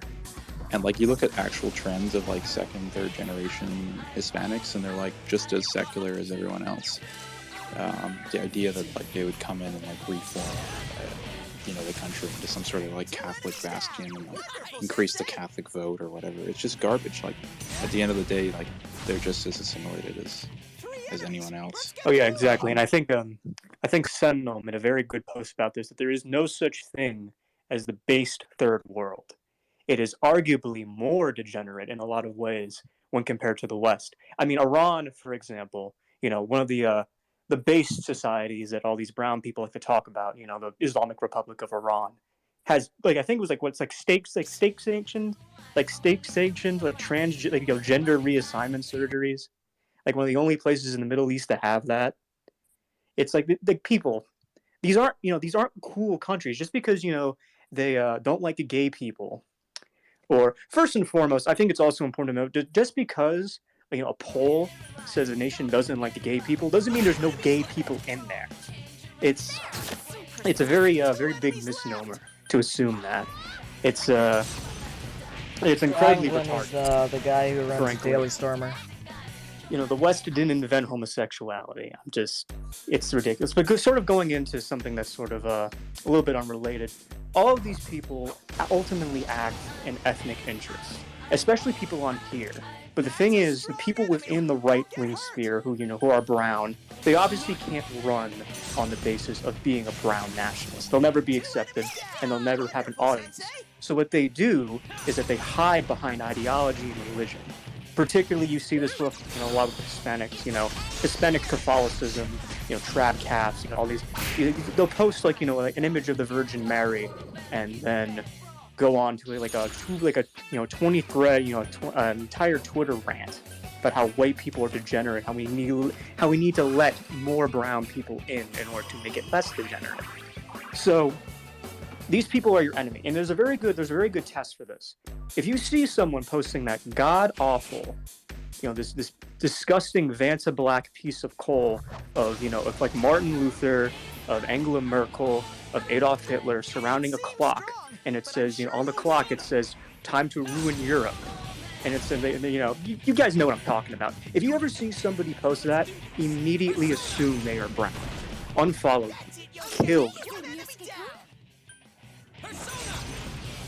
So true. And I think,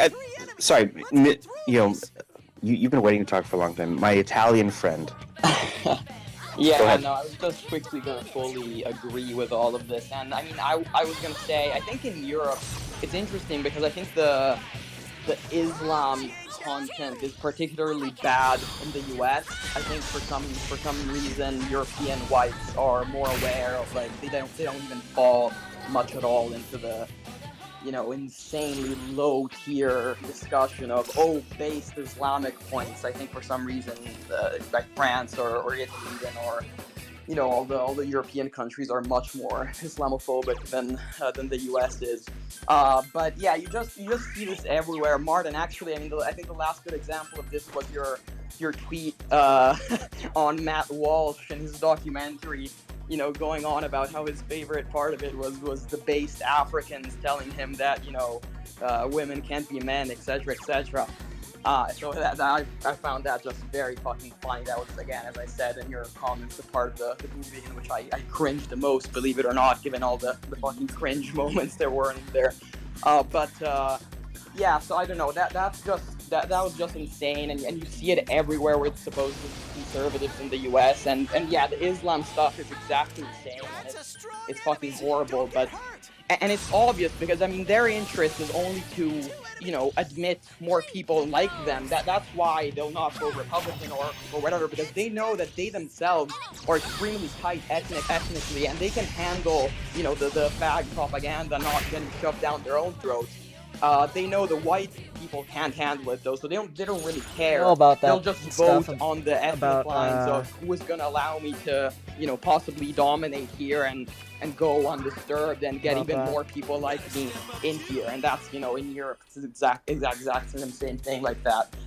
So yeah, it's just all very tiresome and gay. Yeah, the Matt Walsh thing is pretty much a perfect example of a lot of the problems here, is that it's this sort of ultimate cuckold, concept cucked idea that you can't assert any of your own views or beliefs through yourself or your own identity. You have to leverage it through, you know, based blacks or based Africa, or, you know, et cetera, based Islam. You can't just assert that, no, you know, fags are bad. Basically. And the shit is gay. Like, I have he just to Nick sucks put now, on that's the all he face of does. Gaddafi to make any of my arguments. It's really just... You used to post, from what I really understand, some fucking funny stuff on Daily Storm. Well, and I think, but that so was just before real my quick, I time. think that's exactly what we saw with that sort of Andrew Anglin white Sharia stuff, is there's almost this embarrassment of going into our own tradition to dig deep and find a way to resist this stuff, right? They had to reach outwards. They had to try and look outwards to the third world, which is not our tradition, it's not our culture, it's not our race. And they wanted to try and use that in a way that would get one up on these sort of lefty whites. And fundamentally, it's not going to work. It's retarded, and you're just going to attract retarded brown people. Really, that's what you're going to attract, which we don't fucking want. I don't want retarded brown people sullying the great cause of anti-Semitism. I'm sick of that. I'm sick of these lowbrow fucking retards. Making me look bad for being anti-Semitic. I've been called lately a defender of the great nation of Israel because I'm smart enough to have a bit of nuance about the ethnic trends in Israel, about the history of. Actually, I posted about Hannah Arendt. A few people got very angry with me, maybe rightly so, but I posted her analysis of the Eichmann trial. Right, they sent her to the Eichmann trial in Israel, and her analysis was really interesting because she is this German Jew, obviously, right, who's very more or less German assimilated, but still very conscious of her Jewishness. And they sent her to the Eichmann trial, and she had this amazing racial breakdown of Israeli society. And this was what, the early 60s, it must have been. And she had this great breakdown showing that, look, the judges are these assimilated, these sort of cultured assimilated Jews who came from Germany. The lawyers are these Ashkenazi, Eastern European sort of strivers. And then the guards and the soldiers are these, she basically all but said that they were niggers. right? Like she basically said these were these Mizrahi, disgusting Arab niggers who I didn't want anything to do with. And so that sort of, you know, that sort of subtlety, that sort of angle of understanding, okay, well, you know, you can have this sort of understanding of Jewish ethnic interests, but you also have to understand that there's bifurcations there where they're more than willing, especially some of these more, maybe that those people are going by the wayside, but they're more than willing to go against what we would perceive to be sort of the base ethnic interests. And so I thought that was very funny, very, very enlightening. And again, all of these people, all the based brown people, these people want to flood into our country. They will all, if not them, their children will eventually be absorbed into the, into GNC. They will be absorbed into gay nigger communism, and they will be the strongest advocates for gay nigger communism. Bro, he's gonna go. So, is it gay nigger Big communism fan or global of, nigger communism? I get the two. the strip but I club. think they're No difference. No difference. No, it's supposed to be global, but there's really no difference. I think the latter works pretty well. But basically, my point is that these people aren't going to actually make your country based, because I hate using that term, but this is the term they use. They're not going to make your country traditional, just because their grandparents don't like gay people, or their grandparents go to church every Sunday. They will inevitably be absorbed into this great cultural maw of degeneracy. And they will be the strongest advocates for this, more so than the white people. Because, I think there was a very famous statistic, that Latinos are the gayest race by far. The Ruleset sticker in chat. No contest. No contest. Latinos in the United States, gayest race by far. So, we have to understand that just because, I'm kind of repeating myself now, but just because they have some sort of, traditional worldview, or they still go to church, doesn't mean that they're going to be a net positive for your country. Doesn't mean that at all. Because you know who they got that from? You know who all these, spics got their traditional values from? Us. They got it from white people. It's they're not introducing anything new. They got it, everything they got is from us. And most of the time, it's this very, malformed, disgusting interpretation of it.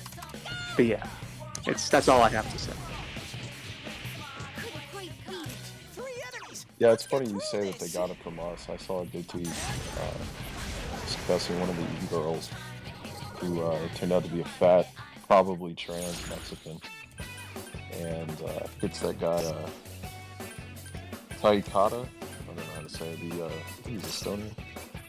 But he had a really good reply to, I think it was your tweet, Martin, that, factually speaking, Mexicans never had a proper Bronze Age.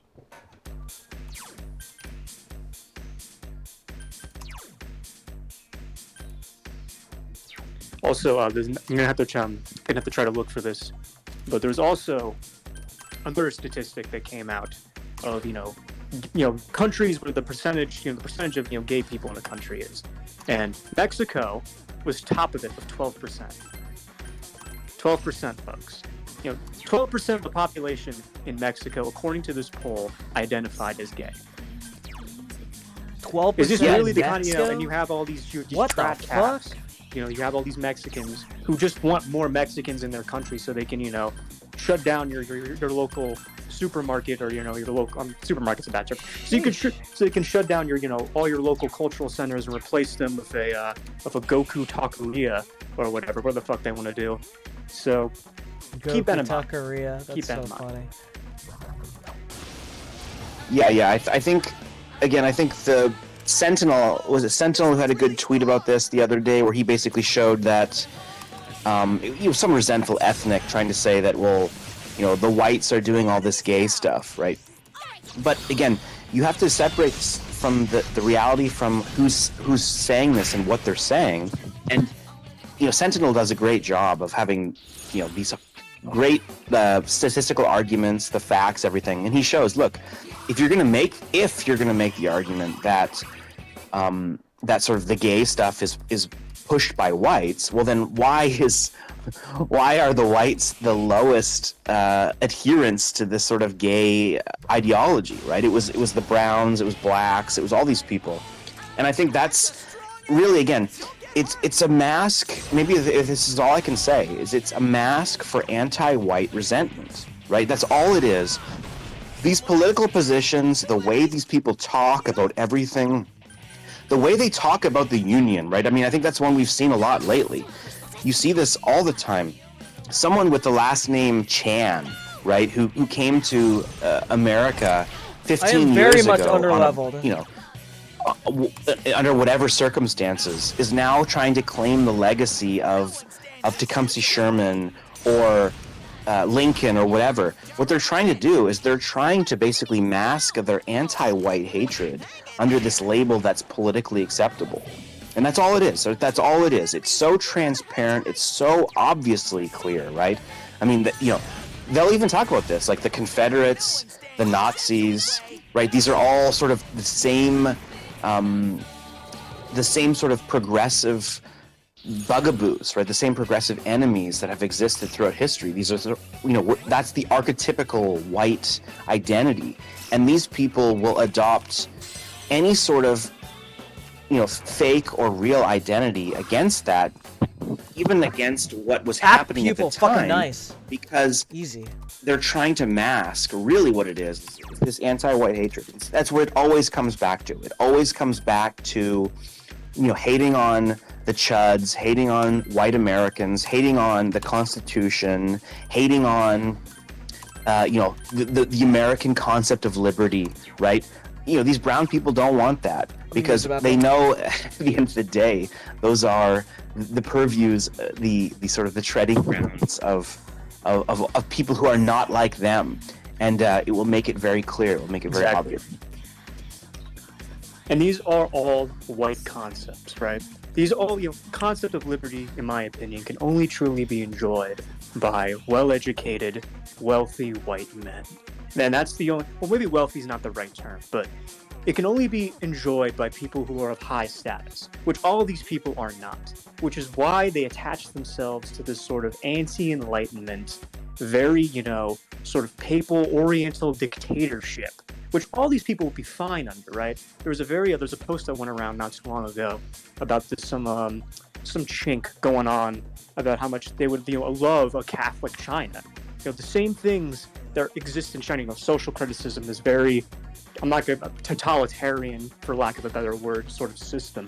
They would be perfectly fine with it if rather than a hammer and sickle, there's a statue of the Virgin Mary.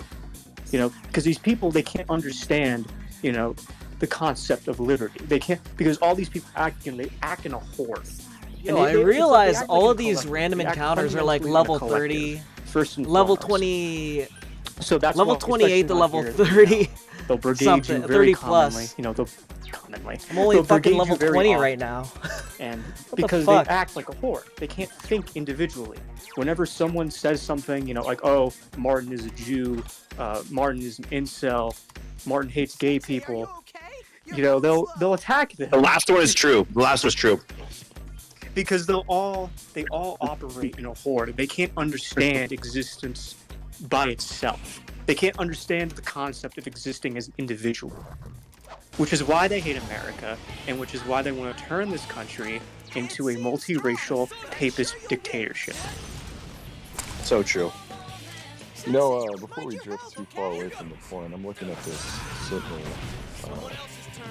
infographic he posted in regards to like the rate of transgenderism, and it's kind of shocking how disproportionate Latinos are. And I have a few theories. It is. I think. What's your theory? What's your take? What is a Latino, right? It's an entire race of Mongol rape babies. It was invented by the mixing of essentially particularly submissive Indios women and a bunch of sexually desperate Medgolds. And what's the product of that? Trans children.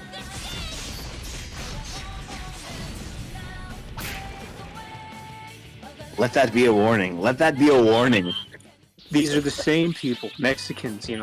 They are descendants of people who sold their daughters, who sold their their wives, to white men for status.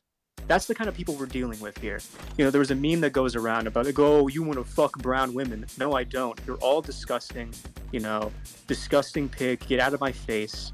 Kill yourself. I feel like you're holding back. I feel like you're holding back. Can you tell me how you really feel? You know, my own hatred cannot be put into words, Morton. They cannot be put. I'm already on like my 10th account. I don't need to get banned again. I'm on like my 50th. Mr. Okay, hold on. We have a hand. We have a hand raised. A very polite, a very white, a very white thing. Mr. Zard fan, how are you doing? A hand raise.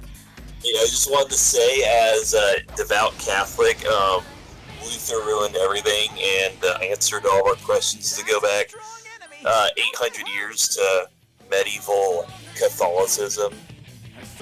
No, I'm just kidding. So, I think one thing that I just wanted to point out, Adam, is kind of like almost in response to this is something I've grown up around, kind of being in not in the South but close to it, is like wholesome Chungus Confederatism or Neo-Confederatism, Neo-Confederates especially, where it's like the South wasn't actually racist, and they actually transported niggers too. So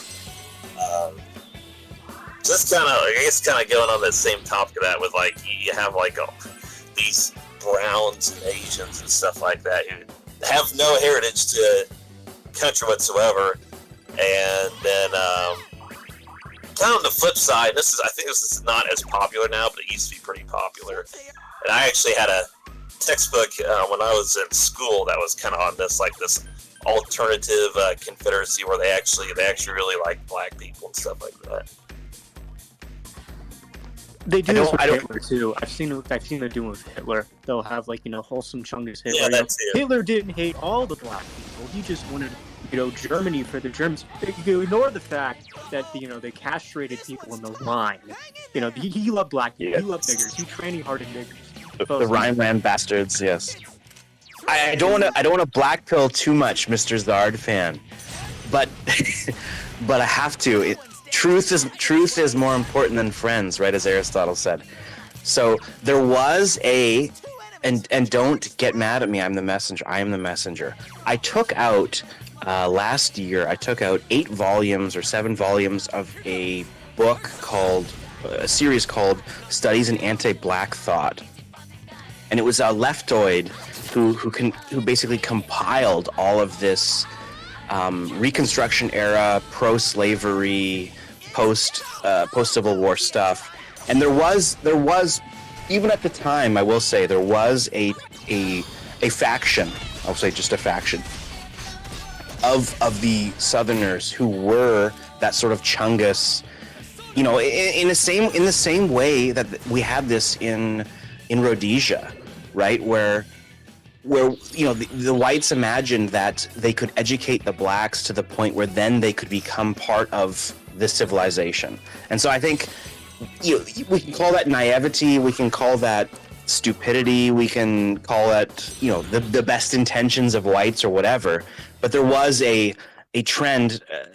I don't think it was the dominant one. It was not the dominant one, but there was a trend definitely saying that we could basically, pull the blacks out of out of the darkness and into the light of enlightenment, which is obviously absurd. But there was that. So what I want to say is, it was something that was there, and it's been there for a while. It was not dominant, but it's been a problem for a long time. How about that? It's been a problem for a long time. It's unfortunately a white trait is empathy, I suppose. I think it always exists to a certain extent. Yes, indeed. It's ultimately the white That's man's what I burden, have. right? I got It's it the from concept of Quest white by man's Free, burden. so. This whole idea that we should be lifting these people up out of the sewer that they were cursed to. But in reality, this kind of comes back into the whole point of closing your heart to pity. All right. We've had an entire generations, I should be saying, of people trying to be, people having pity, of having this, sort of compassion towards these disgusting fucking subhumans, right? And look at what it's got. Look what it's gotten us. Look what we have now. We have, entire cities overtaken by this film. Families torn apart through murder. Businesses destroyed through crime. This sort of mass, unfettered migration, all for the sake of civilizing these people who will never, in any case, be civilized. There's a very old saying: you can take the nigger out of the hood, but you can't take the hood out of the nigger. I've got a great, yeah, so true. I've got a great example of that, and this was very eye-opening to me. I was in a coffee shop 2 or 3 years ago, maybe about 3 years ago, and it was a local jaunt of mine. There was a lot of people there, and I'm an observer, right? I'm a real life Lindy observer. I love watching people. I love analyzing scenarios and seeing how people interact and everything. And it was so they sat beside me at this big long table, and it was a young ladies, like a youth group, right? A church youth group. And it was 7 or 8 white women and this obviously African. It wasn't even African American. She was obviously African, right? Like very dark black. And she started talking about, this was kind of the height of the Floyd stuff, right? Like the summer of Floyd. So it must have been, about 2 years ago, 2.5 years ago. This was the height of the Floyd, racial tensions and all this stuff. And she starts talking about how she, and this was very, very eye-opening for me. She starts talking in a noticeable accent, by the way, right? A noticeably thick Central African accent, talking about how she had this deep burning resentment against white people for being so racist, for killing blacks, the whole rigmarole that happens in the U.S. always say, which is whatever, that's dime a dozen. But what was so interesting is I listened more and more because I knew she had an accent, and it was not a black American accent. And she starts talking about how actually she's from, where was she from? She was from, maybe it was from Nigeria, I can't remember. But she was a refugee who had been expelled from her country and who'd lived her whole childhood life in a refugee camp, who was then selected, get this, she was selected as part of a refugee lottery to come to Canada by white people. And she still had that, right? She still had that sort of racial hatred towards whites. And I think, Kari talks about this a lot, others do as well, but obviously there's an angle there where she's very upset that she was the recipient, right? I mean, the recipient of charity often becomes very resentful to the people who have the power and the ability to give that charity because they know that their station is lower. And so this, Vanta Black nigger from wherever in Africa who was plucked out of her servile natural surroundings, was resentful towards the whites for being racists, despite the fact that the only reason she was there enjoying her macchiato was because of these retarded, it was probably a Christian organization too. I will say that. It probably was, right? Because this was a church group. It was probably some Christian organization, but she would launch into this monologue with these other 7 white women who'd probably never seen a nigger in their life about how she had, been plucked from this this refugee camp. And it really did sum up the whole resentment, the ethnic angle of resentment about how no matter what good these whites think that they're doing, they're really going to be resented for it. And if they don't understand that, it's gonna bite us. It's gonna bite us in the ass. Right, Christ Something said, to don't that. cast your pearls before swine, right? And you can't domesticate beasts. You can bring them into the civilization. You can show them all of the good and all of the, the great things that we have, and they'll just take and take and take, and they'll bite the fucking hand that feeds them every single time. And they'll just be mad because they can't be white. They'll never be white, right? They're always going to be black, and that, ultimately, they hate themselves. And so they reciprocate that hatred onto white people because they just see how much better the white civilization, the white culture, everything about it, right? And they can never have that. I mean, she was in Nigeria or whatever. It's an absolute fucking shithole of a country. Sucks. There's people probably trying to, kill her. Just a terrible fucking place. And then they see this, glorious civilization, and they can't, their brains aren't capable of processing that information, so they're just like, I fucking hate you. You ruined everything. It's so crazy. These stupid fucking pigs, these fucking niggers, they'll never learn. Alright, fellas, I have to get out of here. Fuck niggers, Heil Hitler, praise Lucifer. No, I was in a science class, my biology class this Interesting semester. direction to take a And movement. this Guatemalan, this disgusting Latinx woman, she was sitting next to me, right? And we were all talking. I was talking. We were talking about, obviously the class, the test. And then she just out of the blue calls me, a colonizer, right? So, and her family, according to her, they were, dragged out of the slums of Guatemala, and they were brought here. And it sort of plays back into what, what Martin said, right? These people, no matter how much you pamper them, how much, you give them resources, you give them education, they will always resent you. And that comes back into the ultimate, sort of tragedy that we have to, that we constantly seek to try to rehabilitate and to tame beasts. When in reality, we should just be killing them, or, at least not doing it, at least just let them, eat themselves, right? So, yeah. It's a very, Icarus mindset. It's heuristic, right? The idea that you can change these people, or you could, show them the way, you could bring them to the light, right? That's the greatest hubris of the white man, that, we can't impart our divinity onto these lesser creatures, no matter how hard we try to do it over and over again, right?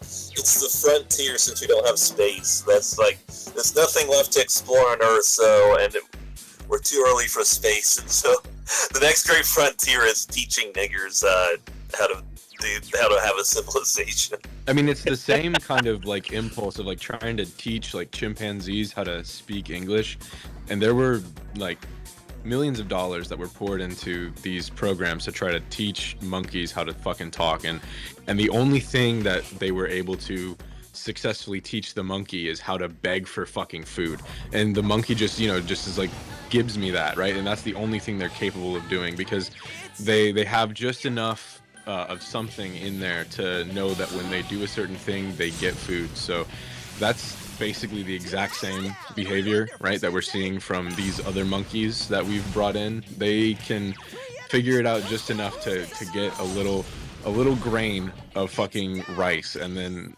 that's all they're capable of doing. They can't go past that. It stops there.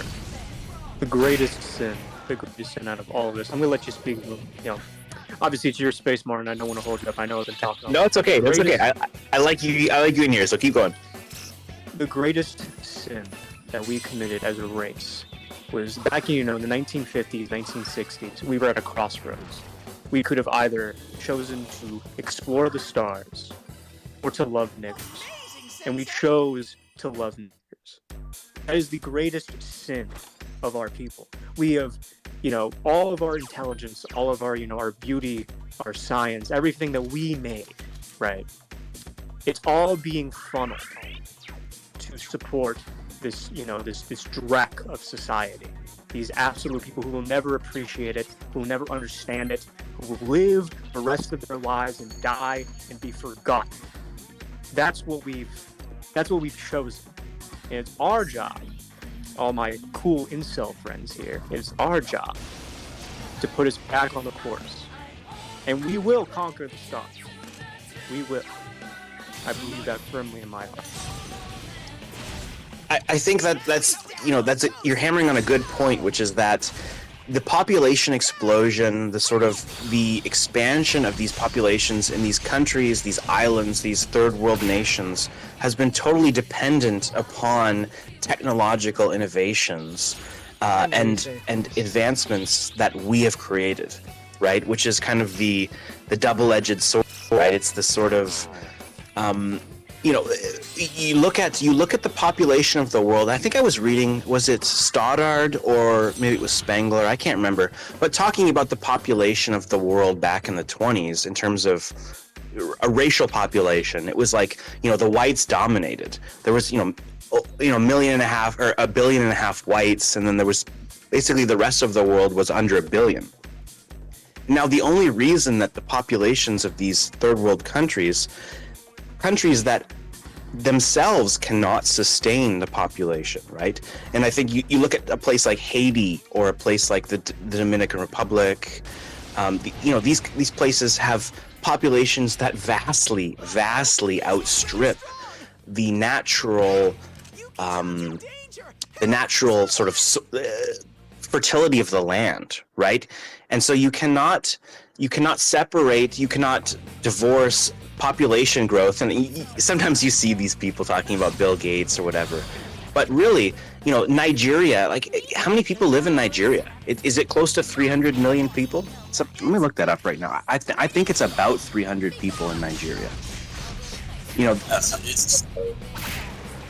Let's see here. Nigeria population, 213 million people live in Nigeria, right? I mean, that's a tiny place on the west coast of Africa. 213 million people live there. And what was the population in, let's see, 1900?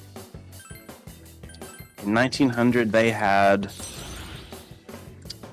8 million. Right? So you've got these growths. You've got 8 million to 213 million people in 100 years. Like, these things are sustainable only because of the technological advances of Europeans. And without the Europeans, BAP talks about, I think this is basically what I say. A great point BAP talks about is that, look, you have to be able to realize that, these people they're basically all going to die without our help. And you have to recognize that and accept that. And that's just how it's going to be. And, you cannot divorce these issues of population, of birth rates. You cannot divorce these from the technological advances of Europeans, of whites. But at the same time, when the whites and the Europeans are gone, as we've seen from, Rhodesia, Zimbabwe, right, from South Africa, when the whites are gone, stuff stops working. And so you have to realize that that's kind of the trajectory, the way things are going to go. And that's okay. We have to be okay with that. We have to be not okay with that. We have to be happy with that.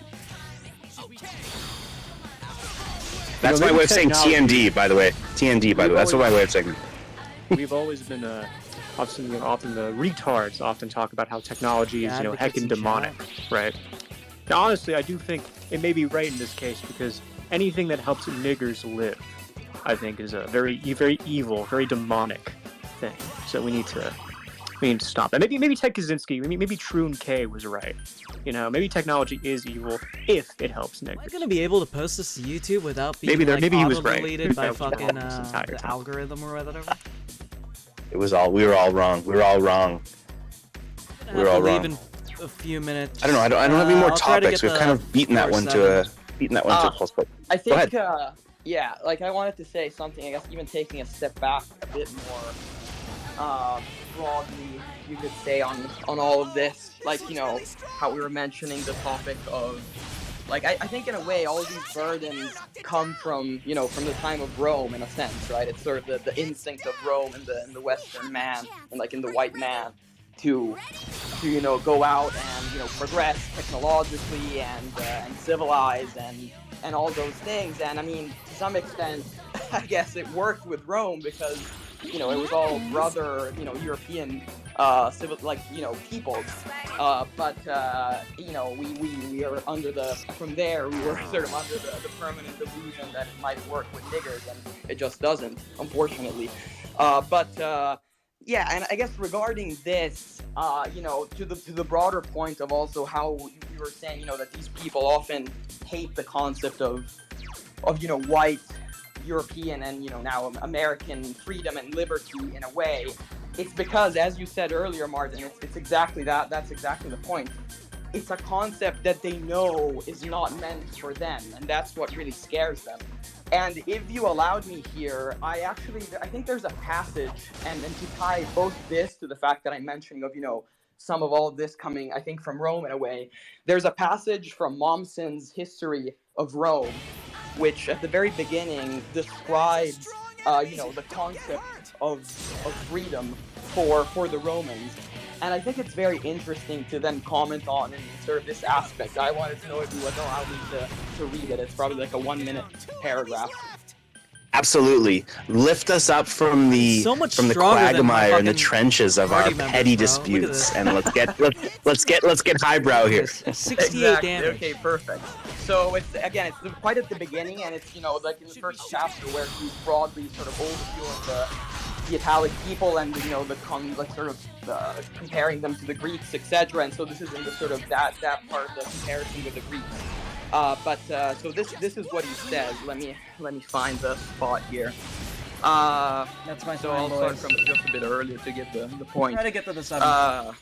So wherever in Hellas a tendency towards national union appeared, it was based not on elements directly political, but on games and art. The contests at Olympia, the poems of Homer, the tragedies of Euripides, were the only bonds that held Hellas together. And here's the key part. Resolutely, on the other hand, the Italian surrendered his own personal will for the sake of freedom. And this, I think, is a key passage because it's hard to understand for us moderns. And I think it's kind of the basis of this sort of high trust society concept of liberty that can be only true within whites. But anyhow, so it says, resolutely, on the other hand, the Italians surrender his own personal will for the sake of freedom and learned to obey his father that he might know how to obey the state. Amidst this subjection, individual development might be marred, and the germs of fairest promise in man might be arrested in the buds. The Italian gained in their stead a feeling of fatherland and patriotism such as the Greek never knew, and alone among all the civilized nations of antiquity succeeded in working out national unity in connection with a constitution based on self-government, a national unity which at last placed in his hands the mastery not only over the divided Hellenic stock, but over the whole known world. And I think you can read so much of the US founding spirit in this paragraph as well. I think it's just impressive how much sort of resonates in these words I read of the same sort of, key Republican Roman principles that the founders had in mind. And again, it's a very interesting concept as it sort of negates, in a way, it goes against the sort of facile interpretation of freedom, and it sort of negates your own personal will to surrender it for the freedom, which is something achievable, in a higher context. But again, I think that the key sort of implicit part here is that that's only true when, the other people that agree to this system are people of high sort of spirit and intellect as you are, right? And so you can actually abandon, in a way, your own sort of personal egotistic desires within this sort of high trust environment and enjoy something that is better for everyone. But again, so the white, superior sort of man has a tendency to do this, but it just fails in the moment where the whole context is not ready for that, because again, you're trying to do this with people that are absolutely just not built for it. And so then you just get screwed over, which is basically exactly what's happening today. And is exactly why all these other people are so, always go against these conceptions and are so afraid of them, because again, they exactly know that they just don't apply to them. And sorry if I wasn't super clear in everything I said. It's not like I prepared this, but I think it's just a very, very important point that sort of stuck with me, and I think it sort of resembles so many important things about like the U.S. founding principles as well. I think that's a great point. And one I'll point out from, you know, we have to talk about our based Italian friends like yourself. One of my favorite documentaries is Africa Addio, which was done by a couple of great Italians. But that illustrated this point, which is that there was sort of the subtext in a few of the scenes in Africa Addio, where if you dig deeper, what you see is these African warlords don't understand the chain. Let's talk about the chain of sort of construction, or the chain of causation, where they don't understand that, okay, well, you only have the truck, you only have the guns if there's a factory there that produces them, and then you only have the factory if there's a mine and an iron ore, scenario where they can take trucks from the ore to bring to the factory, right? That this entire conception of this is totally foreign to this African mind, and you could see this. It may have been a link from Africa Addio. I don't think it was in Africa Addio itself, but there was this discussion of this warlord, and what he had done is he attacked these mercenaries and he stole their trucks, right? He took their trucks. And then when he took their trucks to get fixed, to get their, the oil changed and the tires fixed, he then killed the mechanics because he didn't want to pay them, right? But then once he killed the mechanics... Alright. I gotta get to the fucking airport. Thank you for watching, or whatever. Monty linked that space. I'll repost it if you guys want to keep listening to that. That's Martin space. Do I follow him on Twitter? Actually, let me check that.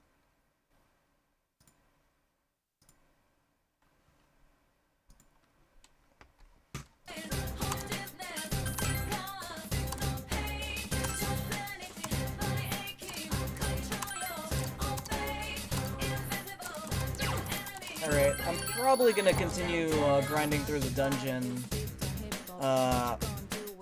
tomorrow, if I'm not doing anything. But I guess I'll keep you guys posted. But yeah.